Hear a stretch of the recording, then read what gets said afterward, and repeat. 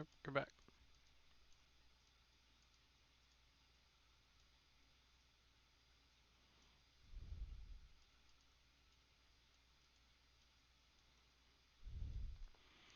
Alright, you over there. You over here. You go there. You go over here. You can go over there. Alright, what am I missing? Um, this.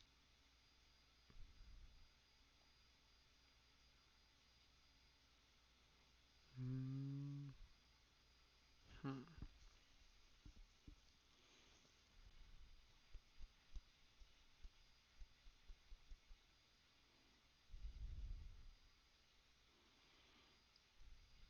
Alright, that looks fine. Let's export to Stream Decker.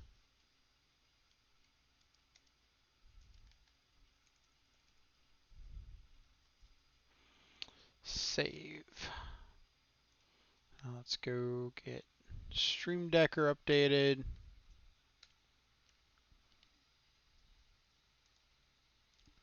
Upload. Upload.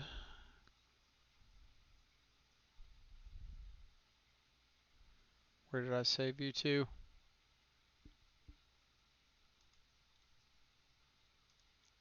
Alright, there you are. So, upload set as current.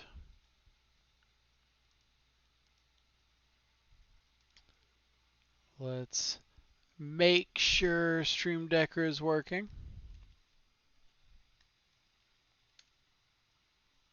Boom. Alright. Turn my music down a little bit. Alright. Assuming audio is coming through correctly. I think it is. Alright, so today I wanted to go back to some 4-color shadow. 4-color has not been putting up the results recently that Grixis and Jund have been, both of which have been in the 5-0 brackets pretty consistently. 4-color's kind of fallen a little bit out of favor. The Jund and Grixis mana bases are a little less painful when you're playing against a lot of prowess decks over the course of an event. The threat consistency of Jund has been extremely nice for making sure that you're able to get on the board turn after turn and present a pretty constant wave of threats. And then Grixis has got the disruption that can occasionally even make control decks cry. So having access to things like Snapcaster when the game's going long is really nice for ensuring that you're able to both protect your threats and deal with a lot of things that your opponent is putting on the board. Where again, 4-color kind of comes somewhere in the middle. You get better threat consistency than Grixis. Still not as good as Jund, and the mana base being a little bit more painful is relevant. So we're gonna kind of hedge our bet a little bit. I wanted to test out 8 copies of discard spells in the main to really push the boundaries of turn 1 discard into turn 2 threat, kind of like Jund is doing, but keep the Stubborn Denials as a little bit of that late deck or late game top deck protection. Also gives us copies of things like Aether Gust and Ceremonious Rejection in the sideboard for a little extra game against Prowess, Tron, Eldrazi Tron. But really, it's going to be about these 8 discard spells today. We want to see if the consistency at which we can get discard into threat is helping out our win percentage. So we'll see how that goes over these couple of leagues. Other than that, any changes from the last time we ran 4-color? Well, for one, our 9th threat in the main deck 10th threat if you count Lurrus. 9th 2-mana threat in Grimflayer. Gives us another potential ferocious body that synergizes well with things we're already doing in the deck, like turning on Delirium for Traverse the Ulvenwald, helps filter some of our draws to keep the threats coming or to find some of these answers that we have. Grimflayer's coming in place of Drown in the Loch. And then our 8th discard spell, the 4th copy of Inquisition of Kozilek, is coming in over the 2nd copy of Cling to Dust, which I decided to move to the board because I absolutely love Cling to Dust. If anybody follows Ben Jones on Twitter, he recently posted a Sultai Shadow list that looks pretty similar to this, except instead of the Crypt and Bloodstained Mire, he's running a couple more Nurturing Peatlands, and instead of the Battle Rages, I believe he's got a copy of Abrupt Decay or Assassin's Trophy in the main, one of the two. But he cut it down to just Sultai. And I definitely want to try that out at some point, since we are just splashing red for Battle Rage. But at the moment, we're just going to try following part of his example, like the 8 discard spells, adding Grimflayer into the mix. I think that's what it was. I think it's 2 Grimflayers and an Assassin's Trophy over the 2 Battle Rages. But we're going to start on just the 8 discard spells and see if we can get some good results with 4 color today. For the sideboard, I decided to up some of the counts. Like we were running like 2 Aether Gust, 2 Veil of Summer. We shifted both of those up to 3. The 3rd Spell Bomb in place of the Ashiok. 2 copies of Assassin's Trophy. Kind of bit on that for a minute. Plague Engineer. Fatal Push. You could run 4 Fatal Push in the main and 3 Stubborn Denial and move the 4th Stubborn Denial to the board. Personally, I prefer to have the 4 Stub in the main. I think it wins a lot more games for me than the 4th Fatal Push does. But we'll just keep an eye on things like that as we go. So without further ado, let's go ahead and jump into our first league.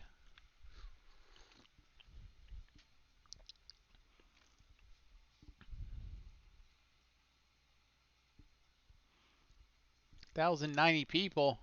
Ugh. It's like 1,300 a couple days ago.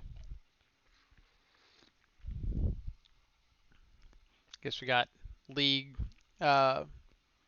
reset tomorrow. Alright. So we've got turn 2 Delirium if Fatal Push is live. Otherwise, I think we're going to keep it. There's a little bit of awkwardness because if we want to cast this Thoughtseize on turn 1, we can't bobble ourselves because we don't want to see something that we want to keep. So I think I'm actually going to not crack this bobble yet, because I do kind of want the value of bobble plus my scry. Alright, so I'm going to take a Dryad. We can Fatal Push this Elvish Reclaimer, and that lets us turn on Delirium. And I kind of want to incentivize them to play the Reclaimer on turn 1 instead of playing the Bojuka Bog so that we can traverse. If I take the Reclaimer, there's a much better chance that they just say, alright, turn 1, Bog you. And I don't really want that to happen. Alright. So, threat on 2 is nice.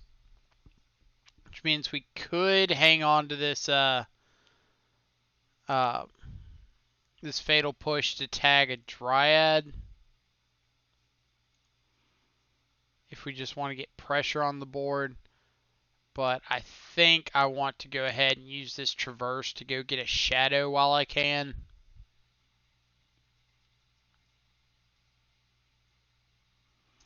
Love 8 discard, so pure. It is pretty nice, isn't it? Alright, so let's shock, fatal push the Reclaimer. We would have liked the Street Wraith on top, but I think I would rather have a Death Shadow in hand.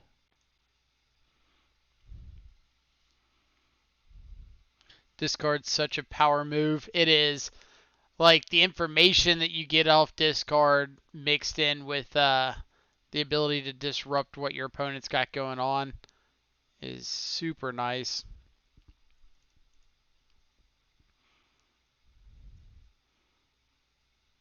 Alright, Fatal Push is nice. So let's think about what we're doing here. We could fetch and shock a Blood Crypt, and then next turn have access to Peatland, sack the Peatland, draw a card, Fatal Push the Dryad. But I think we'd rather get the 1 extra point of life loss off of this Peatland by playing it now.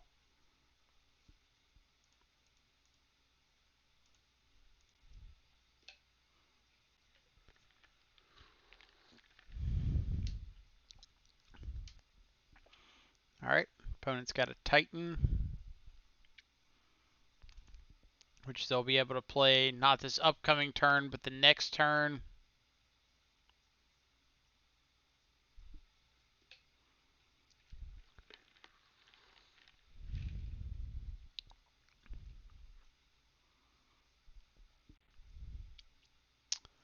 Really surprised they didn't put that Bojuka Bog into play.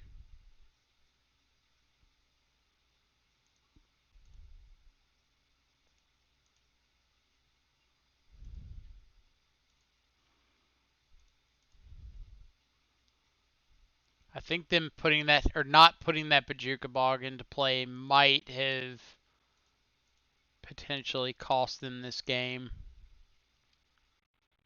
Because now that Bog's going to come into play tapped, and they can't cast a Titan off of it. So they have to hit an untapped land here to play Titan. Which they do, but...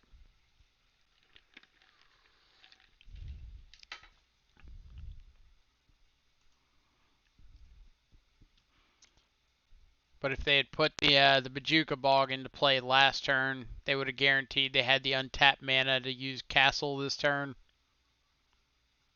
So, a little bit of a bailout. Ooh. Also got 2 copies of Field of the Dead instead of getting Field of the Dead plus another land. So now they're just dead on board. They needed to get Field of the Dead plus another land that they didn't already have. Stop letting them draw untapped lands get good. I'm trying. Not letting my opponent do something is not the strong part of my game. Alright, so we know we want Aether Gust. It's a great answer for Primeval Titan, even through things like Cavern of Souls. Might want the extra Fatal Push. Let's kind of see what we're wanting to take out. Battle Rage isn't as great against the Path to Exile deck, but I kind of want to keep them in. Might just board out Lurrus. Go like this. Alternatively, we could not bring in the 3rd push. Bring in like an Assassin's Trophy.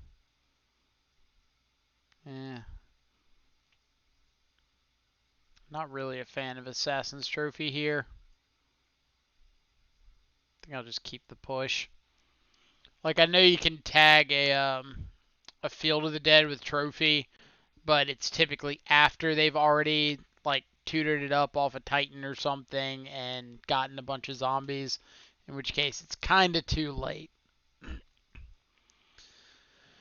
Ooh, Triple Inquisition. I think I'm going to ship this back because we're not getting this Traverse online very quickly. And the Battle Rage is basically a dead card. This is better. And we'll get rid of...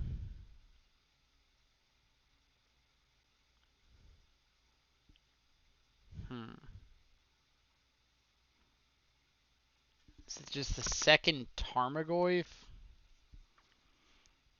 Like, I want to keep an answer to a creature. I like having access to the discard. All of this grows Tarmogoyf. So yeah, I think I'm just going to put the second Goyf back.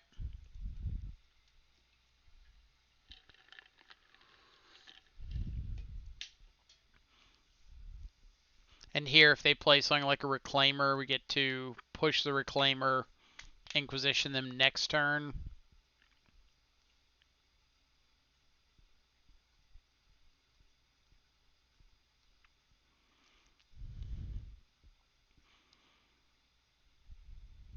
Alright, my deck has determined that we are going to draw Battle Rage. Alright, Path to Exile on top, which is kind of nice because if we're sticking with this plan of pushing the Reclaimer, then we get to Inquisition away that path next turn.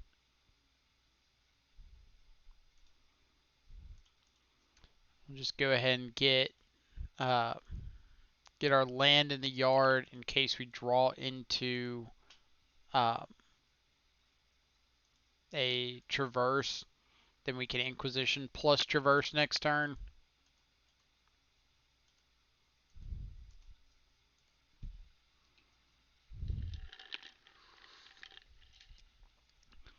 I talked about it a little bit yesterday, but the frequency with which they have Elvish Reclaimer plus Flagstones in their opening hands is kind of nutty. Alright. So, I think I'm going to take this Dryad.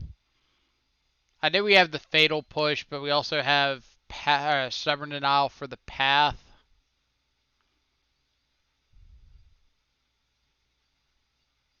Yeah. And I'm just going to bank on drawing a third land.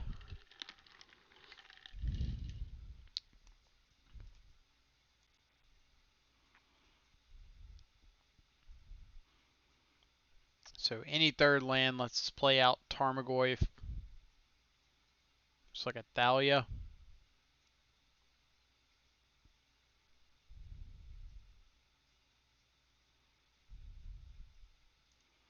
Or that. That also lets us take a path. So they drew another Dryad, which is pretty funny. Here, I think we're just going to take a path. They're going to be able to ramp out their lands in the next 2 turns anyway.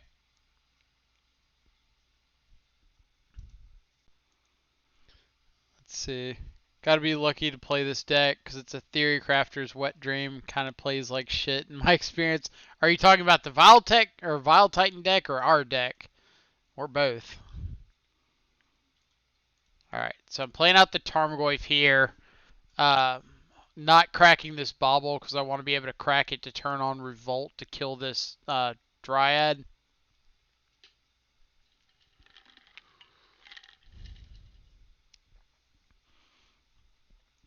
Or they're just going to choose not to cast the Dryad. Alright, so we'll take the Dryad because we can Stubborn Denial the Eladamri's Call.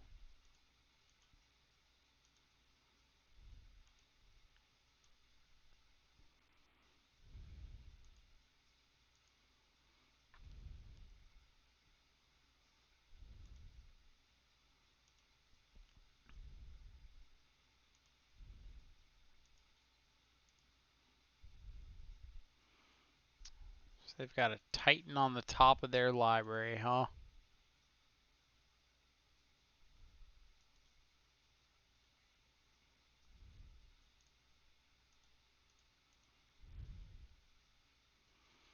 Makes this a little bit awkward because they get to Eladamri's Call.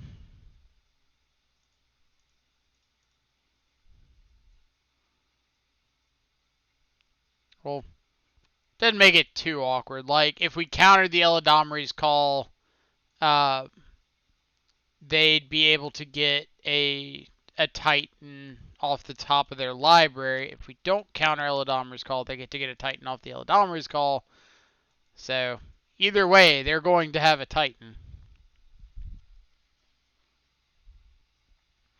Talking a deck that thinks Vile and Titan are best friends.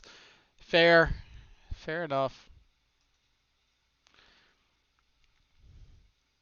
I wish opponent could see that they had a Vile or a Titan on top.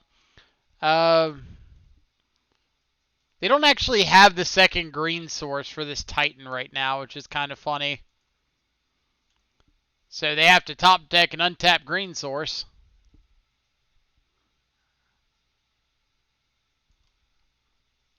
It's not an untapped green source. So we can draw a... Not that.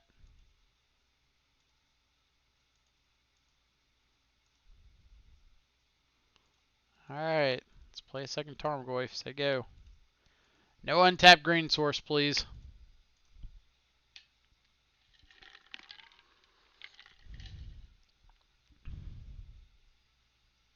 And... Aha. Alright. Nice little 1-0 start.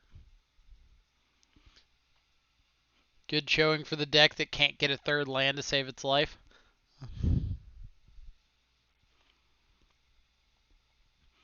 But I think that's one of the things that I love about Death Shadow is playing a deck that is so hyper efficient means that you almost take Mana Screw out of the equation.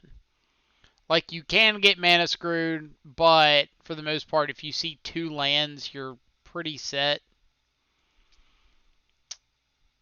So we're going to keep this because we're 3/4 of the way towards Delirium.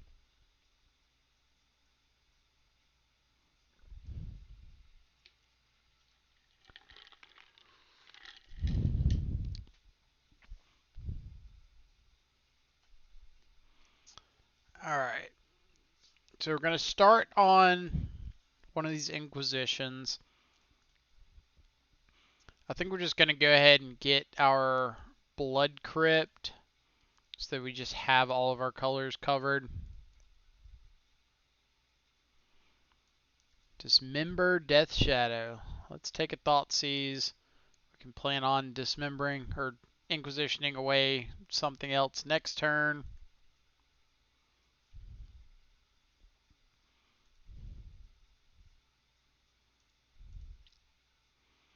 What do we got, deck?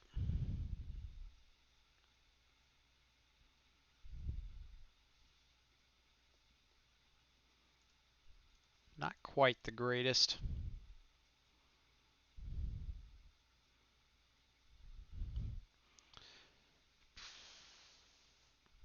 Alright, take a Shadow. I was going to say, I kind of want to leave them with the Shadow just so we can make sure we have a target for Fatal Push. But I think one of us is going to draw another threat in the next few turns. Why didn't we Thoughtseize the Titan? Did I miss something? We didn't have a Thoughtseize, did we?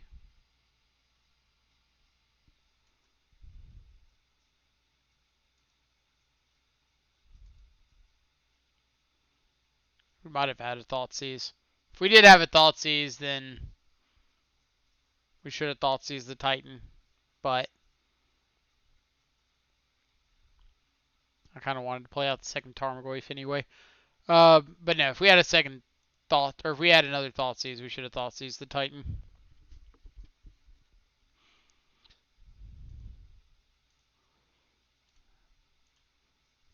Alright. Opponent, draw something that we can Fatal Push, please.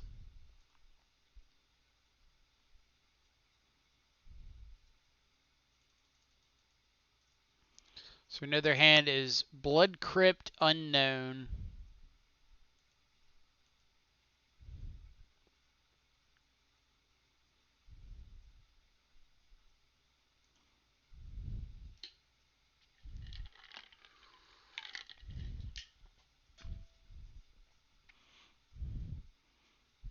So let's see if opponent gets a Lurrus and plans to Lurrus plus Shadow next turn. Nope. I think they should have gotten the Lurrus. Like, we've already used 3 hand disruption spells, so the likelihood of us just having another in hand is pretty low.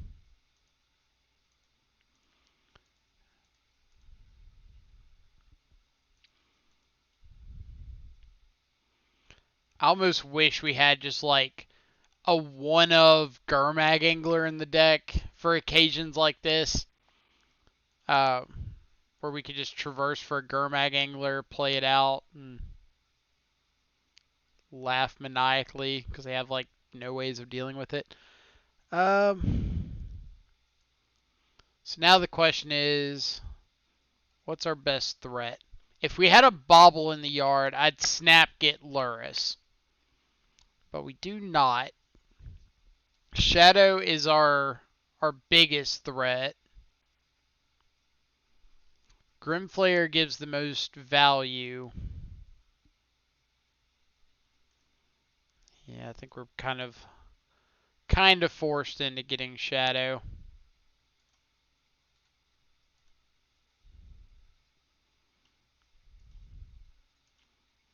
Like, I really wish we had a Bobble or like another Shadow or something in the yard so we could just get Lurrus. But without one. Alright. So opponent's got a Blood Crypt, and now Blood Crypt and Unknown.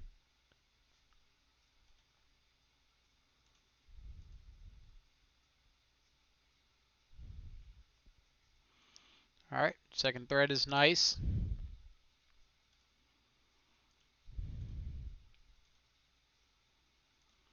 So let's play out our Tarmogoyf Sago.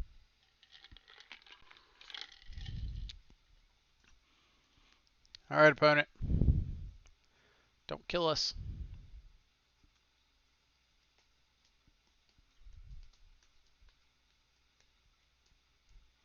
Alright, pick up game 1.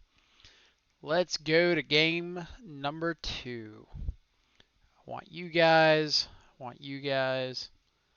Definitely want you guys. Probably you. Can cut a couple of you. Can cut you. Cut a whole bunch of you.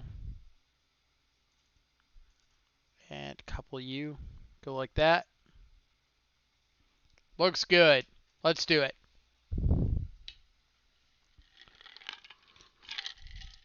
Hope everybody's having an awesome Tuesday afternoon.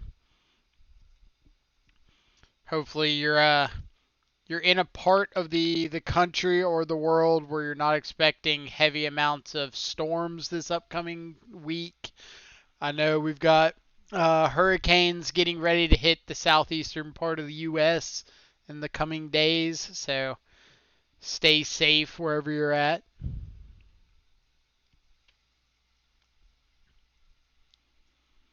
Mattis doing so far so good. We're 1-0 this league. Currently up a game going into game 2 against a Shadow Mirror. Just heard a word hurricane. Yeah, there's a few hurricanes off the coast of the U.S. that are expected to be hitting in the next few days. Um, so I'm just kind of hoping everybody who will be affected is staying safe. Alright, so we'll easily keep this. Appreciate it. Should be fine. We're pretty inland in Mississippi. Like we're still on the coast, but should be okay. Alright, opponent shocking and stomping ground passing. Could be a fairly clear indicator of Veil of Summer. So I'm not going to fire off this Thoughtseize into it.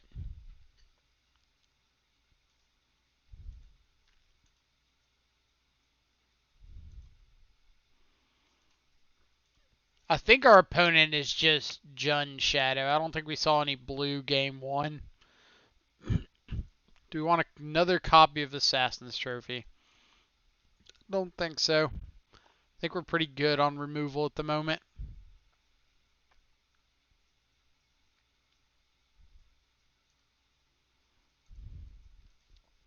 Just going to get a tapped Overgrown Tomb. This isn't the kind of matchup where we're just in a race to get down as low as we can, as fast as humanly possible. So we can afford to play a little more passively. If I don't have 2 Catacombs, what should I replace them with? Any black fetch. If you're running forest, the basic forest, I'm trying out Misty Rainforest today. But if you're not running the basic forest, any black fetch should be your highest priority because it's going to be able to get Watery Grave, Overgrown Tomb, Blood Crypt, so all of your colors, plus your basic swamp.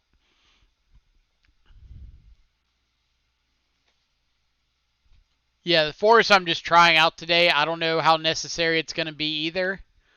But I wanted to at least give it a shot. Alright, so what do we have in our yard? We've got artifact, land. So we can put a creature in our yard pretty easily. We can Thoughtseize our opponent. Go ahead and get this Veil of Summer out of hand. And then have the ability to traverse for whatever we want to get. Alright. So I'm just going to pass here. We could Veil, but I don't want to Veil straight into a potential discard spell. Sure. You got it. Because if they have a discard spell, like I don't want to traverse and go get something like a Lurrus and pass the turn and then just have like an Inquisition or a Thoughtseize and kind of wreck that play. So I'm going to hold up Veil instead.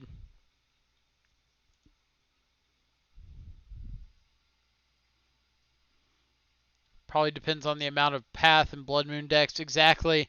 And like the Prowess decks, having the second basic is really nice to keep your life total a little more buffered.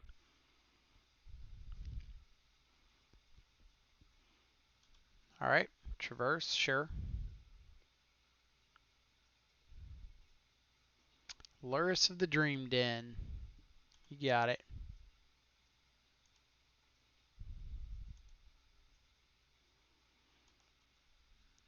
Alright, so we'll see if our opponent has got a second copy of Veil of Summer.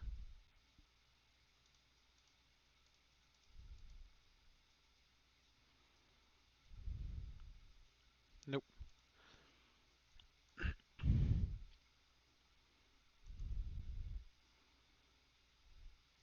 Alright. So opponent has got Lurrus in hand.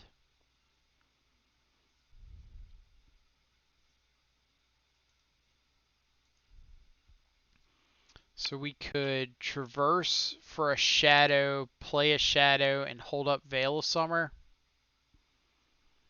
I think I'm on board with that. Kind of lets us save this other traverse for a Lurrus of our own.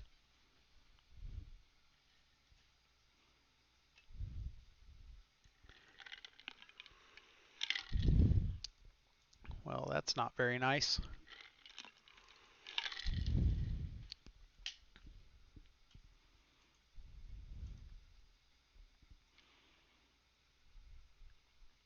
So I'm assuming this is going to be 4th land, Lurrus plus Shadow. Nope. If this is Lurrus and Bauble, this is way better for us. So we just get to Assassin's Trophy this Lurrus. I think they should have waited till they could get a threat back off Lurrus. Because this matchup is far more about sticking a threat than it is getting like an extra card off Bauble. So let's Thoughtseize before we trophy. Because we don't want a trophy, have them go get a basic forest if they're running one, and then be able to Veil Summer our Thoughtseize. So we want to make sure we're sequencing correctly there. So now we know their hand is Fatal Push, Peatland.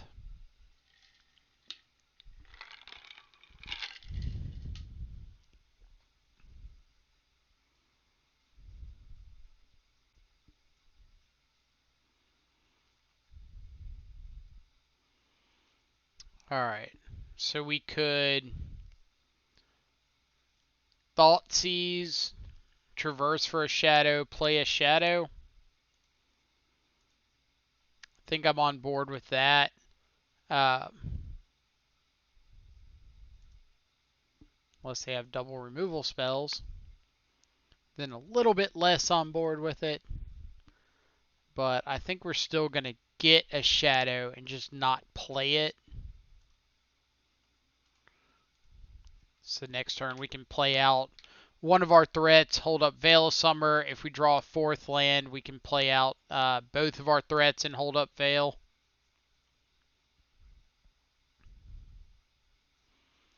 Cling to Dust.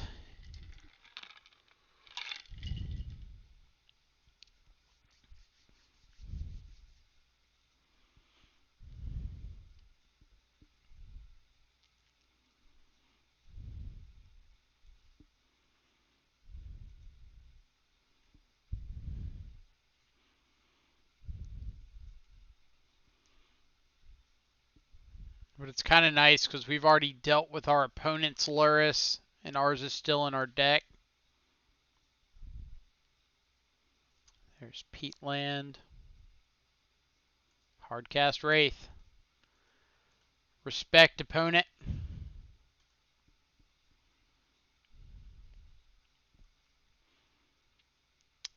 Alright. So we could play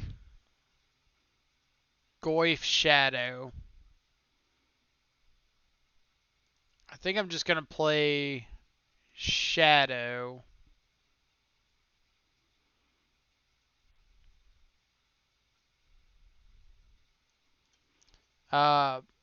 Mainly because if they cling, they could shrink our Goyf to a 4/5. I don't think they can shrink it to a 3/4. But this also gives us an extra mana to work with. So if they go to Fatal Push or Shadow, we Veil of Summer. We could draw into something like a Stubborn Denial.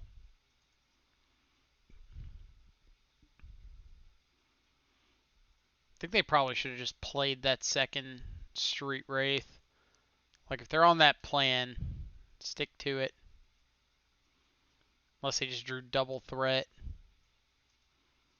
Alright, Plague Engineer, sure.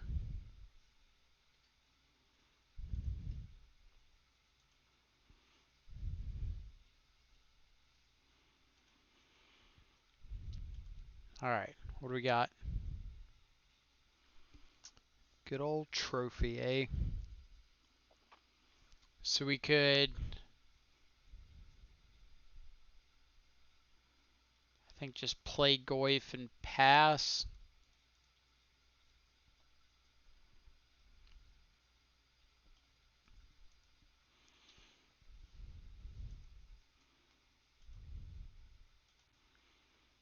And next turn we might, like, trophy the Street Wraith. Or trophy the Tarmogoyf and attack with both. Liliana of the Veil.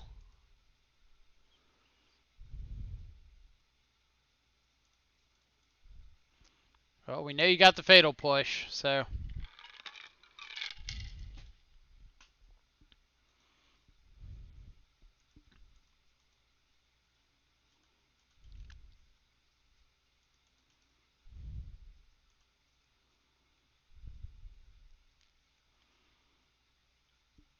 They definitely should be attacking with this Street Wraith at the very least. Like, kind of need to get the game over with.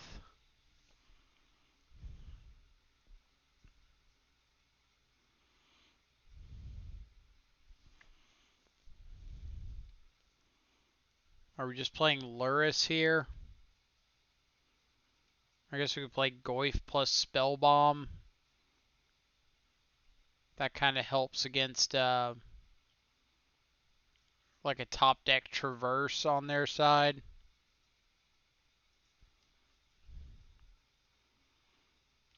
But Lurrus surviving for a turn, being able to get back Shadow.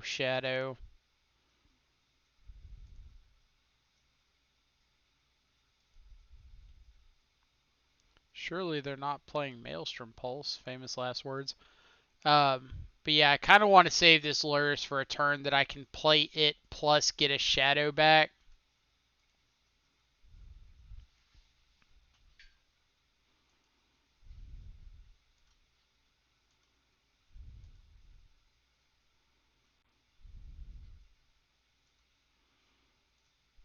Pitch it an Assassin's Trophy.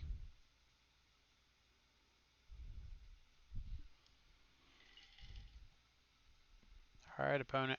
What you got?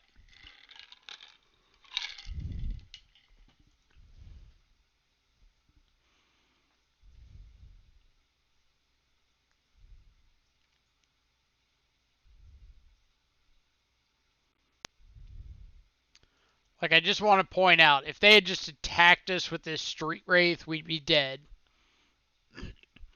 And we've never had, like, good attacks going back.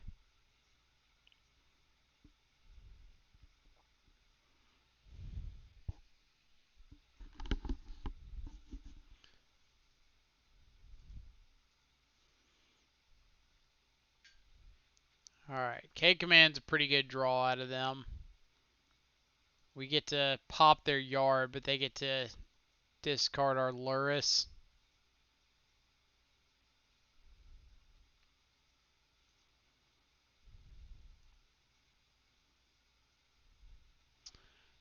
Interesting. So we can Fatal Push the Goyf. Attack with both. Street Wraith chumps a Goyf. Plague Engineer trades with a Goyf. Then they get the Liliana Edict to kill off the last Tarmogoyf. And we're left with their mana versus our mana. Alternatively, we can swing. We like Fatal Push the Goyf. Swing both at Liliana.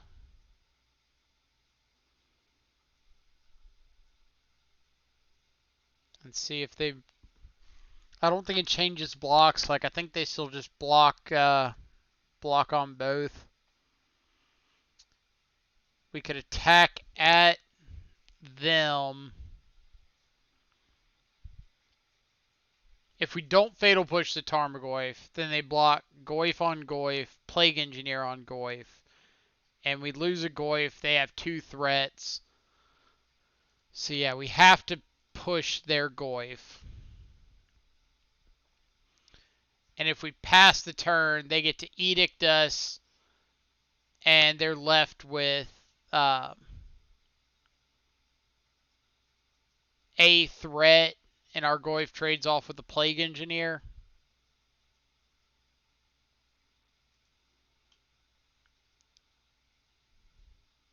Alright, so I think we attack both at Liliana. Like, I still think they block 1 on each, yeah.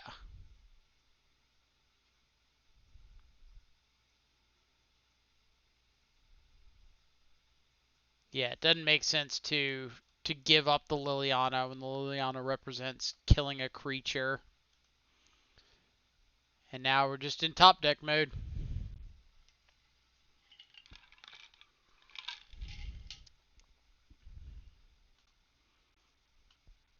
Alright, so Liliana's good to know about going into game 3. Have they seen all 4 Peatlands? 1, 2,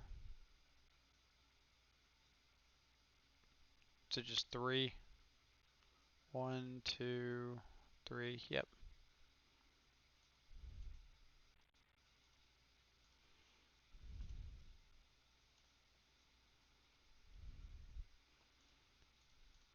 All right. Go ahead. We're not holding on to this Tarmogoyf in the face of the hand disruption deck.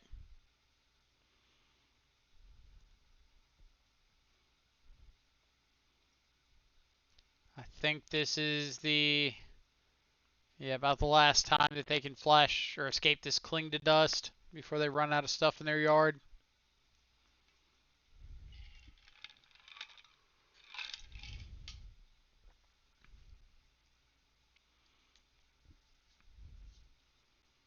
It does take them off Delirium. Alright, what do we got? Bobble itself didn't do it. Bobble into removal spell does. Fair enough.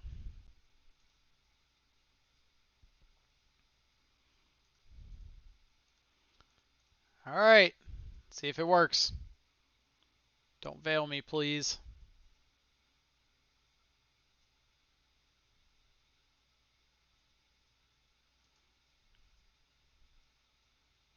Is Tarmogoyf gonna get there? Haha. Alright, 2-0. Let's update our matchup list. 4-color Shadow. So what did we play? Beat the Mirror. And we beat... What did we beat round 1? Oh, the Titan. Val Titan.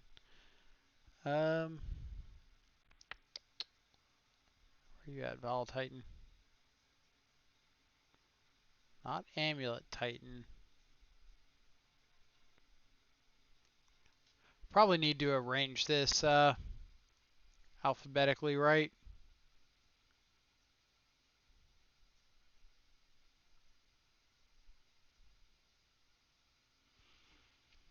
I might have just had or been putting this in miscellaneous because when I started this, there wasn't a big prevalence of Vile Titan decks. I'd just see like one every now and then, so I probably put it in miscellaneous. I feel like I remember Steven, our mod, giving me hell over that. Like, oh, Francisco's going to get mad if he finds out you're putting Vile Titan in miscellaneous and not its own category. Alright, so pretty easy mulligan. We don't have a second land for Tarmogoyf if we weren't lowering our life total down aggressively. Pretty easy keep. Now we could throw back basic forest, or we could throw back like Blood Crypt. I think I'm going to throw back the Blood Crypt. The reason being, I know we want to throw back a 4th land.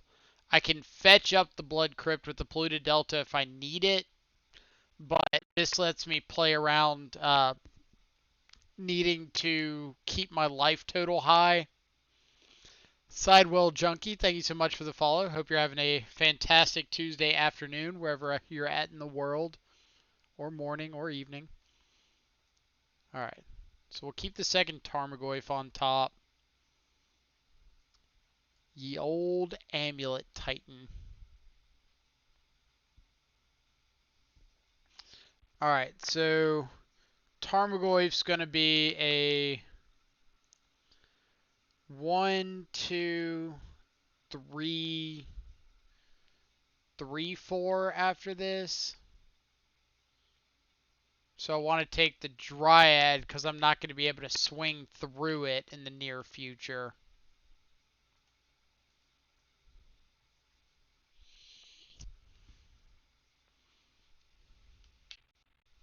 Like, I don't want to have a 3-4 Tarmogoyf staring down a 2-4 Dryad and not be able to do anything. Alright. Here we'll start chipping away at our life total a little bit more. Knowing it's Amulet Titan means I'm a little less worried about my life total. Do I want to take an explore? Probably. Let's think.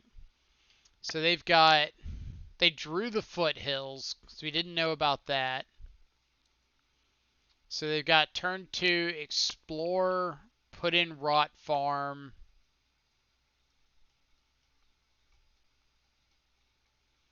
Turn 3, land. Turn 4, Titan.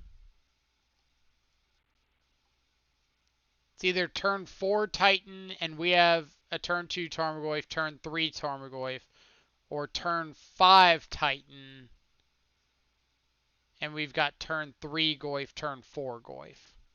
So it doesn't really matter, which means I'm just going to play out the Titan, because if we draw like a Thoughtseize, we can Thoughtseize plus Tarmogoyf next turn plus have an attacker.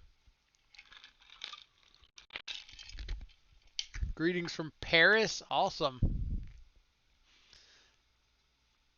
I think you're the first person I've seen in chat from Paris. That's one thing I've been absolutely loving about streaming, is getting to see all of these places that people are from. Like, I did not, for the life of me, realize there were such huge European Magic communities. I had no idea. Like, I knew it was popular. I didn't think it was, a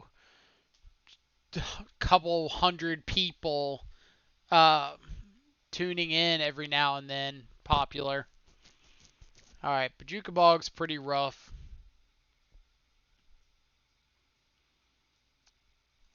Well, we do get to replace our power. What do they have coming off the top? Another Titan? Ugh. Ugh. Alright, so let's Inquisition first. With which we whiff.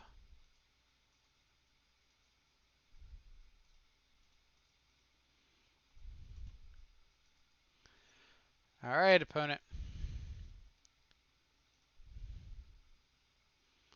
That answers one Titan. Which means we still got a Titan to figure out.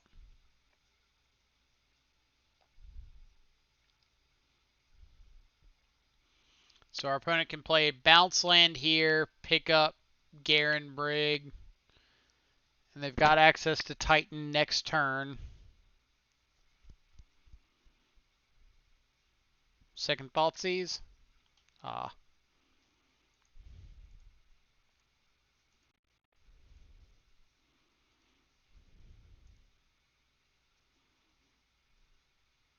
So we want to get rid of their sorcery.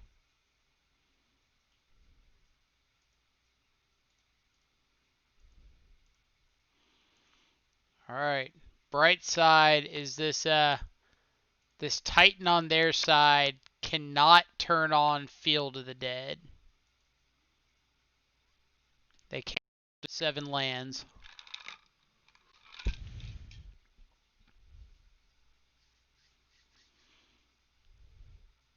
And they can't Amulet plus Titan.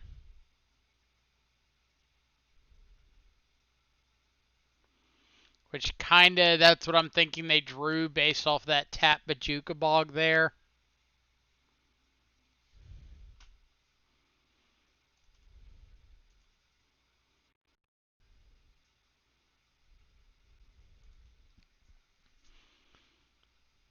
Like they're probably kind of working out the math and realizing that if they tap the Bojuka Bog, it puts them down to 4 mana with the Garenbrig, so they can't activate it. So they have to play Garenbrig Titan. They get 2 lands, which is not enough to turn on Field of the Dead or stop our army of Tarmogoyfs. They could get like Vesuva, copy Bojuka Bog, hit one of the yards, but Tarmogoyfs are still going to be at least 2 power.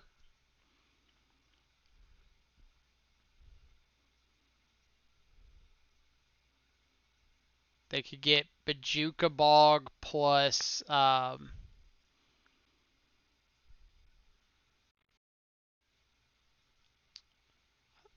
they could get Bojuka Bog plus Radiant Fountain, and that would at least get them up to 4. If they Bojuka Bogged, they couldn't Bojuka Bog our yard because we could sack Peatland, get the Goyce back up to 4. Or, yeah, they'd have to hit our yard. Peatland wouldn't get them up to 4. It would still be land, enchantment, creature. So, yeah, they could have survived a turn. I mean, obviously it depends on what we drew, which that would have done it. So we could cycle into Wraith and then Fatal Push targeting like the blocked Tarmogoyf or target the Titan, and that would grow it. So technically we would have won there, but we didn't know it. They didn't know it. All right, so Aether Gust, pretty easy bring in. Trophies are a possibility. I don't love them here. Like giving the ramp deck lands usually feels pretty rough. Cling to Dust is pretty bad. And I usually like trimming some amount of either removals or counter spells. Like I'd typically cut something like Drown in the Loch in this match. So I think we'll go something like... See how this works for us. I'm really bad about having a good way to share my thoughts when it comes to sideboarding. Because for me, sideboarding is all about feel. Like, I might play against Blue-Red Prowess 4 times in a row and sideboard 4 different ways. Because, I saw this removal spell or this burn spell from them game 1. Like, I saw Lava Spike. Okay, they're more burn based. I want to sideboard differently. Or I saw main deck Blood Moon. Okay, well I want a sideboard like this, and it changes up pretty pretty frequently.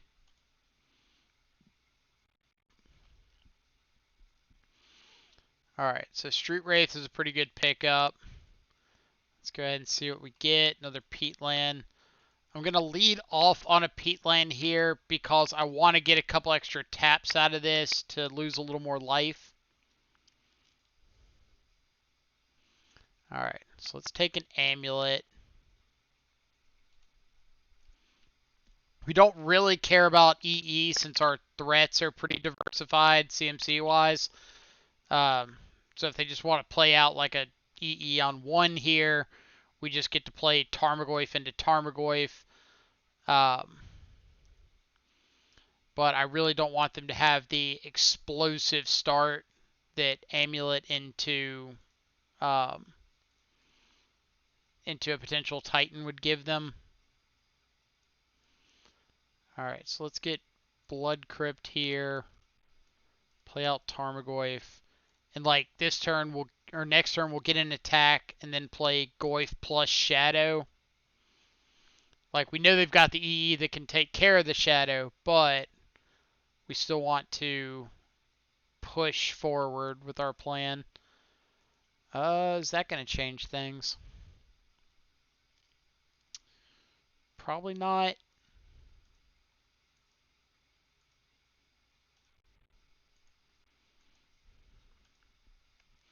Like we could play Shadow, push our own Shadow, Traverse, something like that. But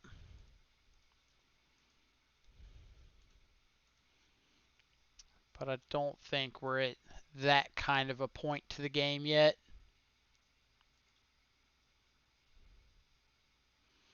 Or they're just going to give us a push target. Deal.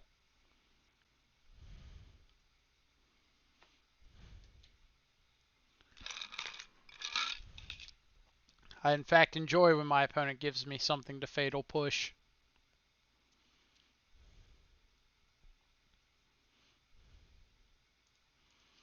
So let's go ahead and do that.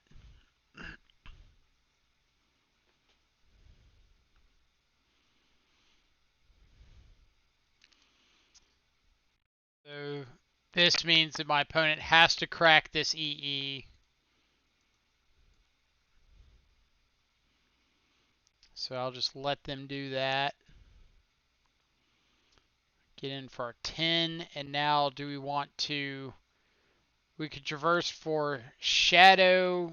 We could traverse for another Tarmogoyf or a Lurrus. I think I'm just going to get Shadow. The reason being, if I get another Tarmogoyf, we're a bit weaker to something like Bog, Vesuva, Bog. But if I get a Shadow, then we're protected against like engineered explosives off the top. We're protected against transmuting for an EE. Yeah. All right. Nice little 3-0 start. See how it goes from here. That's the stressful part about playing Death Shadow is it can always go downhill. You can always just run into like a couple rough matches or a couple rough sequences of draws, and things go from riding cloud 9 to falling off in an instant. But we're going to hope that's not the case.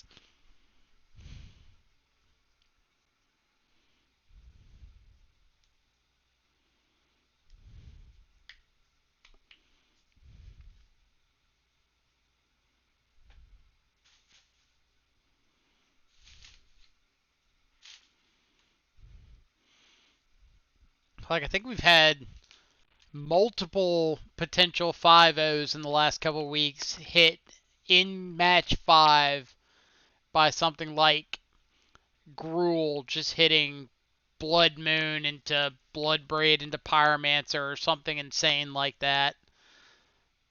So we're going to hope that's not the case today.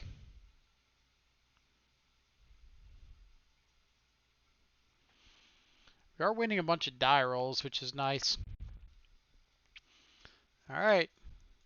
Can't complain about hand disruption into Shadow.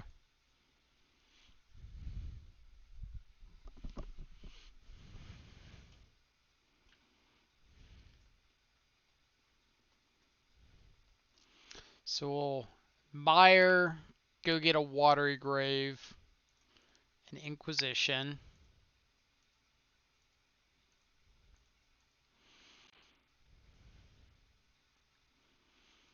Another Titan deck. Alright. So we can take Growth Spiral and get Shadow down under Remand next turn. Is that right? We're going to 15, 13, 11. So yeah, we can get Shadow down under Remand.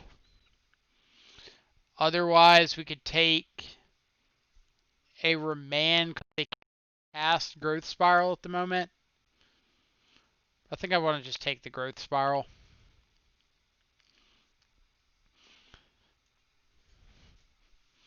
Like, being able to get this Shadow down under Remand is pretty huge. Or we could just do that one.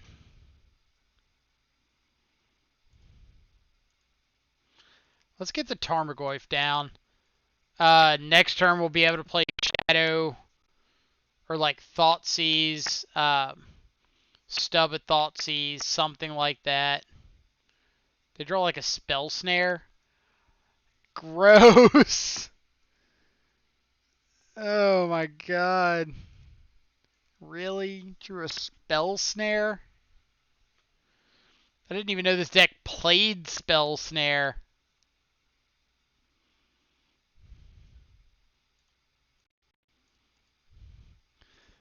That's so gross. Alright, so I'm going to stub this remand.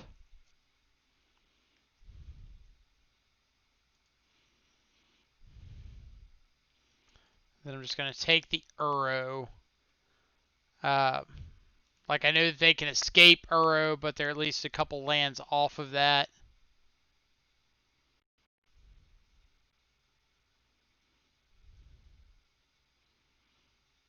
Alright, so let's start with Thoughtseize.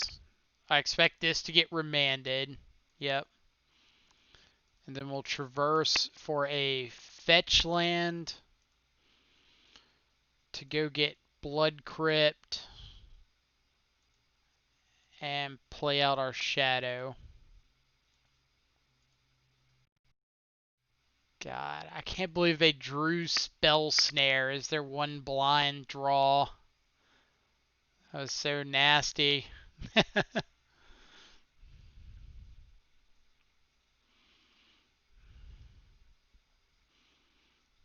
Alright. Just don't have a Fatal Push.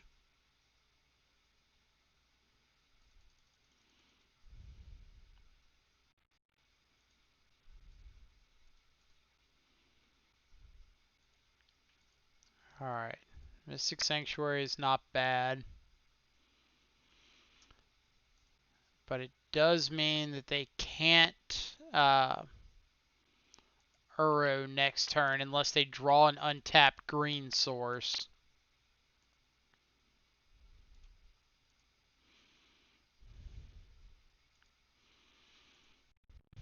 So if we draw a fetch land, we've got lethal. They can fetch and shock down to 8, get back Uro, go back to 11.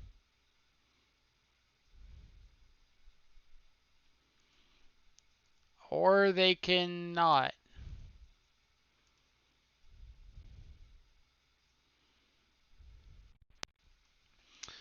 So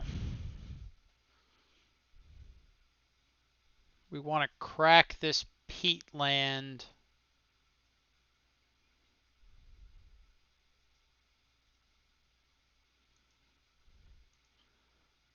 Using what? Watery Grave? Because there's not a blue card that's going to present lethal. Alright.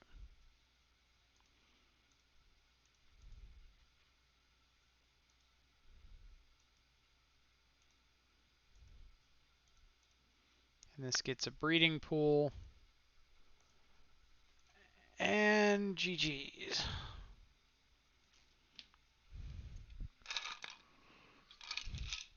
On to game number 2. Against Sultai Uro with Spell Snares. That they draw on curve. Alright. Veil definitely. Spell Bomb definitely. Cling. Aether Gust is a consideration. I don't want to board in Aether Gust if it's just for Uro. Like if there's Uro plus Wilderness Reclamation, Assassin's Trophy, Abrupt Decay, then Aether Gust is really appealing. But if it is literally just for Uro, it's not good enough. Like it might buy you a turn, but it's really not where you want to be. I've been trying out keeping one Battle Rage in against these like Field of the Dead decks, and I've been pretty pleased with it. Board out some of this removal. Now we got to think about our last couple of cards.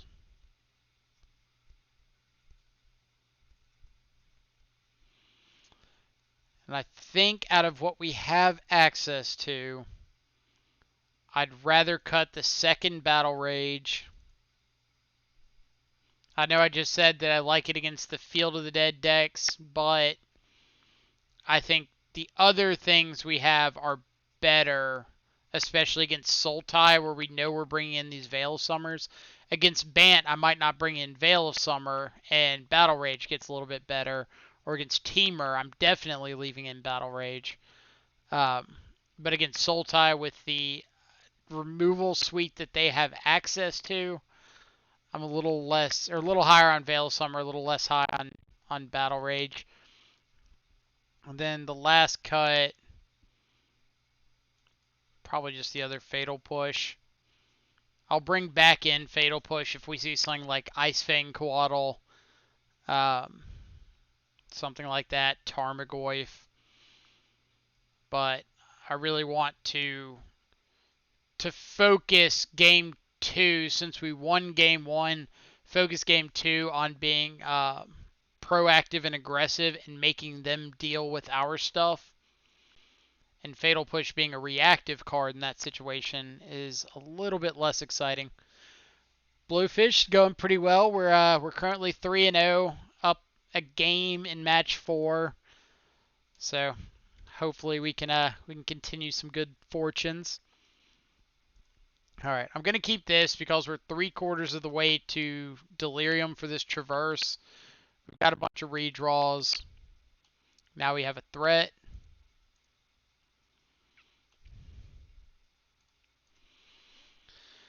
All right, so our opponent could very easily have a uh, Veil of Summer here, but I just want to go ahead and fire off my 1-mana play since I have a 1-mana play.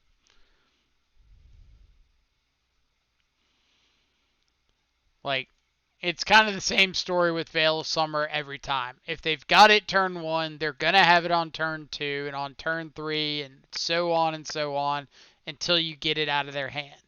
I'd rather get it out of their hand now than have to deal with it on like turn 5 when I'm trying to Stubborn Denial a removal spell on my Shadow. Matt, how goes it? Oh, so this is like 4-color Uro? Sure.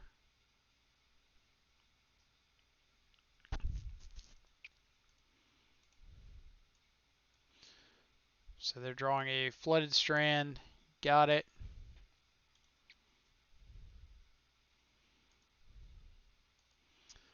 Alright, so Tarmogoyf's a little bit bigger than our Grimflare here, so I think we're just going to go with it.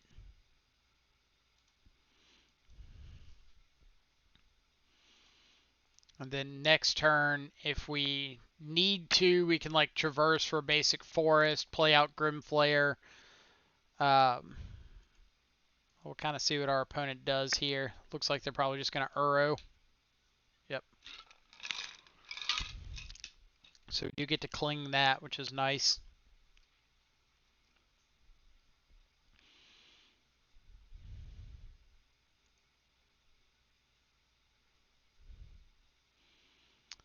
Or we could spell bomb it.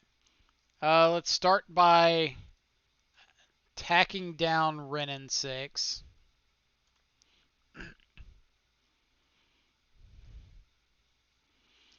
Then we can...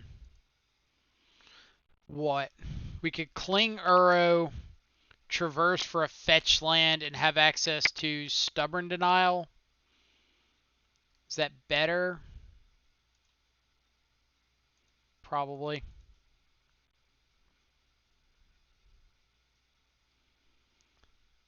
Fortunately, they cannot Veil of Summer a cling because it doesn't target them or a permanent they control. Alright, so we're getting either Breeding Pool or Watery Grave, so any fetch that gets those is fine. And we'll just say go.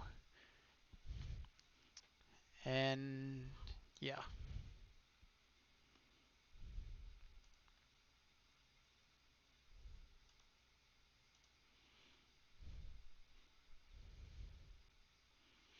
So next turn we can play out Grimflare as a 4/4. We can play out Spell Bomb if we want to.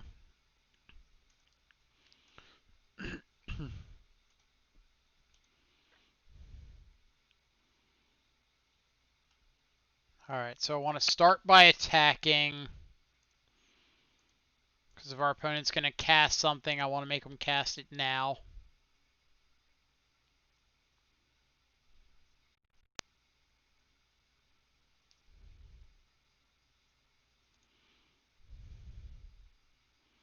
This could be... Alright, so it is Sanctuary, sure.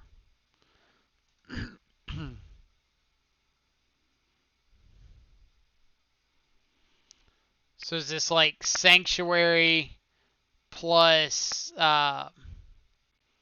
Growth Spiral?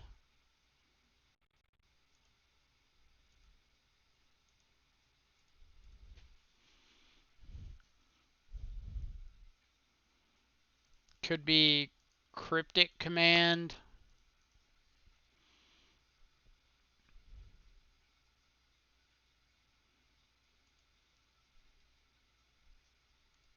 So land plus Growth Spiral, or land plus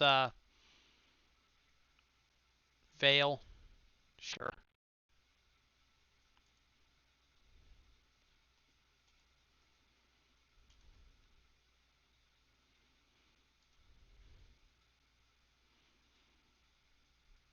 Alright, so let's play Grim Flare out. Say go. They've got so many ways to recur, like, all of their stuff with Mystic Sanctuary. Kinda gross.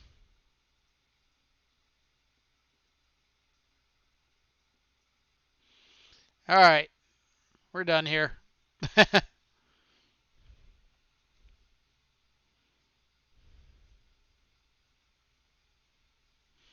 That game, their draw lined up pretty well against what we were doing. So I saw Wrenn 6, Hour of Promise. So Aether Gust is a lot more enticing now. We saw Fatal Push.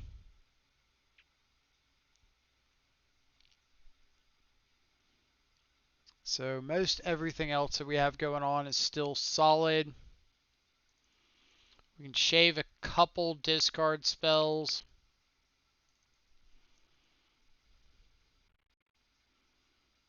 Probably a Wraith. Or do we want to shave? No, let's shave a couple. Maybe a Stubborn. No, let's just shave the Wraith.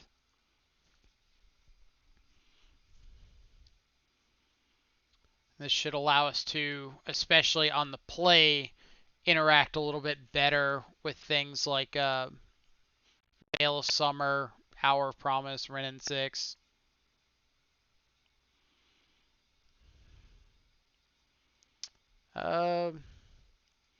Yeah, so I'm going to keep it because we've got a turn 2 threat that's at least a 2-3, probably going to be a 3-4 pretty quickly.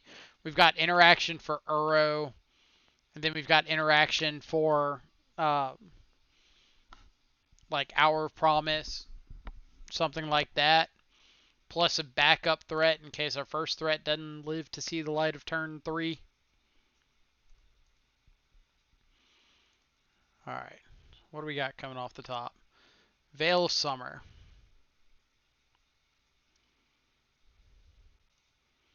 Yeah, I'm good with Veil.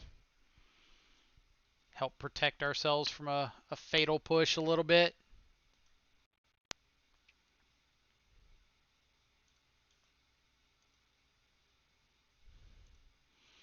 Again, playing this Peatland first because I want to get a couple extra activations out of it to get my life total a little bit lower for Shadow.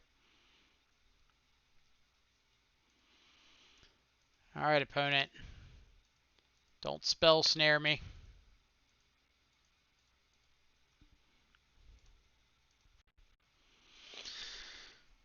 Alright. Show me the fatal push. That's not a fatal push producing land.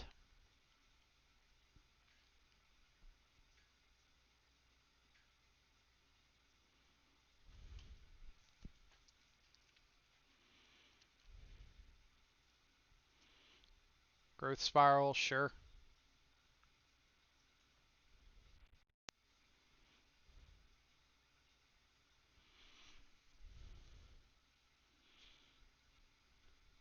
Yep.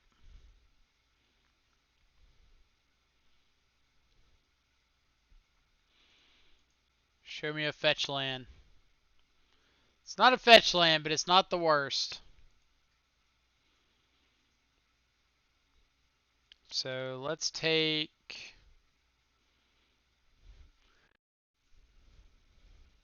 Jace.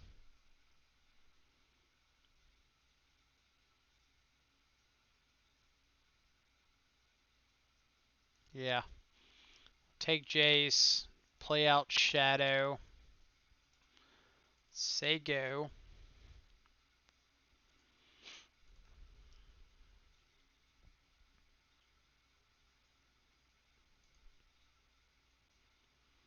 You got it. So another hand is Aether Gust, Unknown. Let's see. How is this 4-color Uro? Why Ketria Triumph? They're running 4-color and the red splash. We've seen Renin 6. That's the only red card that we've seen.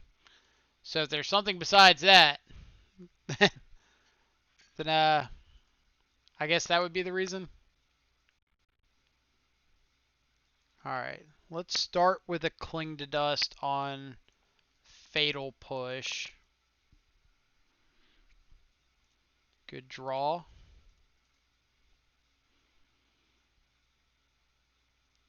We can get Blood Crypt and attack him with our Shadow. We'll plan on Aether Gusting this Uro if they happen to get a second green source and try to get it back.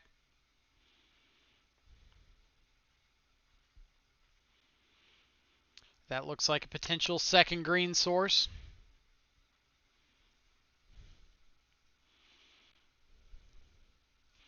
So this might put us in a position where fetch land wins it.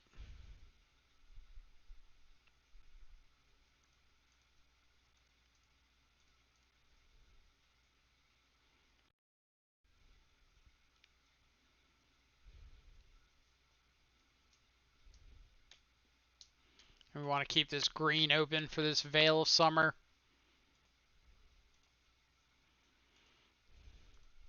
Show me a fetch land.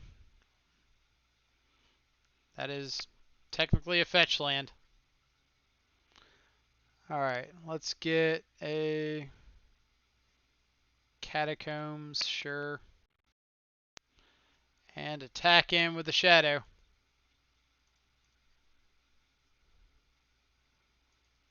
Breeding Pool is fine. And it looks like we're going to pick up another win in match 4. Alright, up to 4-0. Let's get some good 5-0 luck.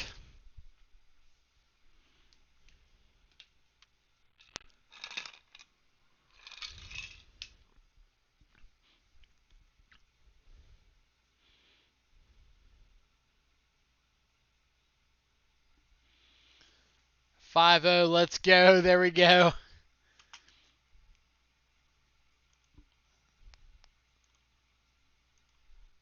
Bluefish getting the good hype in here.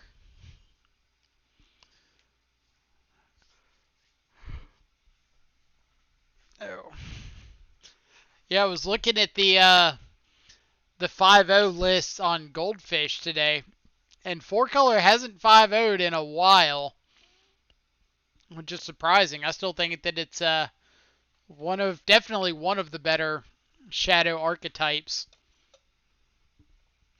But I think I talked about it a little bit at the start of the video. I think people right now are really preferring either Grixis because of its ability to be a little bit more disruptive with access to things like Snapcaster Mage and Jund, because of the ability to play 2 basics and kind of streamline your game plan a little bit more.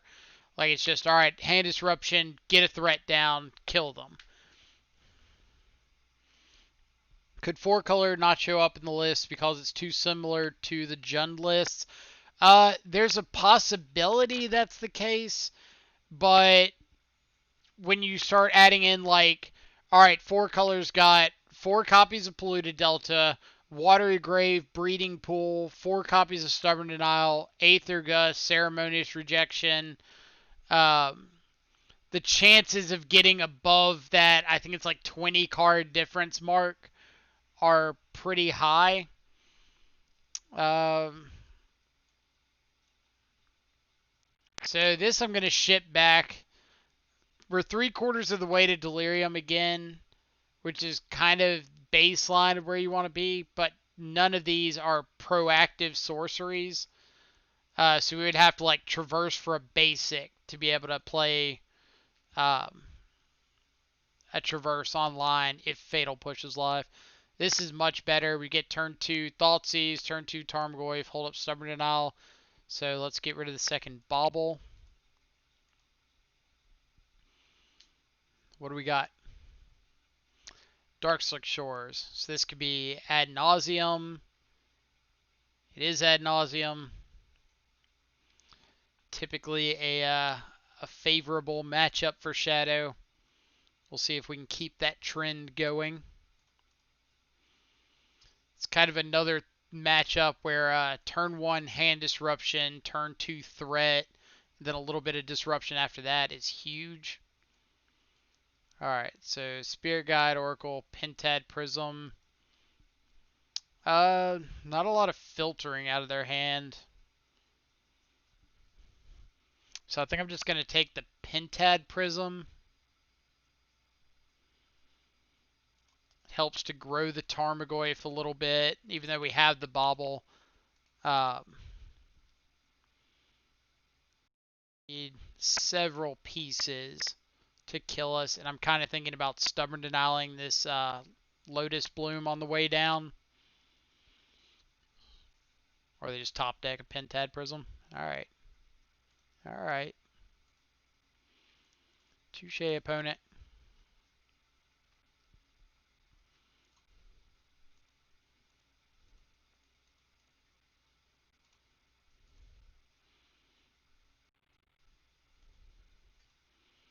So let's see what opponent is drawing off the top of their deck.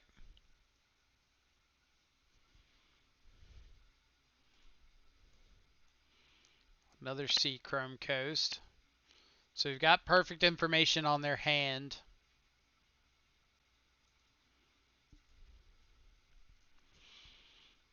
So based on this, we really want to get this Goyf up to a 4/5, and we'll probably just wait to Stubborn Denial like an Ad Nauseam.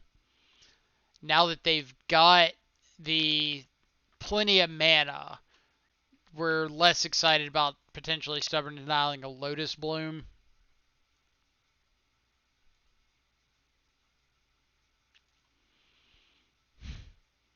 So we wouldn't mind finding just like a removal spell for this Thassa's Oracle just to clear the way out.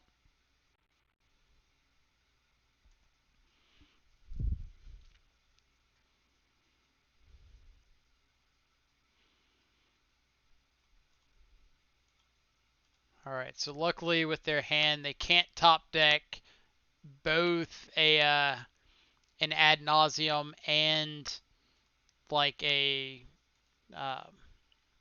Phyrexian Unlife or an Angel's Grace.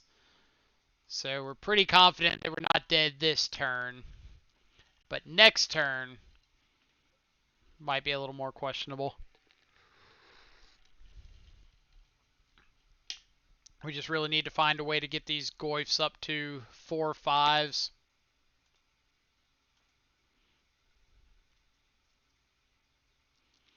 So their hand is City of Brass, Simian Spirit Guide, Unknown.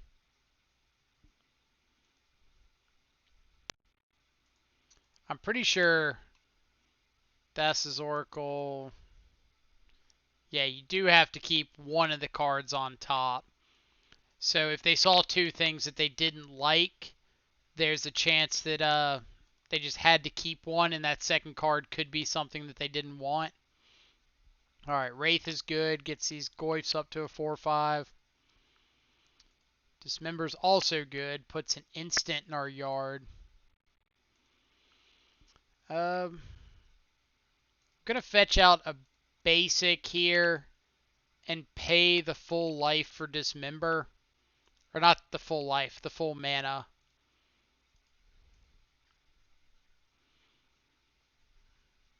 So this puts him on a 2-turn clock.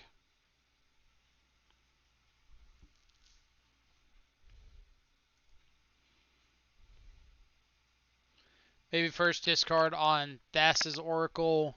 Could have been better for Goy 4/5 not to have a blocker. It's possible, but at the point we were thinking, okay, we're going to be able to get Goyf up to a 4 pretty easily, and they're restricted on mana. They had 3 lands, Lotus Bloom on Suspend, and a Pentad Prism. So if we took the Pentad Prism, stubbed the Lotus Bloom, they'd be so far off of the amount of mana that they needed to combo us that we had a bit of time. All right, hard cast Spirit Guide, sure.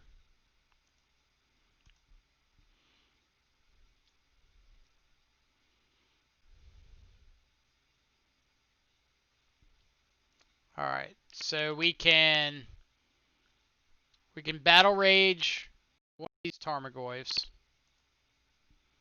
But let's think if there's anything we want to do before that. Like we could crack Peatland to draw first, because we're still able to Battle Rage plus Stubborn Denial. And there's always a chance that we just draw into something like Fatal Push. That means we don't have to fetch and shock here.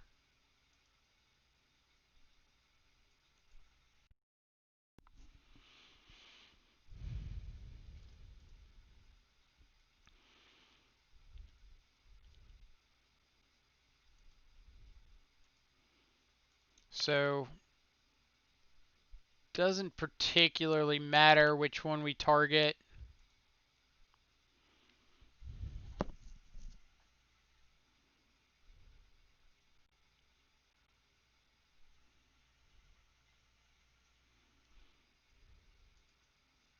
All right, Angel's Grace, sure.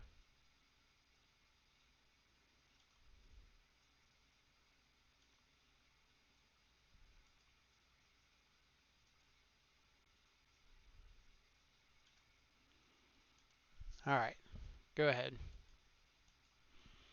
That was a mistake, I think, because if you draw Blood Crypt, you don't have red. That's fair. Like, obviously, odds are that's not going to happen, but it is a possibility. So you're right. I think Bessia Forte said the same thing. So both of you, good call there. All right, on to game 2.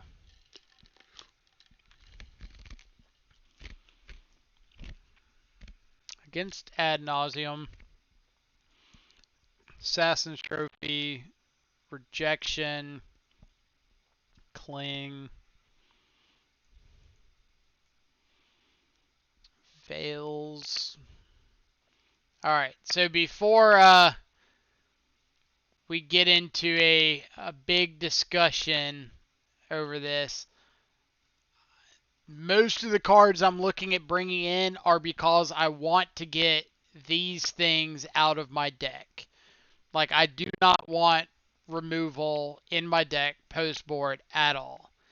So I'm more looking at bringing in 5 cards out of this list that are better than the removal spells, which is why, like, Ceremonious Rejection, you can hit Pentad Prism, Lotus Bloom, not a whole lot else, but it's better than removal spells because it at least has targets. Veil is probably the weakest. Cling is at least a redraw. Trophy hits Leyline, hits Phyrexian Unlife. Veil can help you fight through like Pact of Negation. Do they play discard? Not usually. Solus just tuned in. We verse Adnaz. We are verse Adnaz. Game 2. Going for the 5-0. We're currently 4-0, up a game on Adnaz. This hand's great if they don't have Leyline. If they do have Leyline, we might end up thought seizing ourselves just so we can get a shadow down. Rude. So Veil is better than something like Spellbomb. Yeah, we're not bringing in Spellbomb for sure.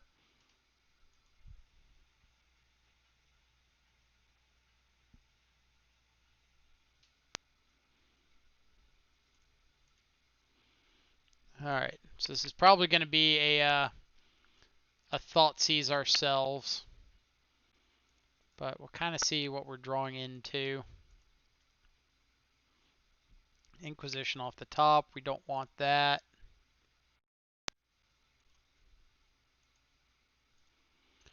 So we'll Thoughtseize ourselves, take this Inquisition. That way we can Thoughtseize ourselves again to lower a little more life for the shadow.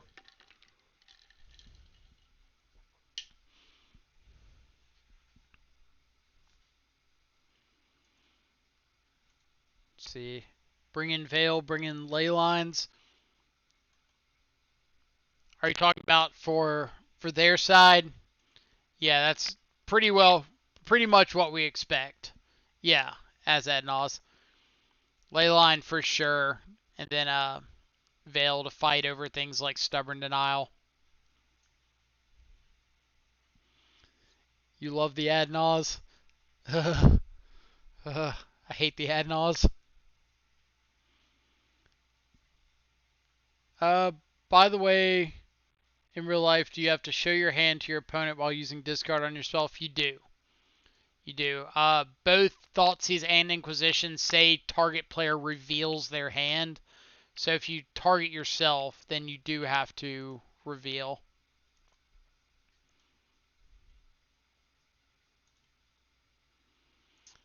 Alright. Do we want to Thoughtseize away our own Battle Rage? Probably. It seems weird, but I'd rather have the 2 copies of Stubborn Denial than the first copy of Battle Rage. So we can at least cast these at the moment. And if we find another land, we can always go get like a breeding pool. Ixidor, we're currently 4-0. We're in match 5. We won game 1 against Adnaz. Playing game 2 currently. Looks like... Oh, thought it was going to be an Unlife. Alright, so our best draw would be a non-Blood Crypt fetch land. It's not a non-Blood Crypt fetch land. But we've got a clock. Without Leyline, they would have been exploded like a turn 3 win. Yeah, it would have been significantly better if we had, or if they didn't have the Leyline. But we kind of expect them to have the Leyline. We are testing out an 8 discard version of Shadow, so we're going to have some awkward games like this where we don't want discard and they just have a bunch of it.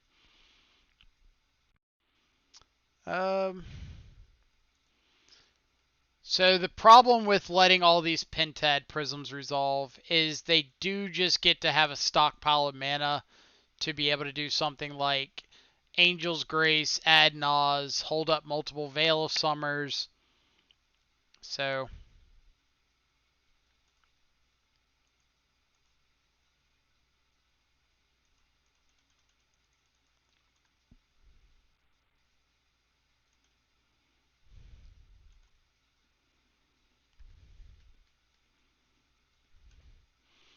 But again, if we can find like a breeding pool or a land that gets breeding pool,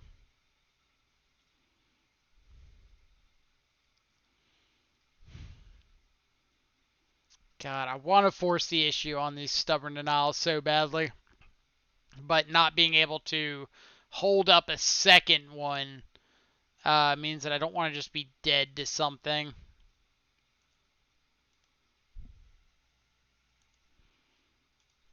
You're going to play the Mana Traders. Have you already qualified? I have not qualified. I haven't played any games in the Mana Trader series. I figured I was going to check with chat and see if that was something that y'all wanted to see. Um, like if anybody wanted me to play games in the Mana Trader series, which I would be a-okay with doing.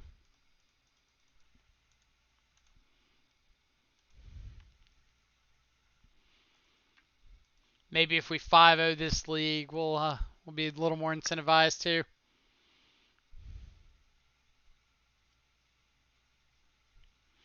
You should. It's just as competitive as leagues, and you get to stream the tournament should you qualify. That's fair. That could be pretty fun. Does anybody know the end date of the qualifying? Like, what's the last day that you can get in matches?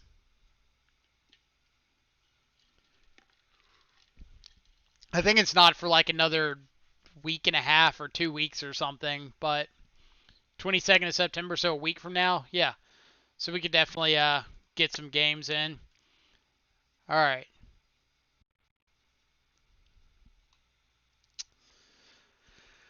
Well, we're just gonna hit them in the face and see what happens. Opponent's got all the mana in the world, so we're not particularly concerned. Like either they've got Adnaz, Angel's Grace, or Adnaz, Phyrexian Unlife plus Veil of Summer, or they don't. Like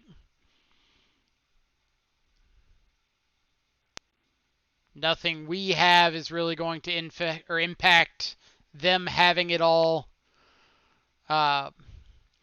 If we could have found like the third land earlier, we might have set up a line of Assassin's Trophying the Ley line and get to like Thoughtseize plus hold up double Stubborn Denial. But didn't work out that way. So if this is like Angel's Grace ad nauseum, and they have a Veil of Summer, or I guess they don't have enough mana to add Nas plus Veil of Summer. But they could Angel's Grace, Spoils of the Vault plus Veil of Summer, and then untap. Like Spoils for an Angel's Grace, untap Angel's Grace, add Nas.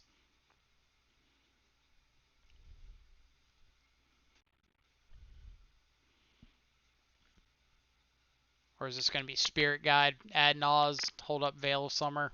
Yeah. Or it's not. They paid all the mana. Never mind.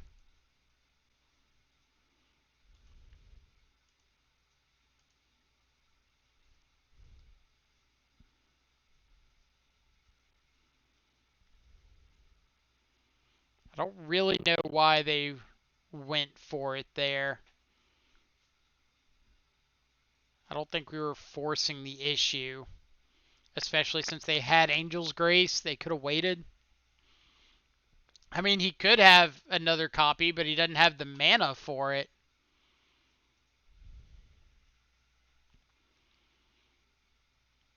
Like, even if he has land, he can't. This could be like Spoils plus Thassa's Oracle. Just kind of what it looks like. But I mean, like I said last time, we couldn't beat all this without finding a second blue source. So, if he's got it, he's got it.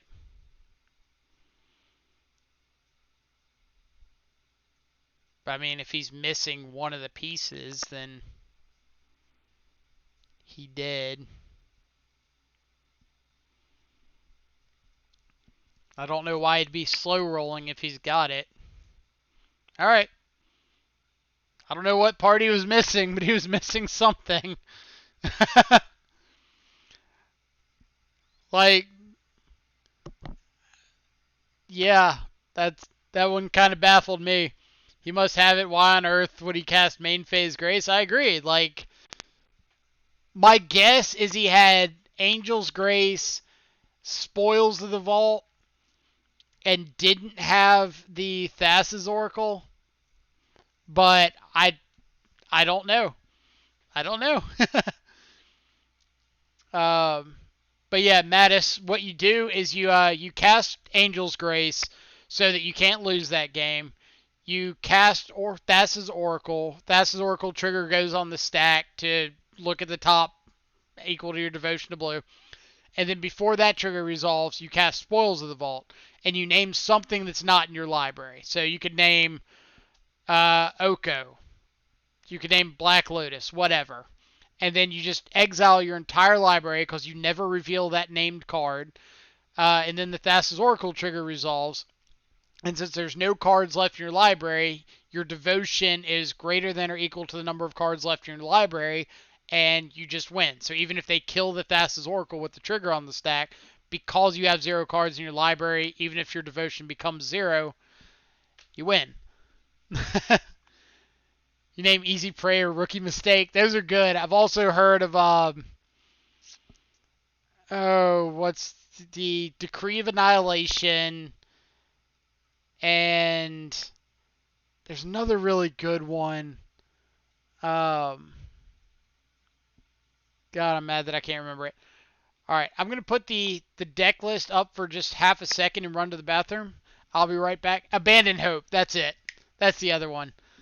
Um, Savage Beating's really good too. I'm gonna run to the bathroom real quick.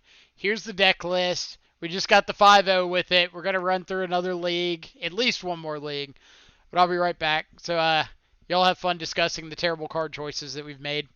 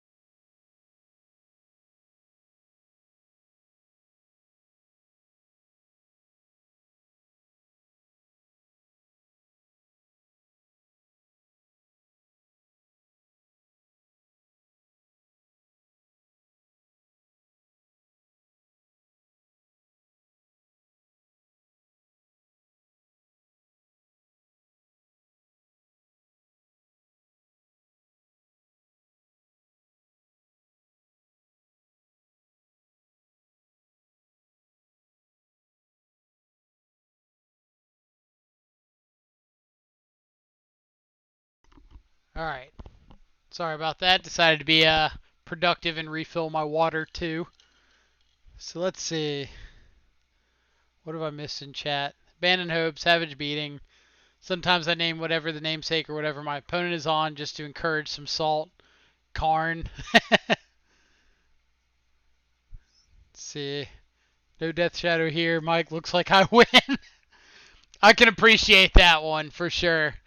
Like, oh, I'm going to name Stubborn Denial. Ha ha ha ha ha. Just don't do that in the mirror. Adnals doesn't play Lightning Storm.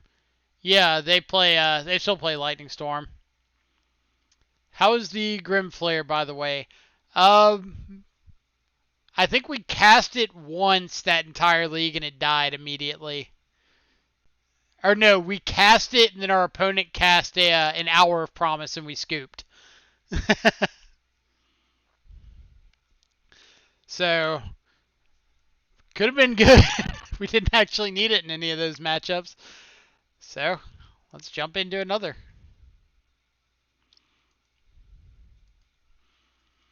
Now people are going to copy the 8 discard list because it 5-0'd. I mean, maybe.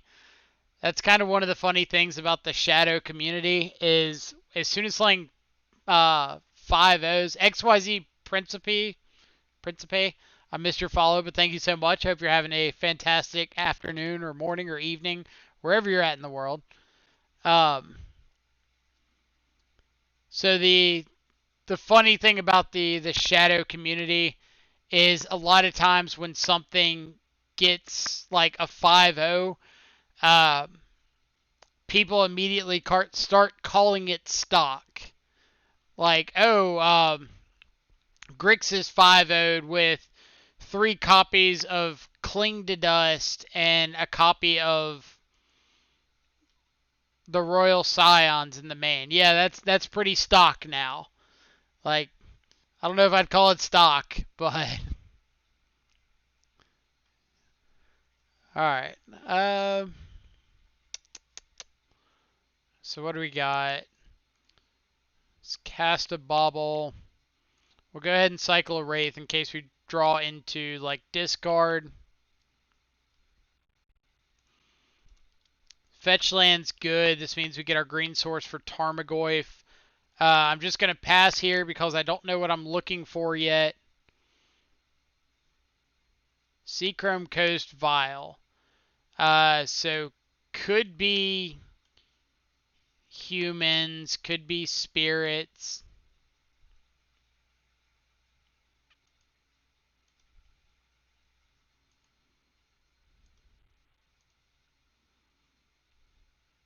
Death Shadow off the top. We'll take a Shadow. Having a second threat is pretty nice.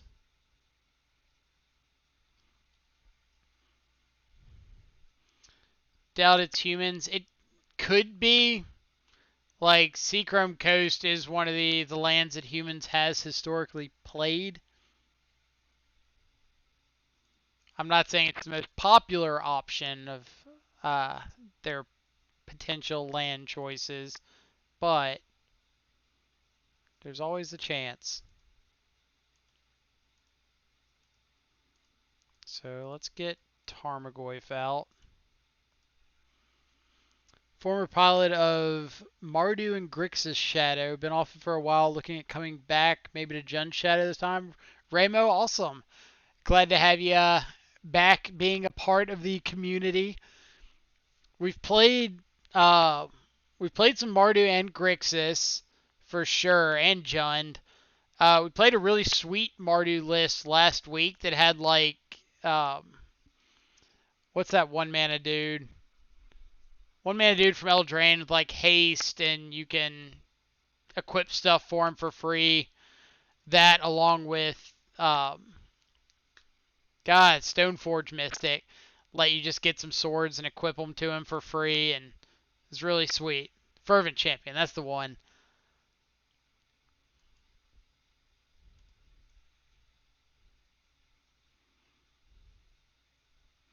Alright, so we want to play our Polluted Delta because it can potentially get our Blood Crypt. Unless we want to get a basic. If we want to get a basic, We can play the Misty, dismember the Shacklegeist, hit with Tarmogoyf, play Death Shadow. I kind of like that.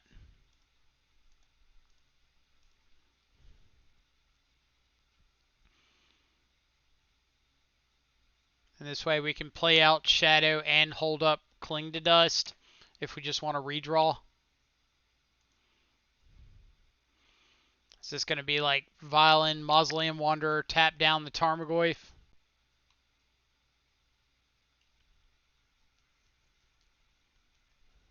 Yep.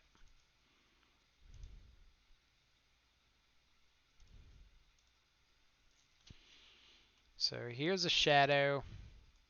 Say go.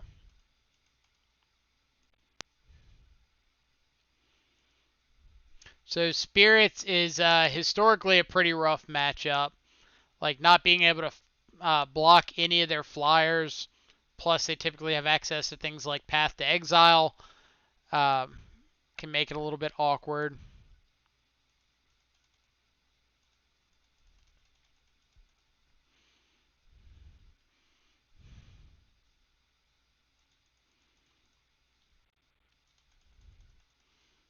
And all these Shacklegeists are pretty solid.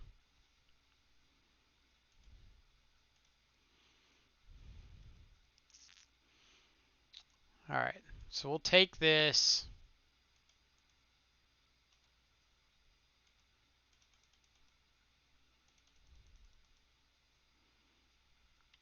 Traverse is nice. This will let us get a second Shadow out.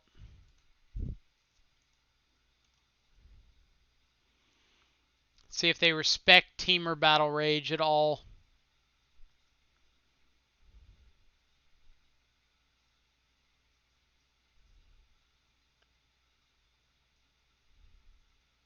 What do we think? Are they going to respect it? Nope. Alright. So then we'll just get another Shadow. Play it out. So 1, 2, 3, 4, 5, 6, 7, 8, 9. If they have a Lord, we're just dead.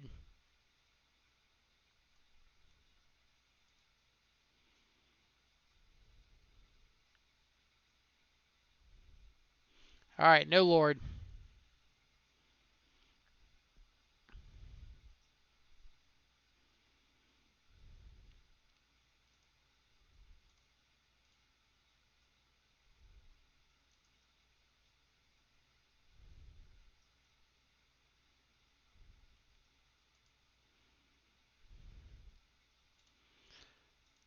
Alright. Lord is lethal. Show it to me. You've only got like 75 of them in the deck. That's not a Lord.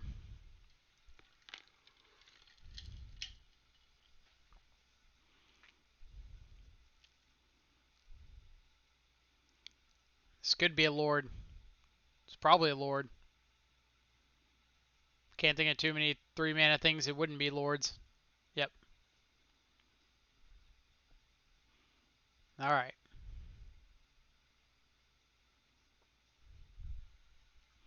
Oh lordy lordy. Lordy lordy indeed. Alright. On to game 2. Not much we can do about that. They had to have the Lord. They had the Lord. I wonder if they drew it or if they had it in hand, though. Alright, so Plague Engineer is great. Push is great. Trophies are great. Veil of Summer is a possibility, but it's not really where we want to be. We can board out a couple copies of Stubborn Denial and a couple copies of Street Wraith pretty easily and go like this.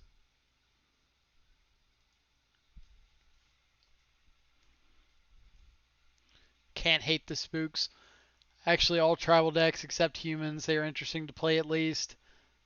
I think that that humans is interesting probably like 30% of the time. Like there's an extremely large subset of games where they just have like Auriok Champion on 2 or Reflector Mage into Reflector Mage into Phantasmal Image and just like nothing really mattered. Yeah. Yeah. It's not great, but we'll keep it.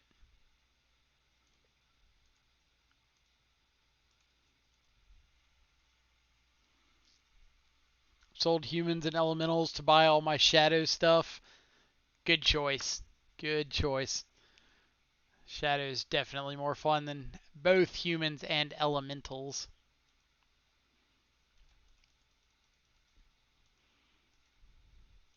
Alright. Give me a Street Wraith. I swear we put you on the bottom.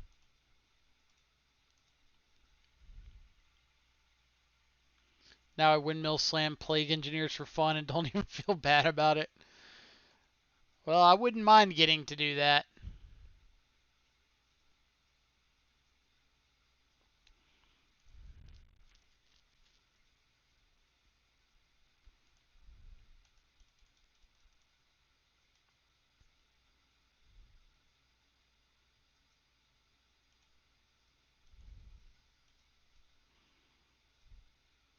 Oh, you tease. You tease. If you could have been a Shockland or a Peatland or anything like that.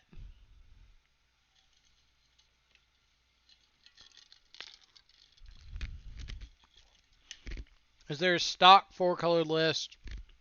Or is it more like some cards here and there? I wouldn't really say there's a stock list. There's a decent bit of variation. Plague Engineers are the devil. I wouldn't say they're the devil. Like, they're nice to have access to.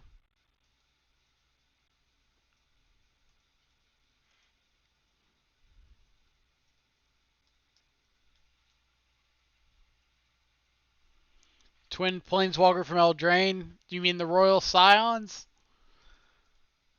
Alright, so we're going to respond to this with Trophy.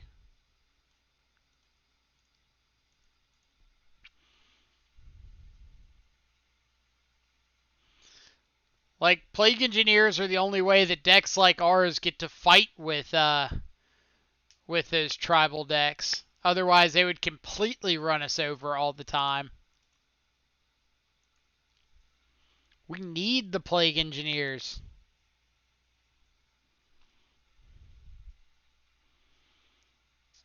Uh, Royal Scions, I think, is pretty good. Like, I like the card personally. I know other people have been less excited about it, but I think it's pretty sweet. Alright, so we can play out Shadow, or we can play out... We want to play out double Shadow or Tarmogoyf. I think double Shadow.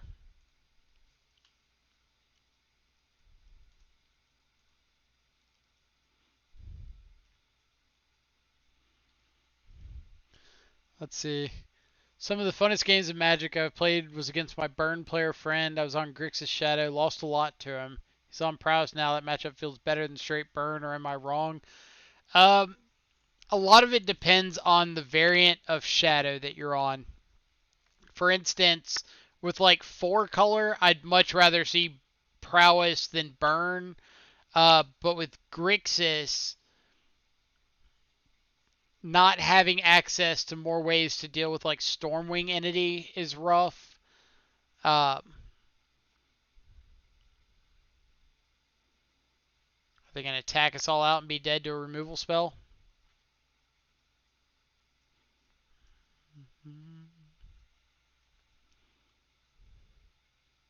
Oh no, they're just going to kill us.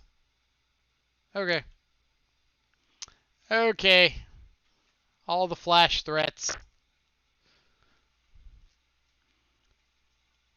Yes, Panda. What about Esper? Esper is an option. Um, I personally have not had much success with Esper. I think that it's trying to do too many things and not do any of them extremely well. Like, so my opinion on Orzhov and Esper is typically if you're cutting Battle Rage out of your Death Shadow deck, why are you playing Death Shadow? And then if you are uh, playing Death Shadow because you just want to play Death Shadow, then you're turning into this like really awkward mid-range control deck that wants to run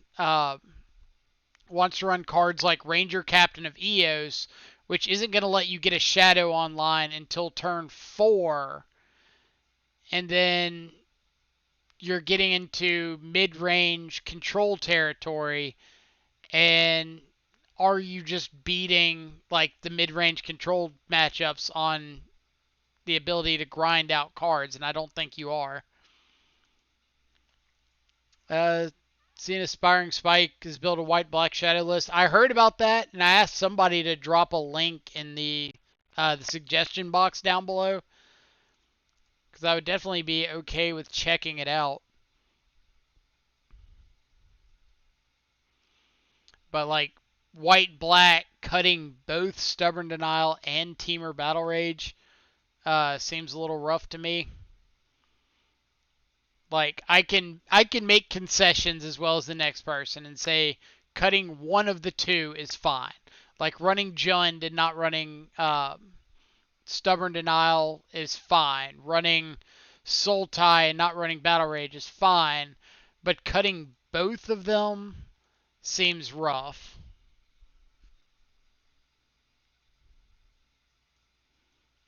Thing in the Ice. Well, we're going to take that one. And he cut Street Wraith. Ugh. Ugh. Hurting my soul. Opponent is drawing into another copy of Thing in the Ice after we Inquisition Thing in the Ice. Why do I try?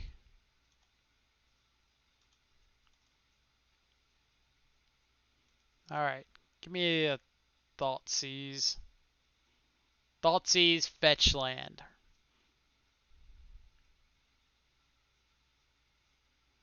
I just want to play a Shadow.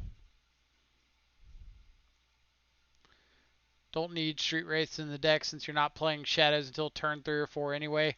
So, like, I I get that argument completely. If you're not playing Shadow out quickly, all right, Fatal Push is good. If you're not playing Shadow out quickly, then you don't need Street Wraith as much. Um, but at the same time, if you're playing in Modern and you're not playing to play out Shadow quickly, why are you playing Death Shadow? Like, Death Shadow on turn 2, attacking on turn 3 is a 5/5 is phenomenal. Death Shadow on turn 4, attacking as a 2/2 is terrible.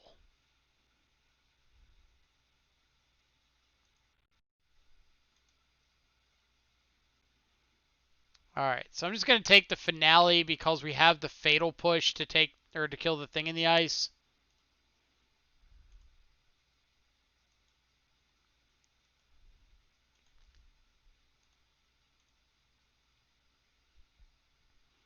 They are drawing into probably another finale. Show it to me. Merchant of the Veil, sure. I like the 3 Lurrus. Yeah, like you're basically playing a Ranger Captain Unearth deck, like the old Mardu Shadow lists. Um, but I think if you're running 4 copies of like Ranger Captain plus the Unearth plus 3 copies of Lurrus, I don't know why you're not just playing multiple copies of Tide Hollow Sculler. Like that seems like it fits perfectly into that entire game plan. Um, Freed, I hate the Ranger Shadow curve, playing your Shadow on turn 4. I agree completely. That's like, that's the entire reason I don't like playing the white blue or white black based Shadow decks, is because playing out a turn 4 Shadow after a turn 3 Ranger Captain just feels so awful. Like here, we get to attack with a Shadow that's at least a 5/5 up to a 7/7 on turn 4, where in the white black list, we'd be playing a Ranger Captain this turn and going to play a Shadow next turn and not attacking until the turn after that, and it likely wouldn't be as big.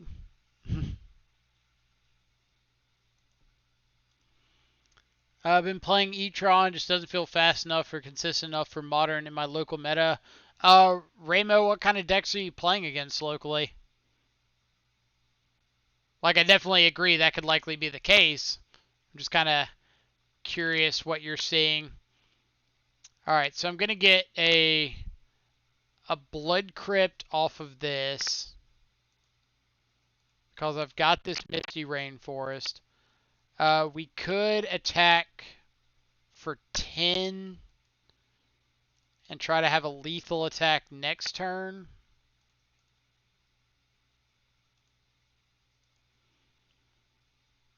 Or we could attack for 8. I think we're just going to attack for 8 and plan on having access to these peat lands. See, I didn't know Thing in the Ice was still a thing since Phoenix Faithless Looting was banned. I've seen it a couple times, like these kind of Izzet Storm decks that are just looking at casting a whole bunch of spells and taking advantage of those spells with things like Thing in the Ice and Finale of Promise.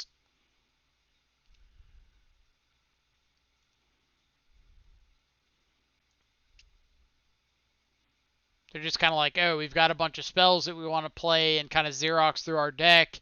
How do we take advantage of that?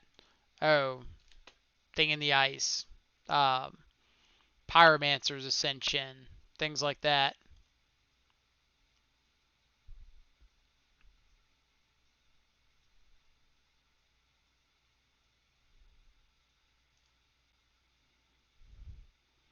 Like, opponents seeing a whole bunch of cards, but if they don't kill us, they're going to be tapped out, and we have lethal.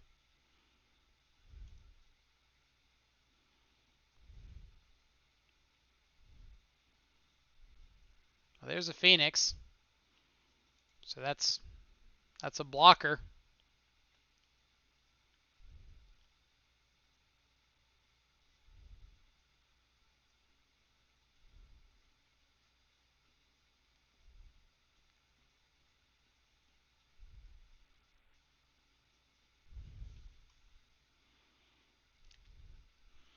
Let's see. What do you think about Abrupt Decay, K-Command, or Seal of Fire in the main deck for this deck? Um, Out of the 3 of those, Abrupt Decay is the one that I've played the most, and I've always thought it was okay. Like, I never thought it was just fantastic, but it was never terrible either. Since I drew this fetch land, I'm going to crack the other peat land too.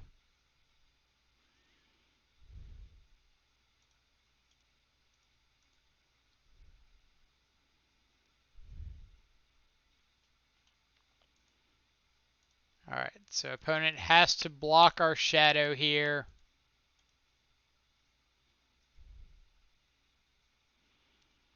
Block or die.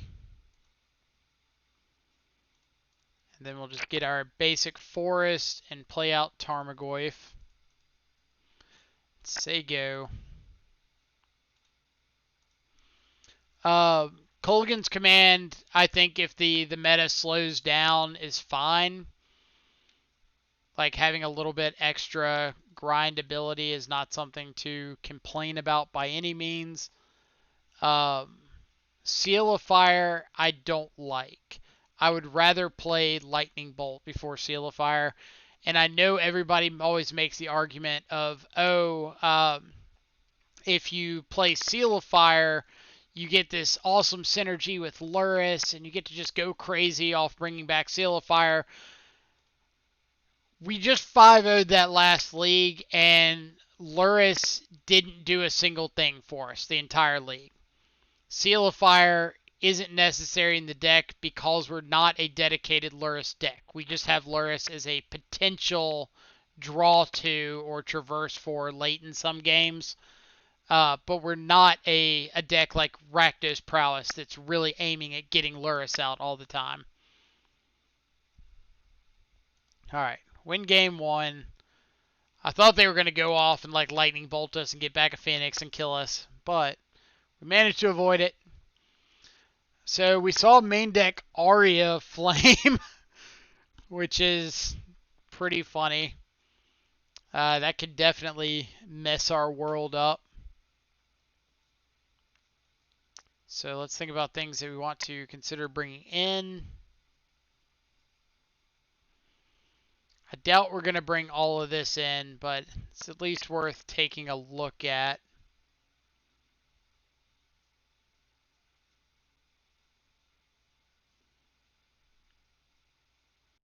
Like, things like Aether Gust I'm always iffy about because I would rather just permanently answer something like an Aria Flame. And just putting it back on top of their library is kind of like, oh, well, I'll answer you eventually. But if it resolves, we could just be dead.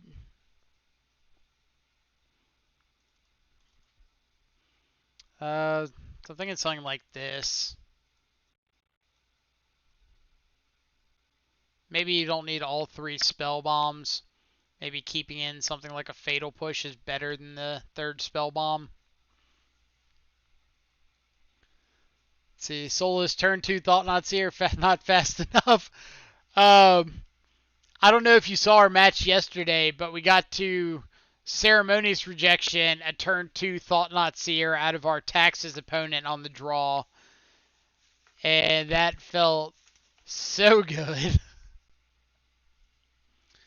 The red cards are bad and control decks go after your red sources right away. Agree with that completely. Even like post board in decks like 4-Color Shadow, I prefer to have 0 copies of red cards in my 75. Like, I do not want to have that card in my deck and just leave my opponent the ability to interact with it. So I'm going to keep this because I can turn 1 Traverse for a basic Swamp and play out turn 2 Tarmogoyf. And I'm not weak to something like Aria Flame because we got Tarmogoyf.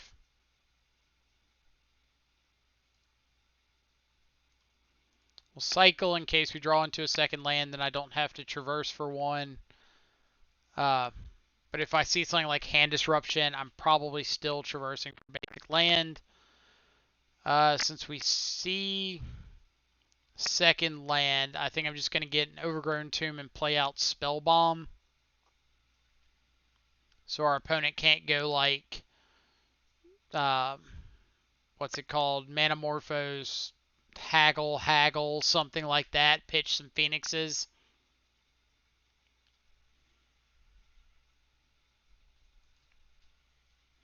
Saw your rejection in Emrakul too. We did get to do that, didn't we?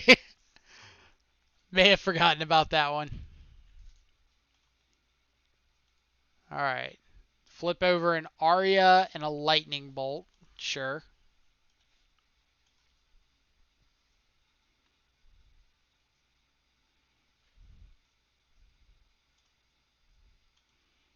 Alright. That's what we didn't want to see with this hand. So I'm just going to get a basic Swamp here. Kind of play around Blood Moon a little bit.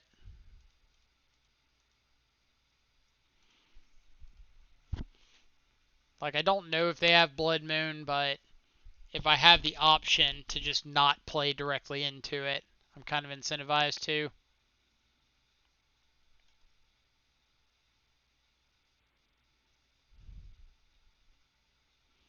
Kind of looks like they want to play a Blood Moon.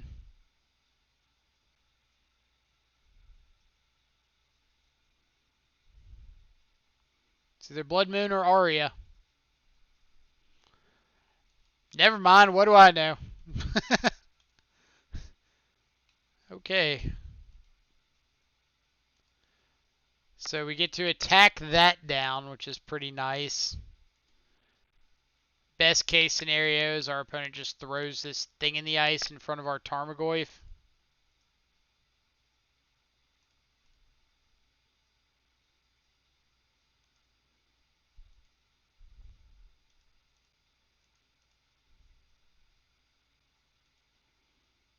Alright, let's get that off. We don't want them getting just insane amounts of value for Xeroxing through their deck.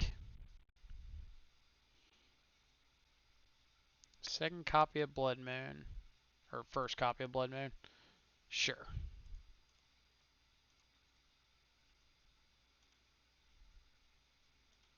Hey, look at there. It's a good thing we got a basic.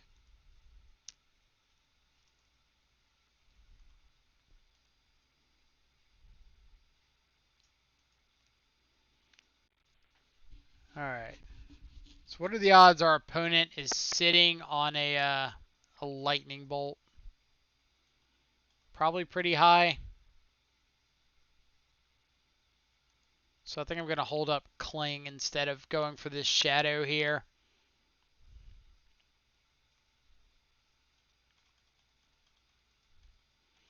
Because if our opponent flips this thing and hits us for 7, then we can just play out a 9/9 Shadow.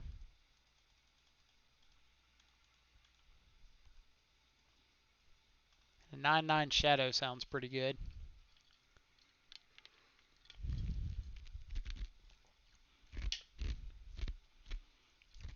Plus, if they like haggle pitch a Phoenix, we get to exile the Phoenix.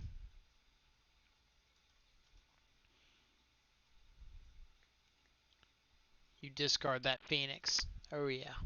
Oh yeah. You got double Phoenix?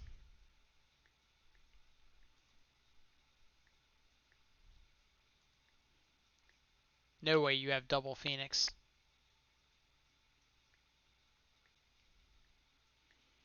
Alright, let's Cling and Arclight Phoenix. I would like that one.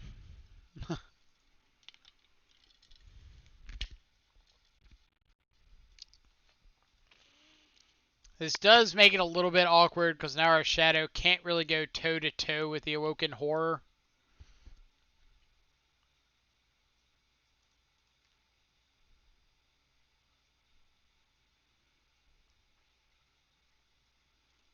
But at least we get to live for a turn.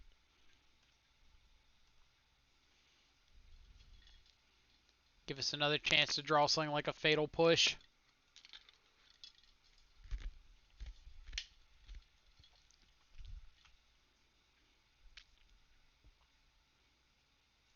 Hard cast a Merchant of the Veil. Ooh. Opponent calling our Street Wraith bluff.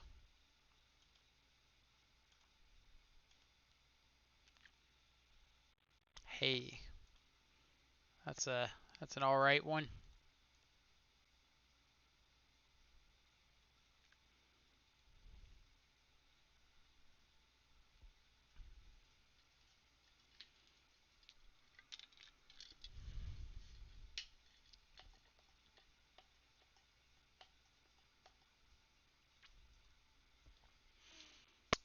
Opponent haggling their life away.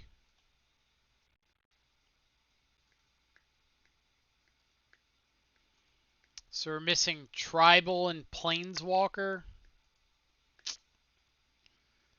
Punished for spell bombing.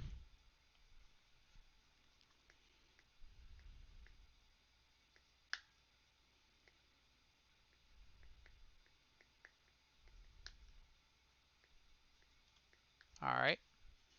So best case scenario here is opponent swings with both the Awoken Horror and the Merchant of the Veil. We have to chump, Or no, we can block the merchant and cling to dust.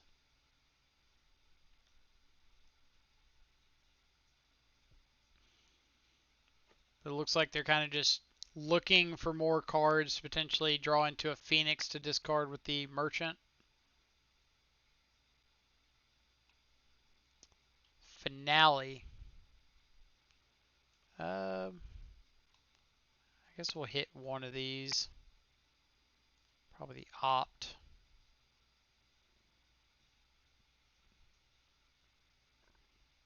It's a few too many stubborn denials. But now that we know that they are playing like Saheeli and Blood Moon and things like that post board, we can make a better decision when it comes to sideboarding. But if they attack with both, then we can traverse for a shadow, play shadow, and it's bigger than this Awoken Horror.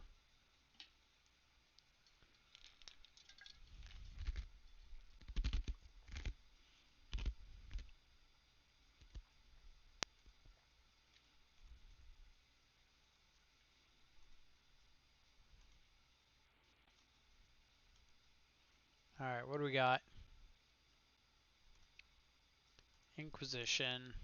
Not the greatest.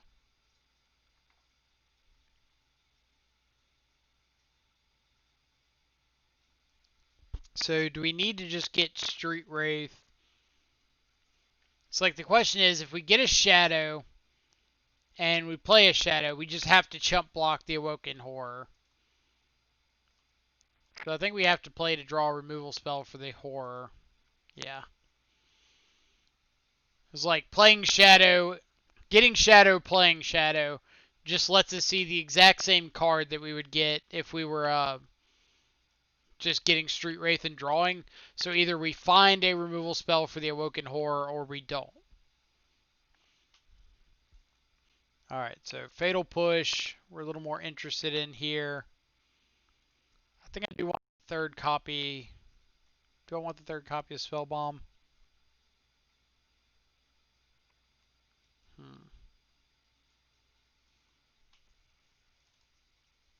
Maybe something like this.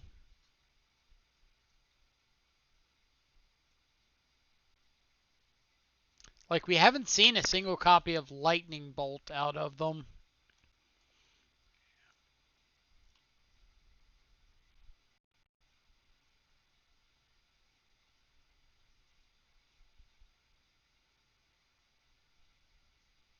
Hmm.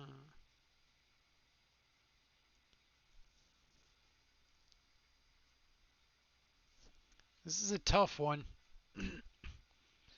I might actually board out Battle Rages just because we've got so much better stuff that we want access to, or board out a Battle Rage. Do I want to go like this? Kind of thinking that all their payoffs are red, except for like Thing in the Ice. Um, we could board in trophies over a couple pushes, because they can kill the Thing in the Ice, but they also deal with like Blood Moon and Saheeli and all that stuff. Give it a shot.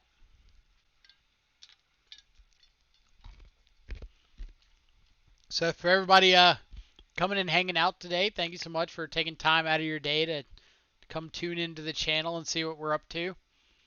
Uh, for those who are just now stopping by, we are in our second league with 4-color Death Shadow.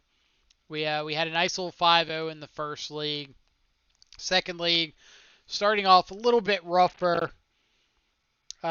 We had a round 1 loss to Spirits.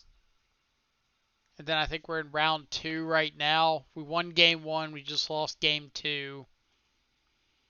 I'm going to keep this because I think Soft Stubborn Denial is going to be really effective this game. Being able to tag like a Blood Moon or a Saheeli, something like that, while we work towards getting our threats online. And then we've got access to the turn 1 Blood Moon to kind of have, or turn 1 Thoughtseize to have a little bit better idea of what we want to target later. I'm just going to Thoughtseize off this basic swamp because I don't know if I want to get like a breeding pool or watery grave, overgrown tomb.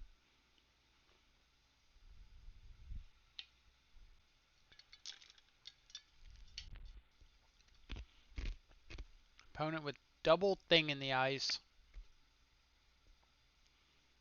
So unfortunately, I think we have to get rid of one of those.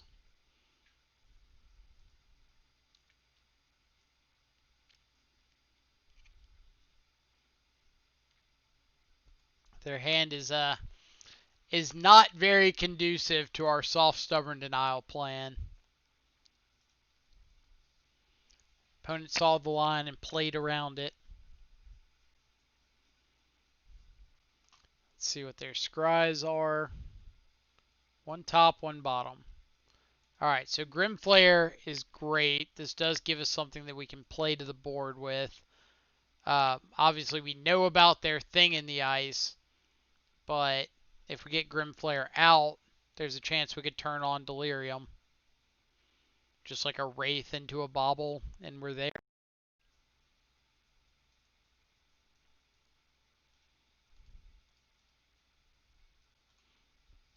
But it's really important for us to just get something out onto the board.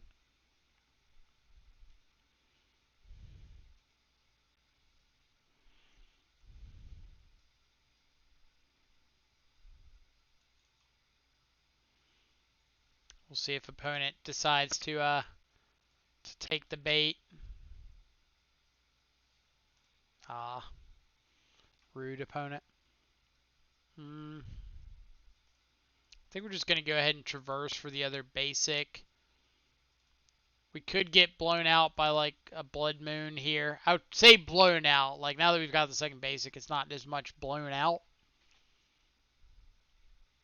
But it would still turn off Stubborn Denial. I would just third copy a thing in the ice.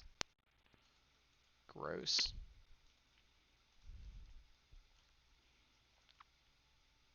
Alright. This is a game of Magic, I think. Okay, guys, gotta go. Thanks for the stream and all the best with the rest of the league. Mattis, thank you so much. Appreciate you stopping by and hanging out with us for a bit. Have a great rest of your night.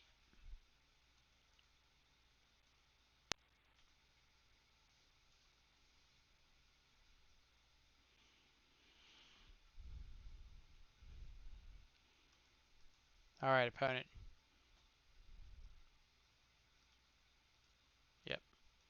Stubbing this because I want to get another card into the graveyard, get us closer to Traverse, as well as turning on this Grimflare.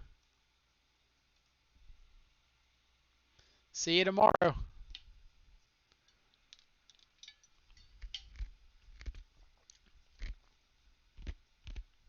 All 4 copies of Thing in the Ice. Okay.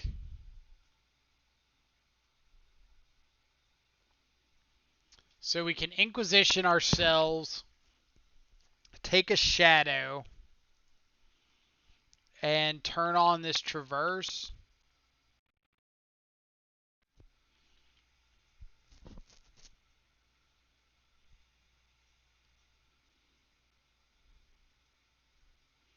We could just play the Shadow, but like we're not Inquisitioning them ever, so it doesn't matter too much.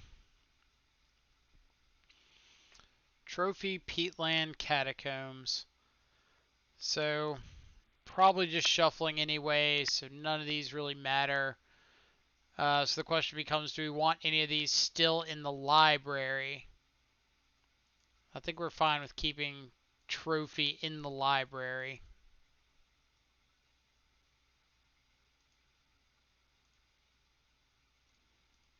Let's get Blood Crypt. Play out Shadow. Say go. Where's a Maelstrom Pulse when you need it? Not in the 75.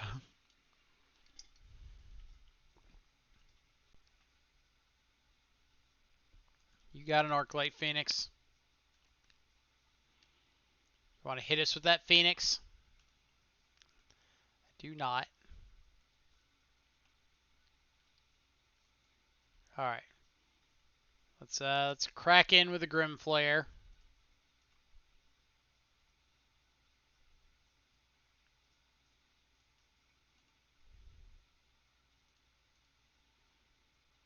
Opponent wants none of these Grim Flare shenanigans.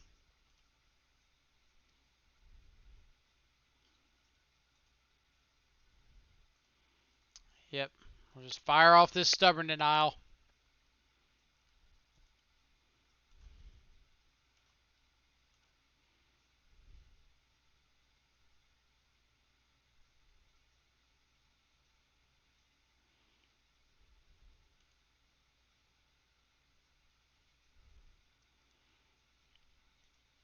Alright. I think I'm going to go ahead and fire off this Spell Bomb. Really want the extra cards. Lurrus isn't bad here. Lurrus lets us recast the Spell Bomb.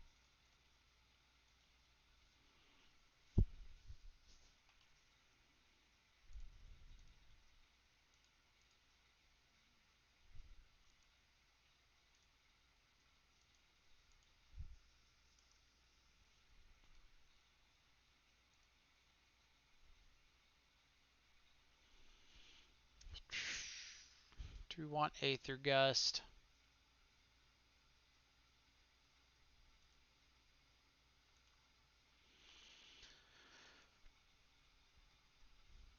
Probably.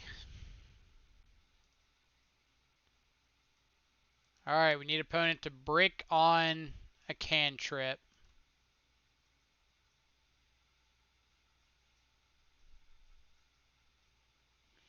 That's not bricking on a cantrip.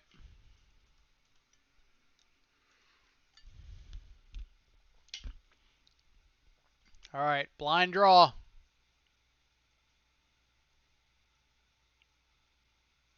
Second Arclight Phoenix.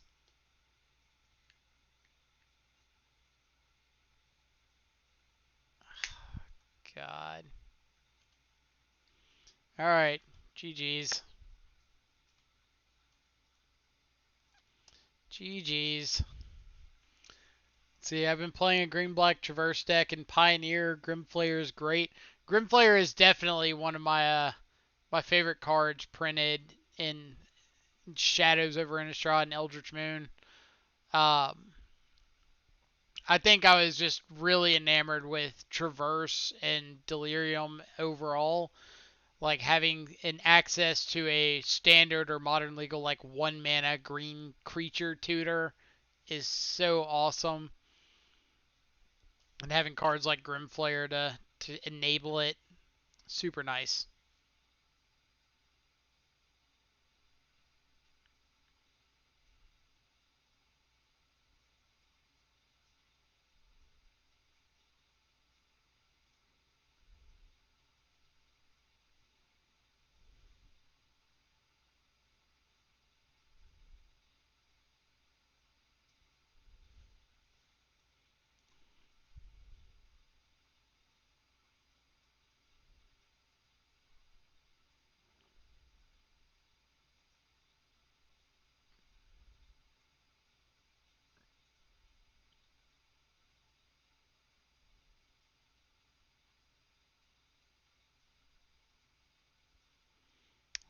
Gotta type out a message.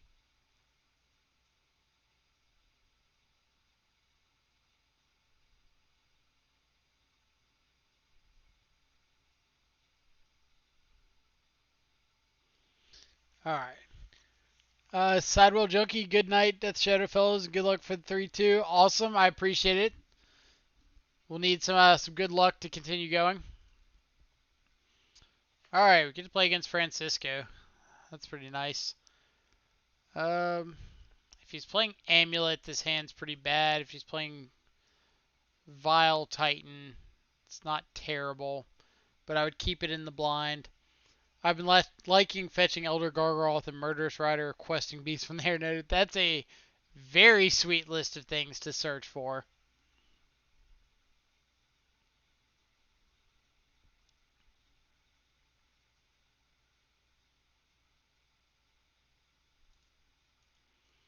Moles to 5.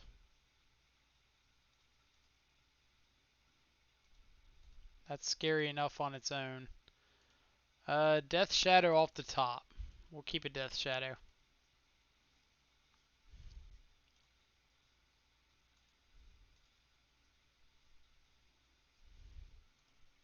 Alright, so he is on Vile Titan.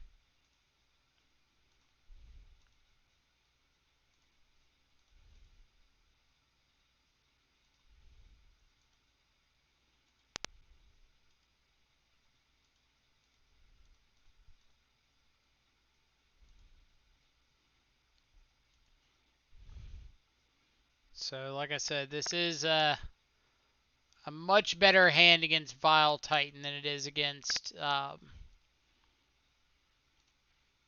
Amulet Titan. Because now we know that things like the Fatal Push and the Dismember are going to be live.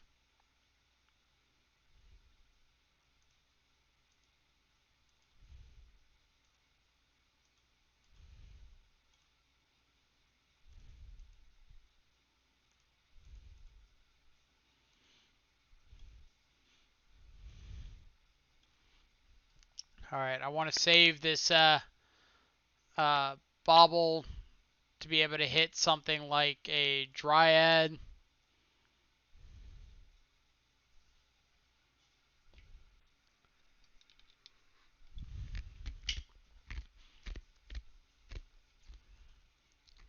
We'll probably just go ahead and hit this Spring Bloom Dryad, just so that we have the ability to attack through without blocks.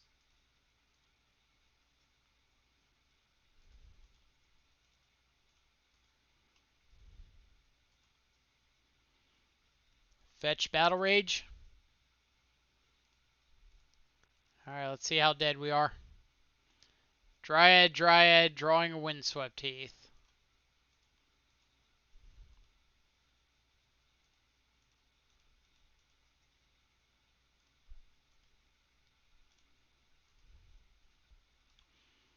Alright.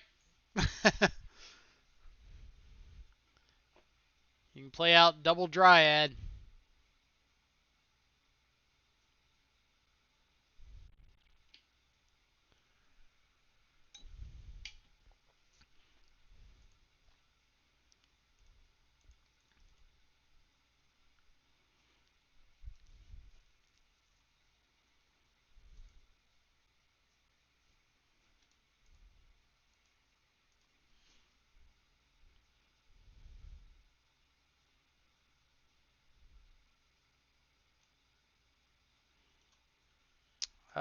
So yeah, we can Fatal Push the Dryad and trample over for 4 here, plus the 4 off the Death Shadow is lethal.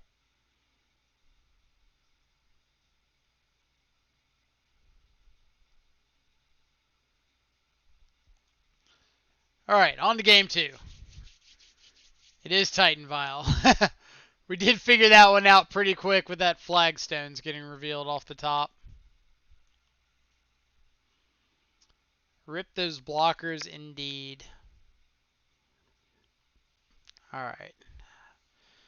Unfortunately, Francisco is going to play this deck significantly better than our opponent in our first league played it.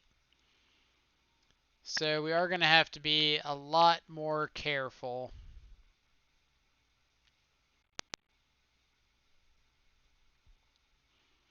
For those of you who missed it, we did play against Vile Titan in the first league, and our opponent did make a few small mistakes.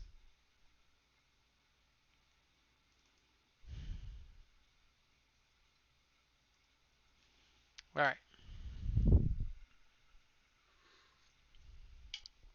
But Fran here is kind of like the guy that put this deck on the map. So the problem with Trophy and Field of the Dead is if you are waiting for Field of the Dead to hit, they've probably already gotten value off of it, in which case trophying it doesn't really matter. It's really the kind of card that you need to hit proactively, uh, and we can't really do that.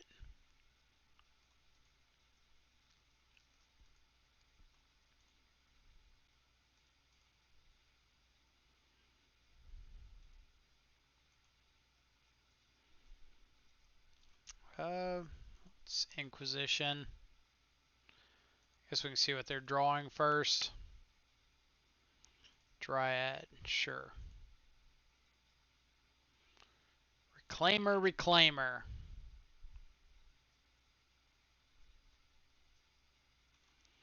Alright, we'll take a Reclaimer, plan on pushing the other Reclaimer. And in the meantime, we'll draw Mono Thoughtseizes. So we would like to draw a second Black Source here. We'll take it. So let's Thoughtseize, take a path, Thoughtseize, take. Let's get rid of all these. Take a Dryad.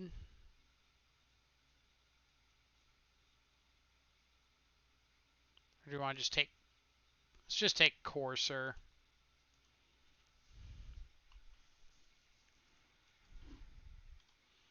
They can't play both Dryad and Reclaimer this turn. Well, I guess they could. They could... No, they couldn't, because Vesuva's got to come in. No, they could have. They could have Vesuva copied our Overgrown Tomb. So, yeah.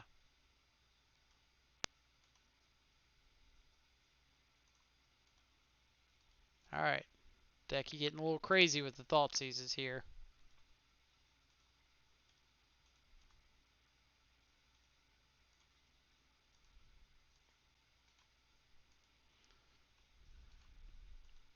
Alright.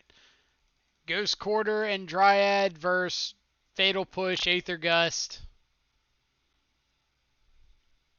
We need to find a threat. So we will 100% die to this. Alright. So that at the very least gets rid of this this Dryad.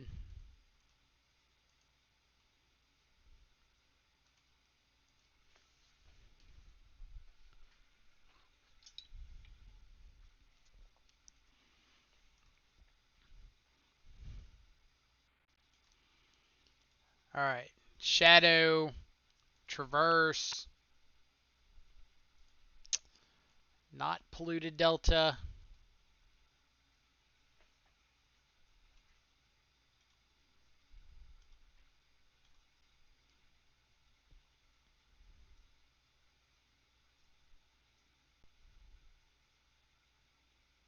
Top Deck Titan. Ewit.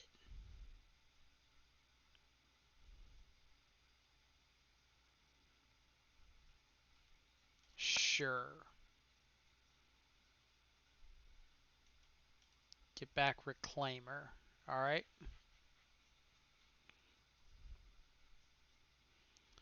Are we gusting a Reclaimer? Yeah.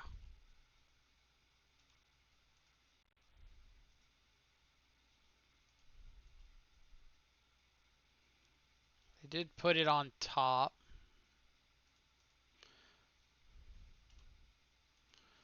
Alright. Let's go Battle Rage. Make sure we didn't sideboard him out. Yep. Got a Reclaimer. Battle Rage off the top. One time, deck. Not a Battle Rage.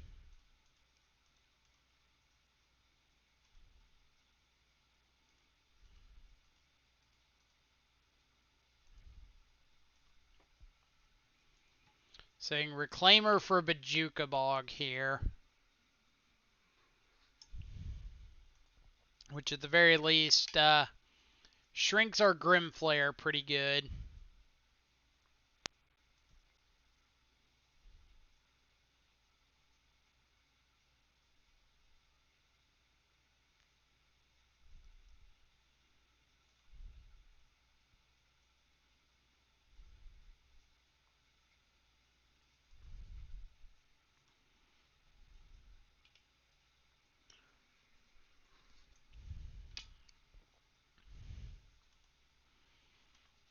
Alright.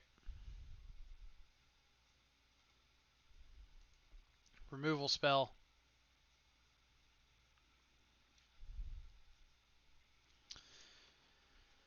Alright, so let's attack in with both.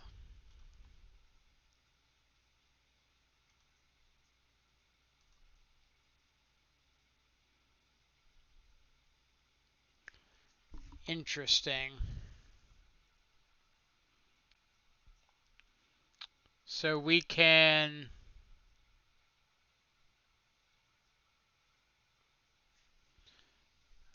Let's see. We can put Peatland in the yard, keep Shadow, and then Aether Gust, and pass. And if he goes for a land, we get to respond with Aether Gust the Dryad with the Valakut trigger on the stack. Or we just die. Let's see. Is there any... Nope. Nope, couldn't beat Titan. Needed him to like draw a land, play a land to trigger Valakut, and then we could respond by Aether Gusting the Dryad. He could respond by Elvish Reclaimer to go get a land, but that still wouldn't be lethal and he wouldn't be able to attack. But drawing the Titan means that he forces the issue on the Aether Gust.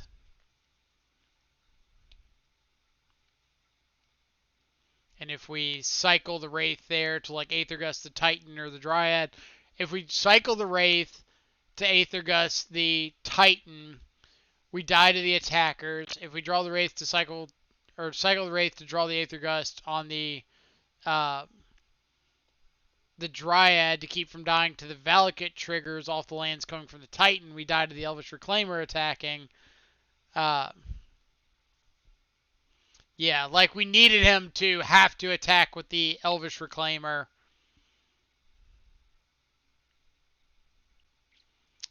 What are we changing up?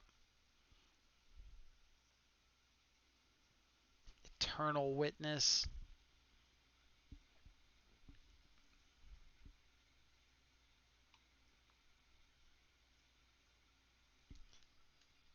Is Eternal Witness a... Let's see.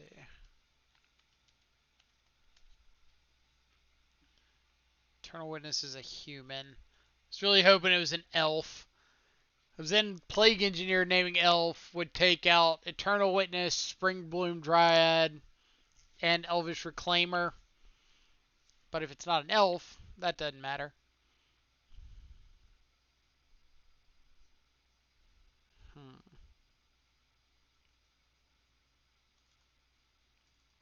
Maybe we take out another stub. Just go like that. Let's see. Why 3 Traverse, not 4? Feels like when you're playing the 2 basics and Lurrus, it's fine. It's fine, but you have to cut something for it.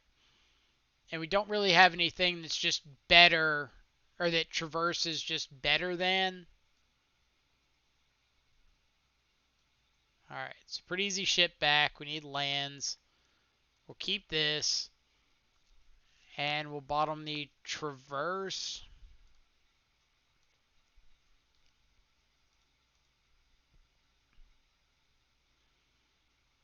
Alright, so we're not going to bobble ourselves. Because even if we draw into like a fetch land or something, it's It doesn't actually change up our lines.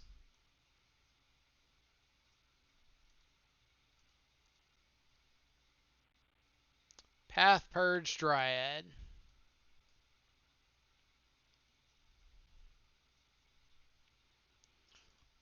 Let's start taking some removal spells.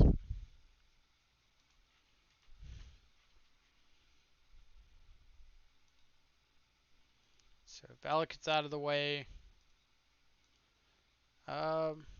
Yeah, we'll play Tarmogoyf because they can't purge it.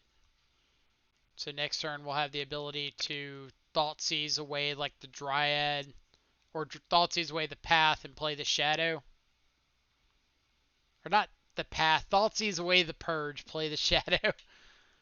Ugh, words are tough.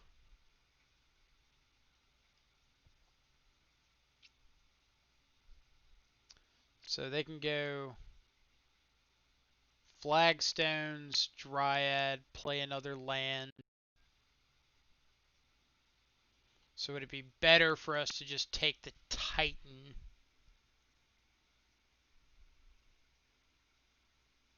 No. So they go third land, Dryad, fourth land. If we draw like a fetch land, we get to Fatal Push the Dryad. So we just need to play out our Shadow.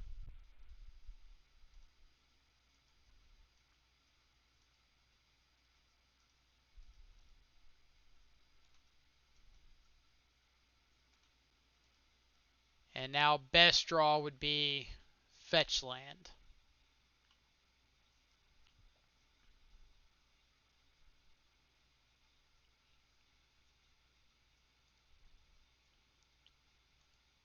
So shocking there, I'm guessing means this has to be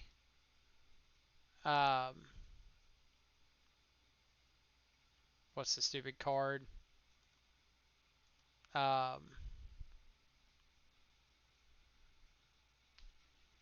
Veil of Summer. Yeah, that one.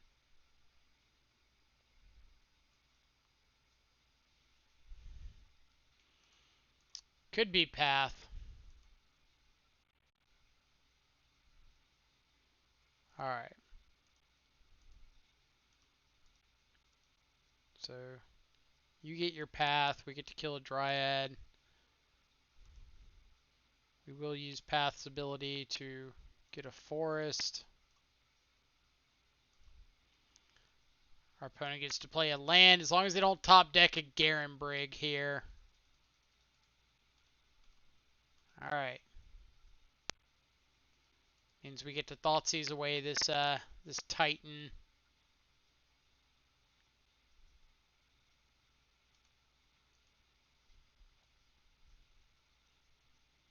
Or just kill them.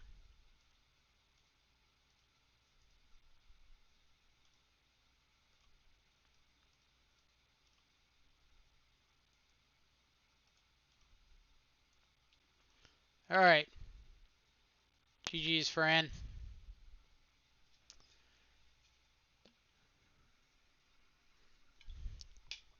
Ooh, good game for sure.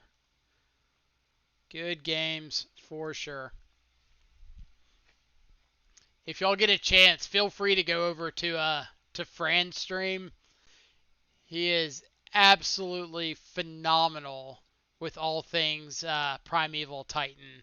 Like, it's really impressive to watch him play games and see how quickly he understands lines, uh, including like how quickly he's going to be able to get a Titan out, what he needs to get off of the Titan to give himself the best chance of winning.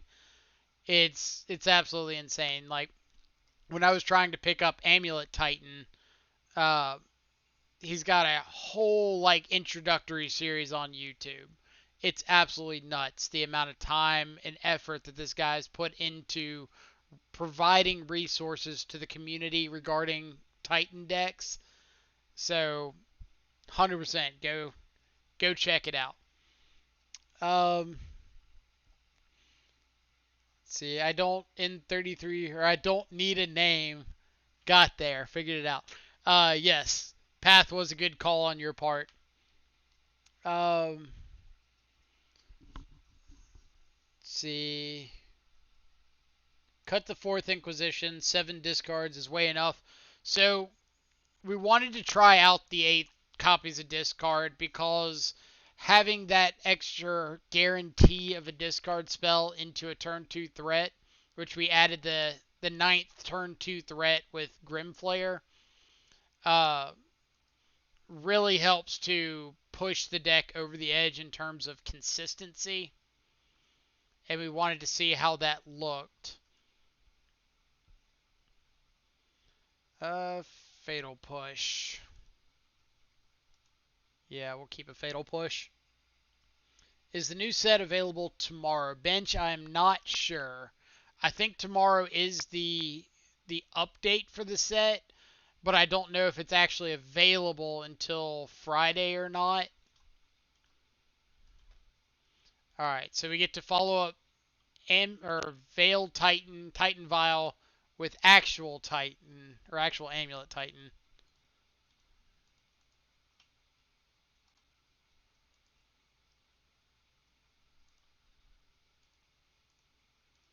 So we're just gonna start throwing out Tarmogoyf after Tarmogoyf until they hopefully die. Is 4-color Shadow the best Shadow now? So it depends on your definition of best. All Shadow variants have inherent strengths and weaknesses, and it's all about deciding what weaknesses you're okay with as trade-offs for what strengths. So, for instance, Jund Shadow is going to have the best ability to utilize both smooth mana bases, nurturing peat lands, and a consistent supply of threats.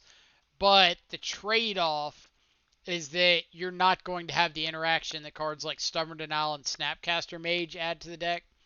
Grixis is going to add the most ability to interact with what your opponent is doing consistently, but you're going to lose out on the ability to consistently find threats in the early turns since you're only playing 8 with like no copies of Traverse or anything like that.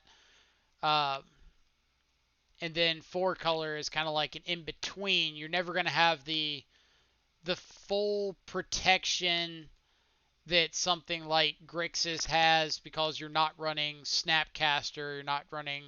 Sometimes you are, usually not running like Drown in the Loch. Um, and then, yeah, that's about everything.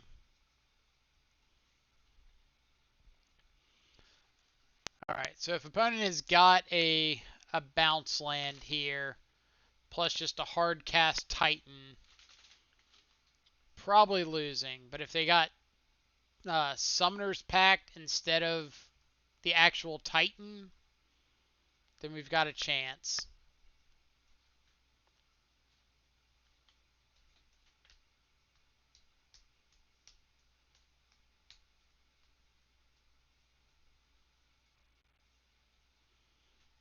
All right, so actual Titan. Let's see. Best Shadow is really by luck. Can't really call it. It all goes down to pairings. You can call the meta, but in the end, you can just not get paired to what you prepare exactly. Uh, like variants like Grixis are going to be better suited if you see more control decks. Uh, but variants like Jund are going to be better if you see more decks like combo decks that you just want to go Thoughtseize into threat into massive amounts of pressure. Uh, and it all comes down to a coin flip.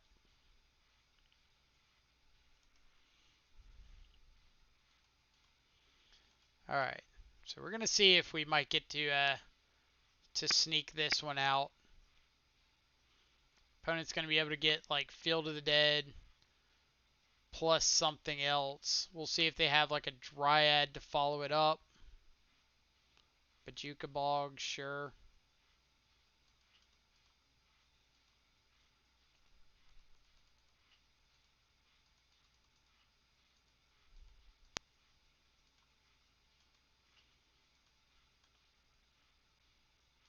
Alright. Taking a hit off a Titan.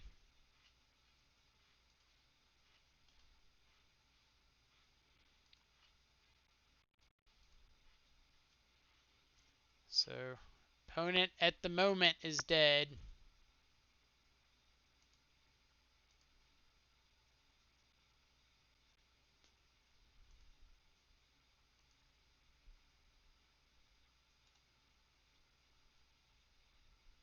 So let's see. I guess we should have cracked Peatland first.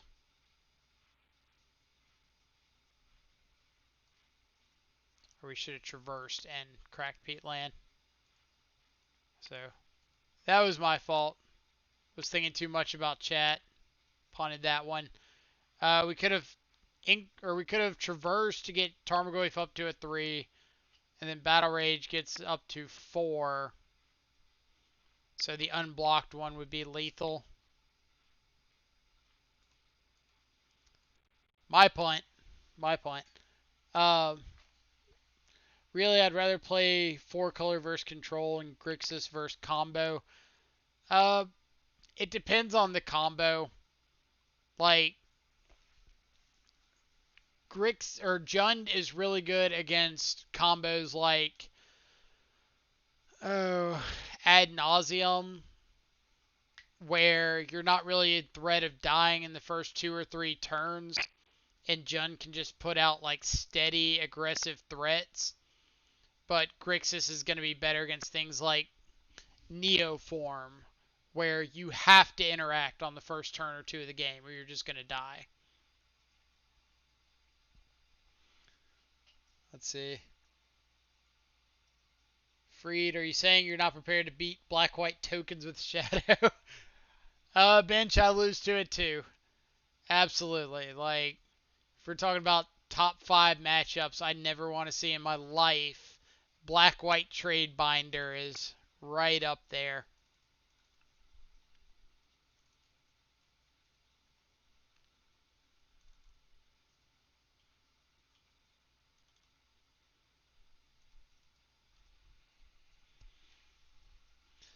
Uh, let's see. By the way, how's the one of Flare followed by his Grim Flare? Good. Uh, Grim Flare we've played once, twice, and it's gotten in some hits, so it's been good. I think it's kind of like the best additional threat that a deck like this has access to. Kind of what I mean by that is if you want to have an additional threat to the 4 Shadow, 4 Tarmogoyf, then Grimflare is kind of like the B tier of Shadow threats. Like, it's solid, it's passable, but it's never going to compete with like the A tier Tarmogoyf or Gurmag Angler or like the S tier Death Shadow. Death Shadow off the top. Yeah.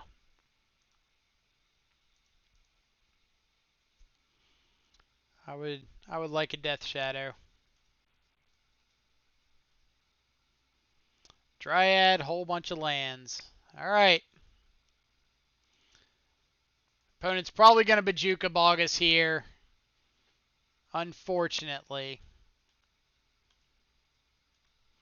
Can't really take that one away.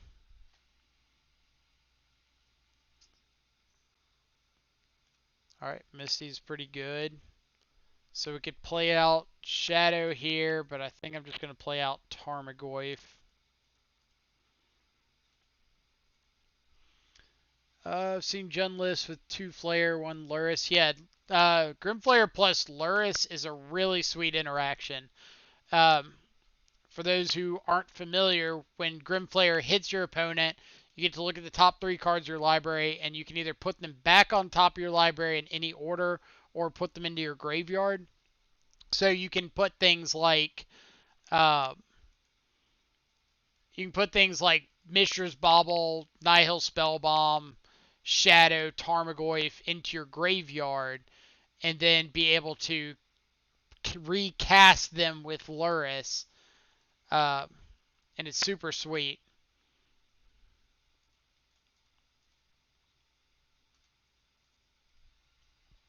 Do you think the new Scourge card is playable as a one of in the sideboard? Uh, my question there would be, when would you want to board in the Scourge? Like, you could say, okay, I want to board it in the mirror, but you don't really want to board cards just for the Shadow Mirror.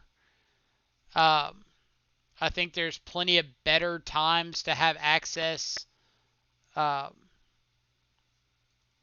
or plenty of other cards you want access to in something like the Shadow Mirror as opposed to Scourge. Um, so I think if you're playing Scourge, you're playing it in your main deck. And if you're playing it in your main deck, you need to adjust your deck to accompany a card like that. Uh, which I keep seeing people talk about. Oh, just replace four Thought Scour and four Gurmag Angler with four Lightning Bolt and four Scourge. And that is so wrong. Please don't do that. That's a terrible idea. Um, and I've seen people talk about like Scourge and the Prowess decks. I think if you're talking about just slotting Scourge into an existing deck, then like the red black Prowess decks are probably the best chance of it being successful right away. But if you're talking about uh, redesigning Shadow to accompany Scourge, then I think you want to look at a lot of like the aggressive Jund variants with like Swift Spear and Soulscar Mage, because if you're able to play out a turn one Swift Spear, hit your opponent for one, turn two like Mishra's Bauble, hit them for two, and then play out a potential 2 mana 4/4, then Scourge is fantastic. Um, Best deck for Scourge, in my opinion, is Suicide. Yeah, exactly what I was saying there. Like something with aggressive one drops that can start putting the clock on your opponent. Is it just me or stream is skipping about a bit? What do you mean by skipping out or skipping about? It was like, obviously it's fine on my end, but I'm sitting here like looking at the actual screen.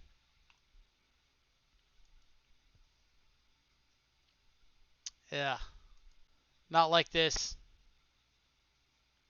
All right. Let's get rid of stub. Refresh stream. Good now. Awesome. Uh, KG Elias, try refreshing the stream. It seemed to work for Soulless.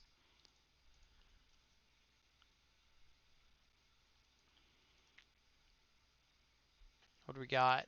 Death Shadow off the top. All right, we're gonna be a bit of an underdog against turn one Resolved Amulet.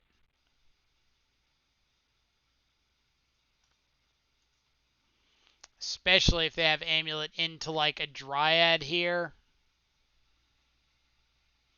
Looked like it was dropping frames. That's weird.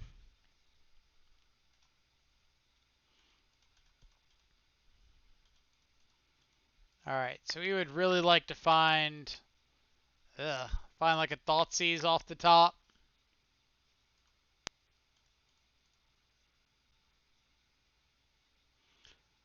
Uh,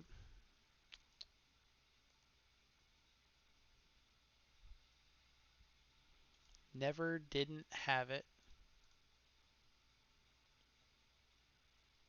EE. Opponent. Opponent, why are you doing this to us? Alright, so we do need to note that Misty Rainforest cannot get our Blood Crypt. So at the moment, we do not have access to this Temur Battle Rage.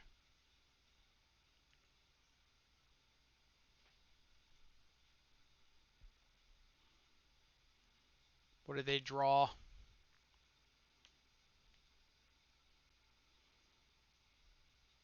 Please don't have drawn a Titan. Black. What would you need black mana for?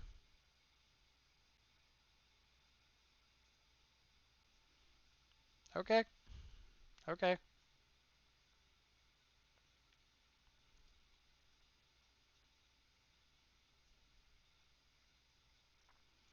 Trophy's not terrible.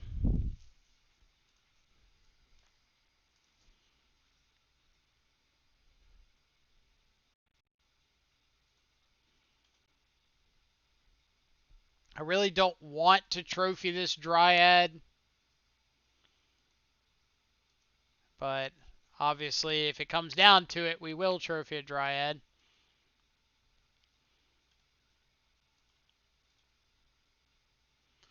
I think what we're going to do is traverse for a shadow,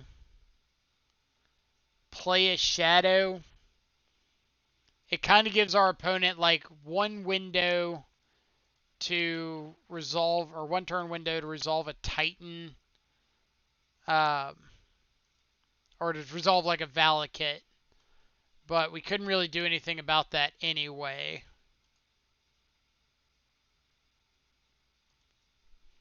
Fetch land.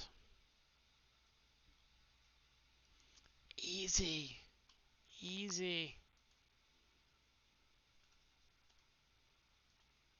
Alright, so let's fetch and shock a breeding pool. Fetch and shock a blood crypt. Show our opponent the meaning of pain. Let's see. Is it back-to-back Titan, then Freed will snipe you again using Titan, make it 3 straight Titan? I mean, Freed can snipe me with Titan, but he is currently 0-2 in this matchup, so... Not that I'm calling him out, because those matches are stressful whenever we play. He's totally about to snipe me, isn't he? But that's 3 Titan decks this league. Is it 3? I don't remember. It might just be 2. Some number of Titan decks. Alright, it's not Freed. We're good. Salute to you again, man. Oh, I appreciate it. Unless that was to our opponent for taking that L like a champ. Yeah, that's hand keepable. Still playing my league. 3 shadow decks in a Rosavar. Are you playing Titan today? Are we just having like the reverse matchups? Like you're playing Titan getting all the shadow decks, I'm playing shadow getting all the Titan decks? So that's what it sounds like.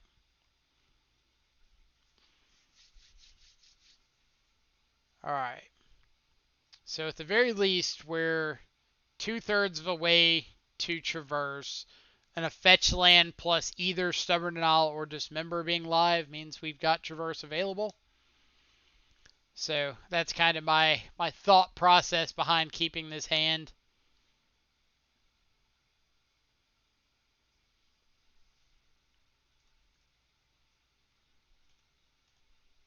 What do you got? Botanical Sanctum. So could be Neobrand. Could be / is. Alright. So Botanical Sanctum coming off the top means I want to take Neoform.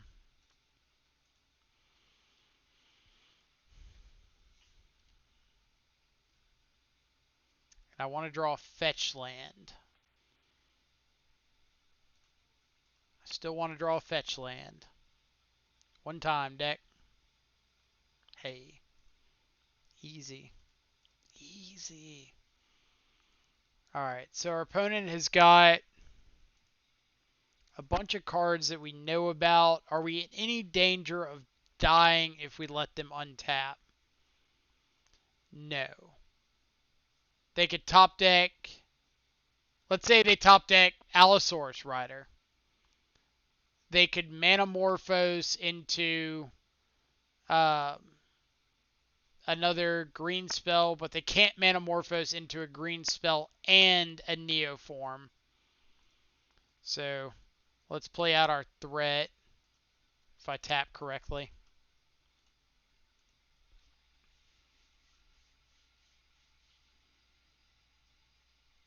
Trying Bant Stoneblade, 5-0'd my first league. Nice. We 5-0'd our first league with 4-color Shadow today. So it must be a Tuesday thing.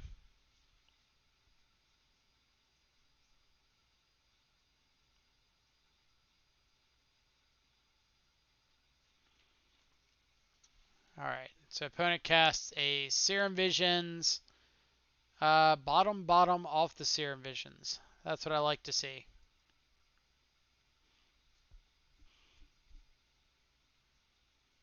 Shadow is not bad. Alright, so we want to think about our sequencing here. If we hit them with a Grimflayer, then we are looking to mill something to turn on Delirium, and then we're going to be traversing if we do. So we don't want to like traverse first.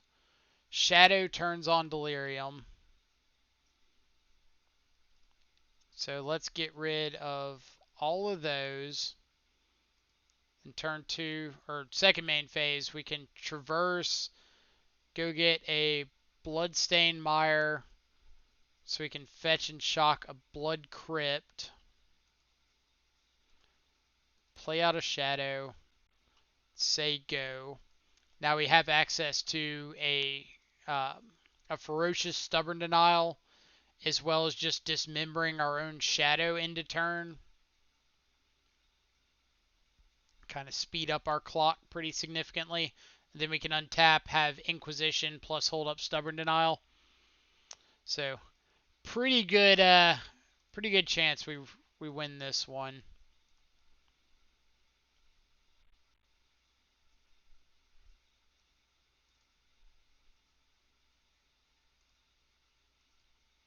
All right. So this is a pretty fun interaction too. With Mishra's Bauble, we can hit them, and then if there's something that we want to draw off the Bauble on their turn, we can Bauble on our turn to draw it on their upkeep. I'm going to Inquisition first, because if I hit them and then rearrange my cards off Grimflayer, I might Inquisition away something that no longer has a target based on what I'm drawing. Alright, so we get to steal game 1, which is nice. Always love getting the first game against something like Neobrand.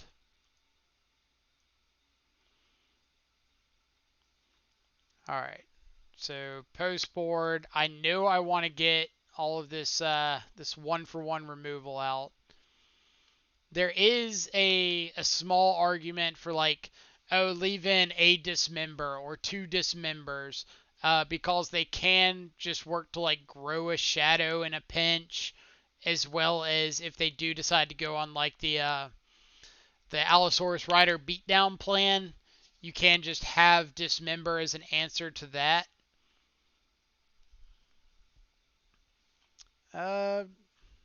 Yeah, roll with this.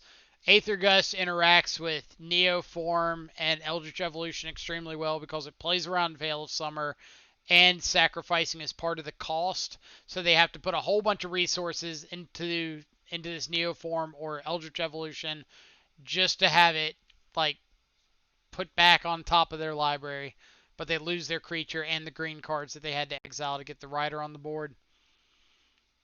This is pretty bad. Ship it back. This is significantly better. So we're going to keep and probably bottom the Traverse. Or no, bottom the Traverse of the Veil. So we've got land sorcery. potentially instant in the yard for Traverse. Veil's probably less likely to have targets, so we'll bottom the Veil. For everybody coming to hang out, appreciate y'all taking the time to come check out the stream, see what we got going on. For those of you tuning in for the first time, my name is Michael. Play a whole lot of Modern, especially a lot of Death Shadow. I really love testing Shadow variants, testing options that might not have seen as much main deck or sideboard consideration as we would like. So it's really fun to see variants, see a bunch of options that are going around. ML33CHKO. I know it's got to stand for something, but I have no idea what. Thank you so much for the follow. Hope you're having a fantastic Monday afternoon. All right, so what were their scries off this Serum Visions? Bottom. So they're obviously looking for land. I'm pretty inclined to take the Manamorphose because, again, we can blow out this Eldritch Evolution with Aether Gust. Our opponent could just Summoner's Pact for an Allosaurus Rider and play it out. But I kind of want to just take them off draws. Like, their hand is pretty bad, so I just kind of want to keep the game from going too long. Ramo811, thank you as well for the follow. Hope you are also having a fantastic Tuesday afternoon. Alright, let's play out our Tarmogoyf. Sego. But like, I really like Aether Gust for the ability to play around Veil of Summer in matchups like this.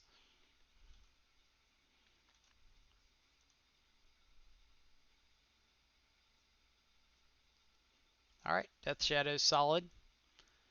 So we've already got land in the graveyard. So it doesn't matter if we fetch before we attack or not.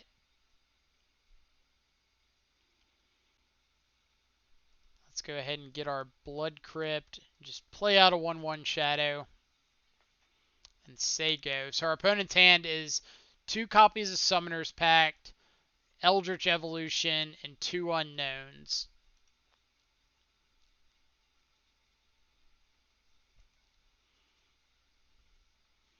So pack for Allosaurus Rider, sure. Play Allosaurus Rider, again, sure.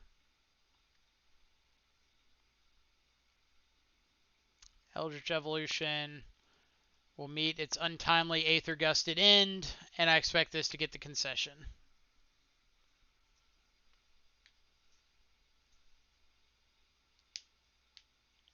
Yep. Alright. So we did fortunately in that league 3-2. We started off with the awkward 0-2, but we were able to bounce back, which is really nice. So before our third league, is there anything that we're wanting to change up? What have we been impressed with, not impressed with? I think everything's been pretty solid. I'm kind of liking this Grimflayer in here just as an additional insurance policy for getting down a turn 2 threat. The basic forest has been okay. Cough, Autumnal Gloom cough. If we'd run into blue-white control at all during any of these leagues, we might. But we haven't run into it. So there's been like no need for Autumnal Gloom. Down to 2 Veil, in your opinion? 2 Veil would be okay, but I think there's been a pretty big rise in things like Sultai-based Uro decks, the Mirror, Jund, and having access to the 3rd Veil has been extremely nice in all of those matchups. But I'm open to suggestions. Like, if you weren't running the 3rd Veil, what would you be running in that spot? We could run like a second copy of Ceremonious Rejection. Uh, but we haven't been seeing a lot of Tron or Eldrazi Tron. We could run. Let's see. Is that true, Hero? Thank you so much for the follow. Hope you are as well are having a fantastic Tuesday afternoon wherever you're at in the world. For everybody hanging out in chat, if you haven't gotten a chance yet, feel free to jump in, tell us a little bit about yourself, like where you're from, what got you into Magic, why Death Shadow is the best archetype in all of Modern. Cerulean Drake. Cerulean Drake could be an option. But again, we haven't seen Prowess today. It's been all Titan decks. Do I have a copy of Ashiok sitting around somewhere? Do you have a copy of Ashiok? Let's go like that. Is that a panda? That is adorable.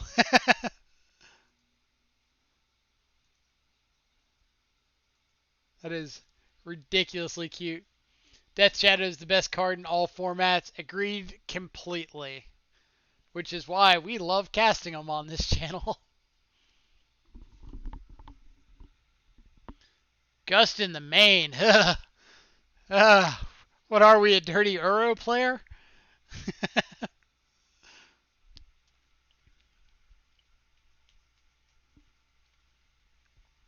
That way, if we hit 3 land-based decks, we can tear them up. I mean, we've been winning the matchups anyway, right? Like, we've played against Amulet Titan in one, Vile Titan twice and won both. Um, I don't think we've lost. Have we lost a match to a Titan deck? We lost to Spirits.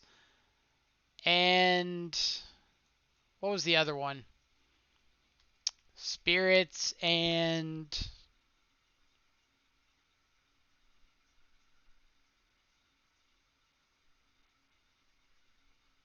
I don't remember the other one. Spirits and something. Let's see. I need your opinion on a keep versus Grixis Shadow. 2 lands, 2 path, 1 purge, 1 Teferi, 1 Stone Forge. I mean, I don't know. Like, you don't have the 3rd land for Teferi. And then if you're sitting there with that purge and they play a Tarmogoyf, like, hand's pretty bad, honestly. Um, you don't have Force of Negation to interact with a turn 1 Thoughtseize. I'd ship it. I think you really want like 5 lands and a Cryptic Command, something like that.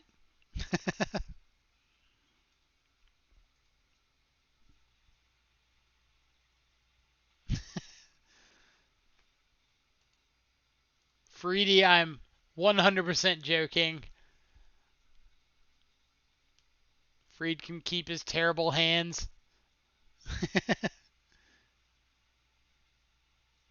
Just keep it. You'll draw it anyway. Deck is anti-shadow. It really is.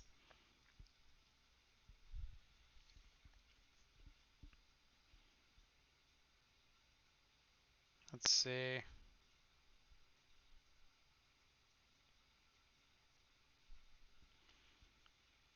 So we would like to draw into something relevant.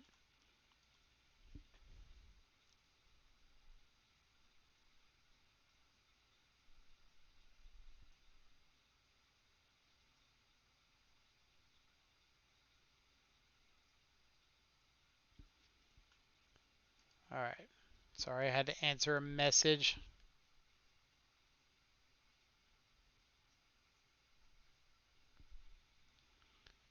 All right. Black-white trade binder. The worst possible matchup for Death Shadow.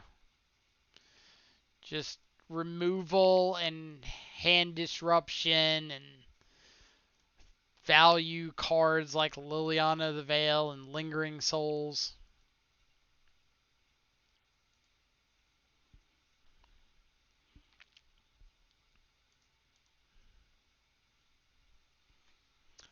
All right. What are the odds that our opponent doesn't have a Fatal Push or a Path and goes to their turn with the intention of casting a Liliana the Veil? Like 0.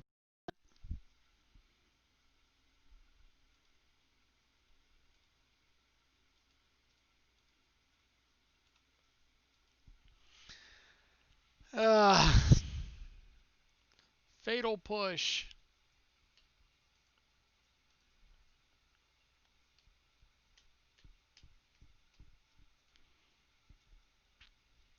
Stop it. Alright. This I'm okay with. He took the purge and didn't scoop, so it's a start. He's planning on getting that free value off of, Alright. We've got cards and spells and stuff. We're fetching first because we know we're going to deal damage with this Grimflayer and get to adjust our library. So we don't want to put ourselves in a position where we want to cast both of our spells and we can't shuffle. So I think I'm going to bin Misty and Thoughtseize and keep the Traverse. I think Traverse is better than a lot of our random draws. Mo Possum, thank you so much for the follow. Hope you as well are having a fantastic Tuesday afternoon or morning or evening, whatever time it is, wherever you're at in the world. Let's see. I used to lose to a guy playing Grixis Shadow at my LGS. My deck only had 3 paths that could interact. I added a 4th path, 2 Purge, 2 Veils, 3 1-mana counters in my sideboard, and I rarely lose against him now. So I lost to this matchup a little bit, and I added the nuts, and now I just don't lose to the matchup anymore. That's what I heard. We're going to get rid of Shadow here. As weird as it sounds, at the moment, Shadow is like our weakest threat.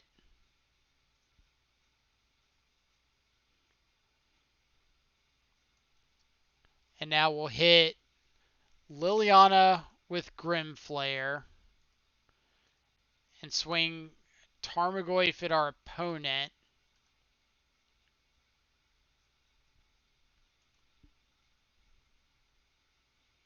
And then we can traverse for another Shadow.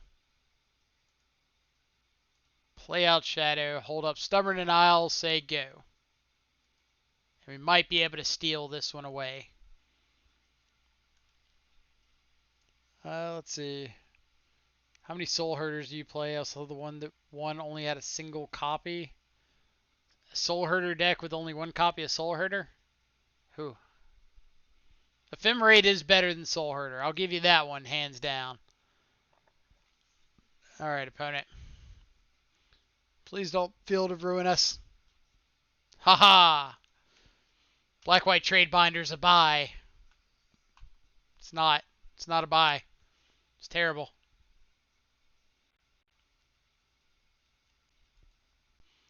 Alright. Fails are solid. Cling is solid.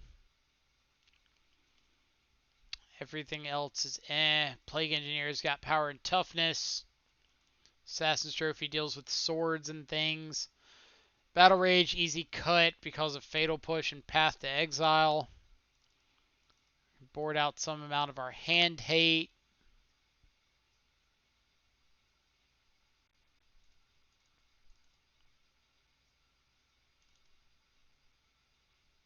Let's go like this. Oh. Soul Herder won the Saturday challenge?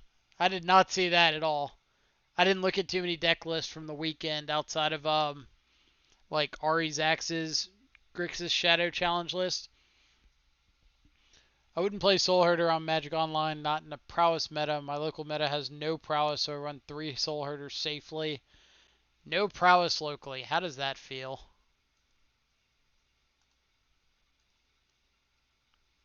I want to play in your meta. You got it. You want to take our Thoughtseize?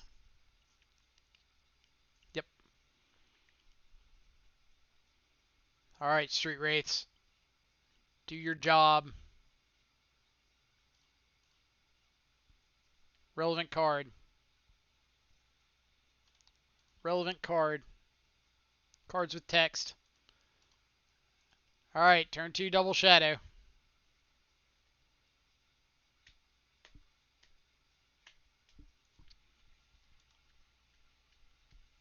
Jesus Soul Herder is an expensive list. 900 bucks. It's not bad.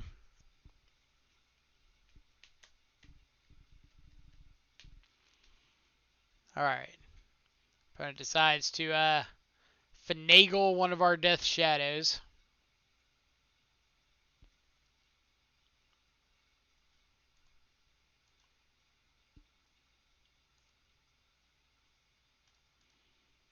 So we are going to plan on playing out a Death Shadow this turn.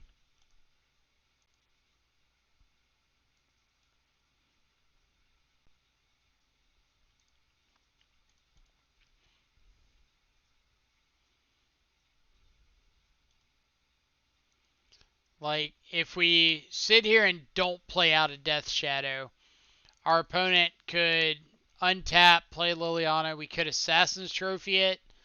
But there's no guarantee they're going to do that. Since they know we don't have a Stubborn Denial currently, they could just sit on the Liliana of the Veil for however long they want to sit on the Liliana, and we can't really do anything about it.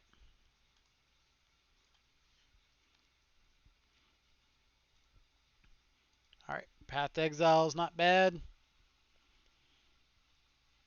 You think the No Land Charbelcher will be a thing? Saw a video of him goldfishing it, consistently comboing turn 2 to turn 4 with a rare turn 1. That's pretty sweet. I don't know if it'll be a major player or anything, but it's kind of cool that Soul Herder's seeing some love.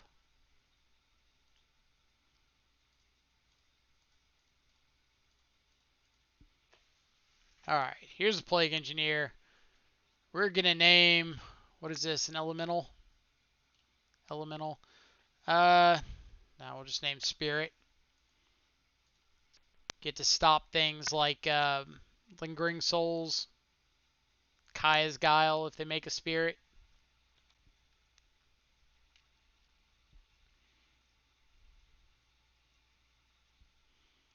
Went 8-0 at a tournament on Saturday with this list. I'm curious about this list.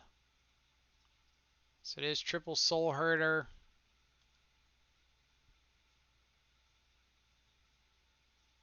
Two copies of Time Warp is sweet.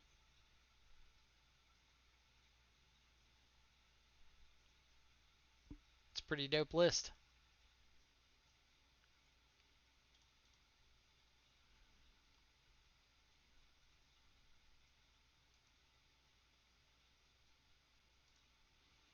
Alright. Opponent has got an Ashiok Dreamrender. You got it.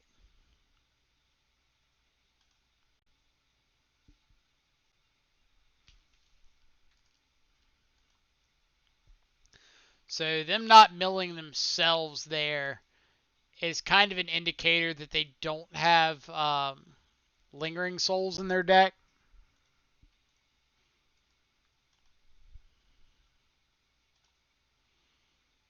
And I'm not going to play out this Blood Crypt because of Ghost Quarter and Field of Ruin. Like, I don't have any red cards in the deck, but I don't want to just give my opponent plays.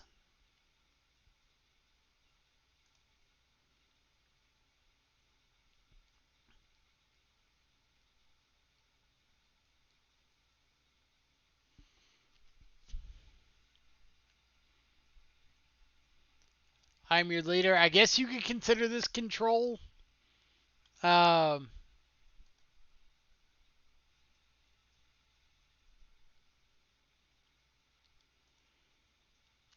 consider it like black-white magic cards. What have they milled? Grimflare, a shadow, 2 shadows. No, those are our original 2 shadows. A Shadow, a Grimflare. Sure.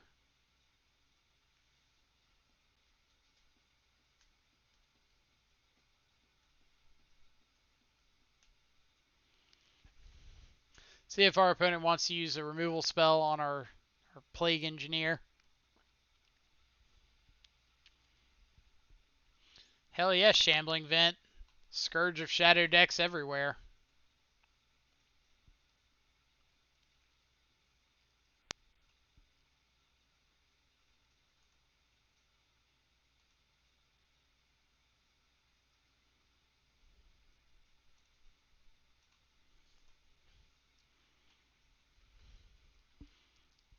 This is why Black-White Trade Binder is such a horrendous matchup. Things like Kaya's Guile to nuke our yard and make it 1-1 or sack a dude and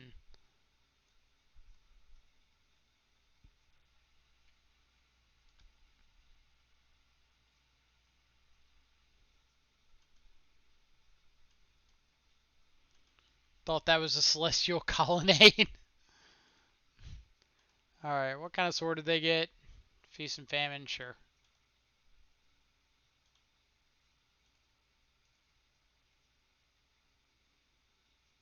Cling to Dust. Alright.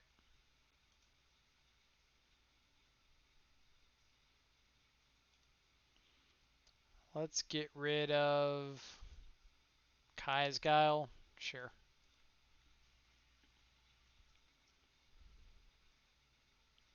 Threat. Not a threat.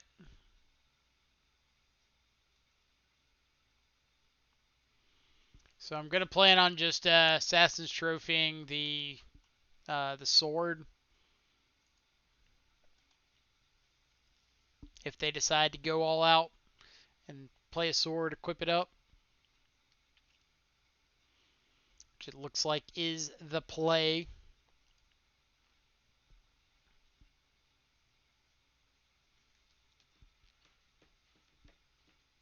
They could just have like a Batterskull in hand too. Sword of Fire and Ice. Oh baby.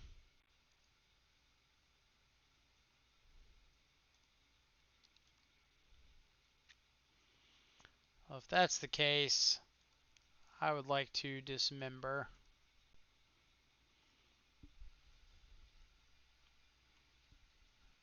Or Core Firewalker, Auriok Champion. Yeah, those are absolutely cards that these decks will run.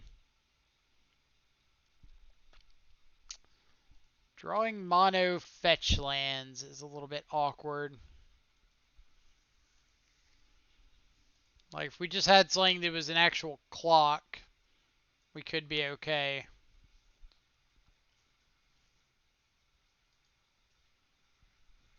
Is this a Batterskull? Yep. So when they go to equip the Sword of Fire and Ice to the Germ, we can Assassin Trophy the Batterskull. So the Germ dies.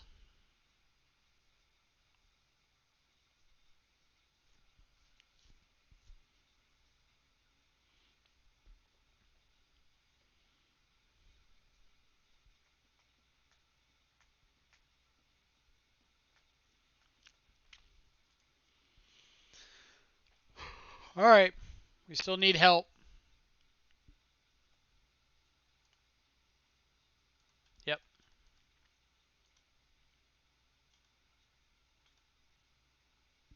Deck. Alright. So we're putting this in the yard so we can cling a Thoughtseize, sure.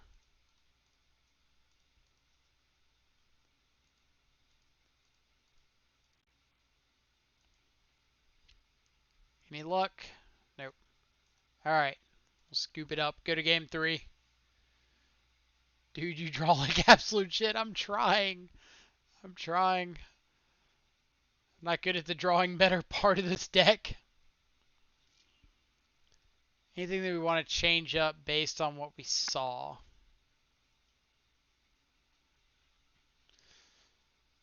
We saw Ashiok, so Traverse gets a little bit worse.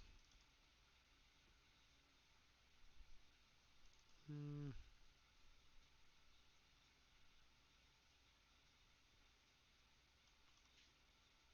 Not really a whole lot we can do different. That's kind of their deck. It's just like 23-ish lands and 37-ish fuck Death Shadow cards.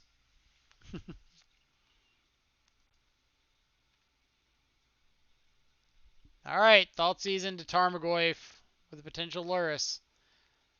That's our chance.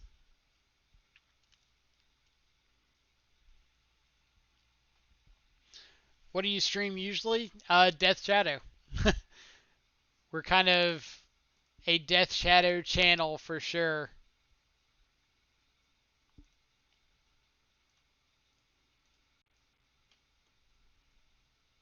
Kaya. We'll take that. It's got text. Freedy1313. Thank you for the follow there.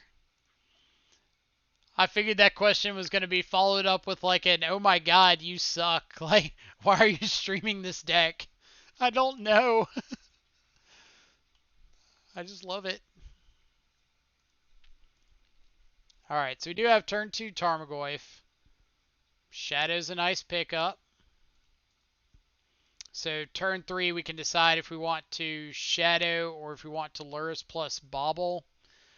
I'm pretty inclined to Lurrus and Bauble. The reason is if that Lurrus lives and we get to start drawing a couple extra cards off of the Baubles recurring every turn, that's going to be so much better for us in the long run.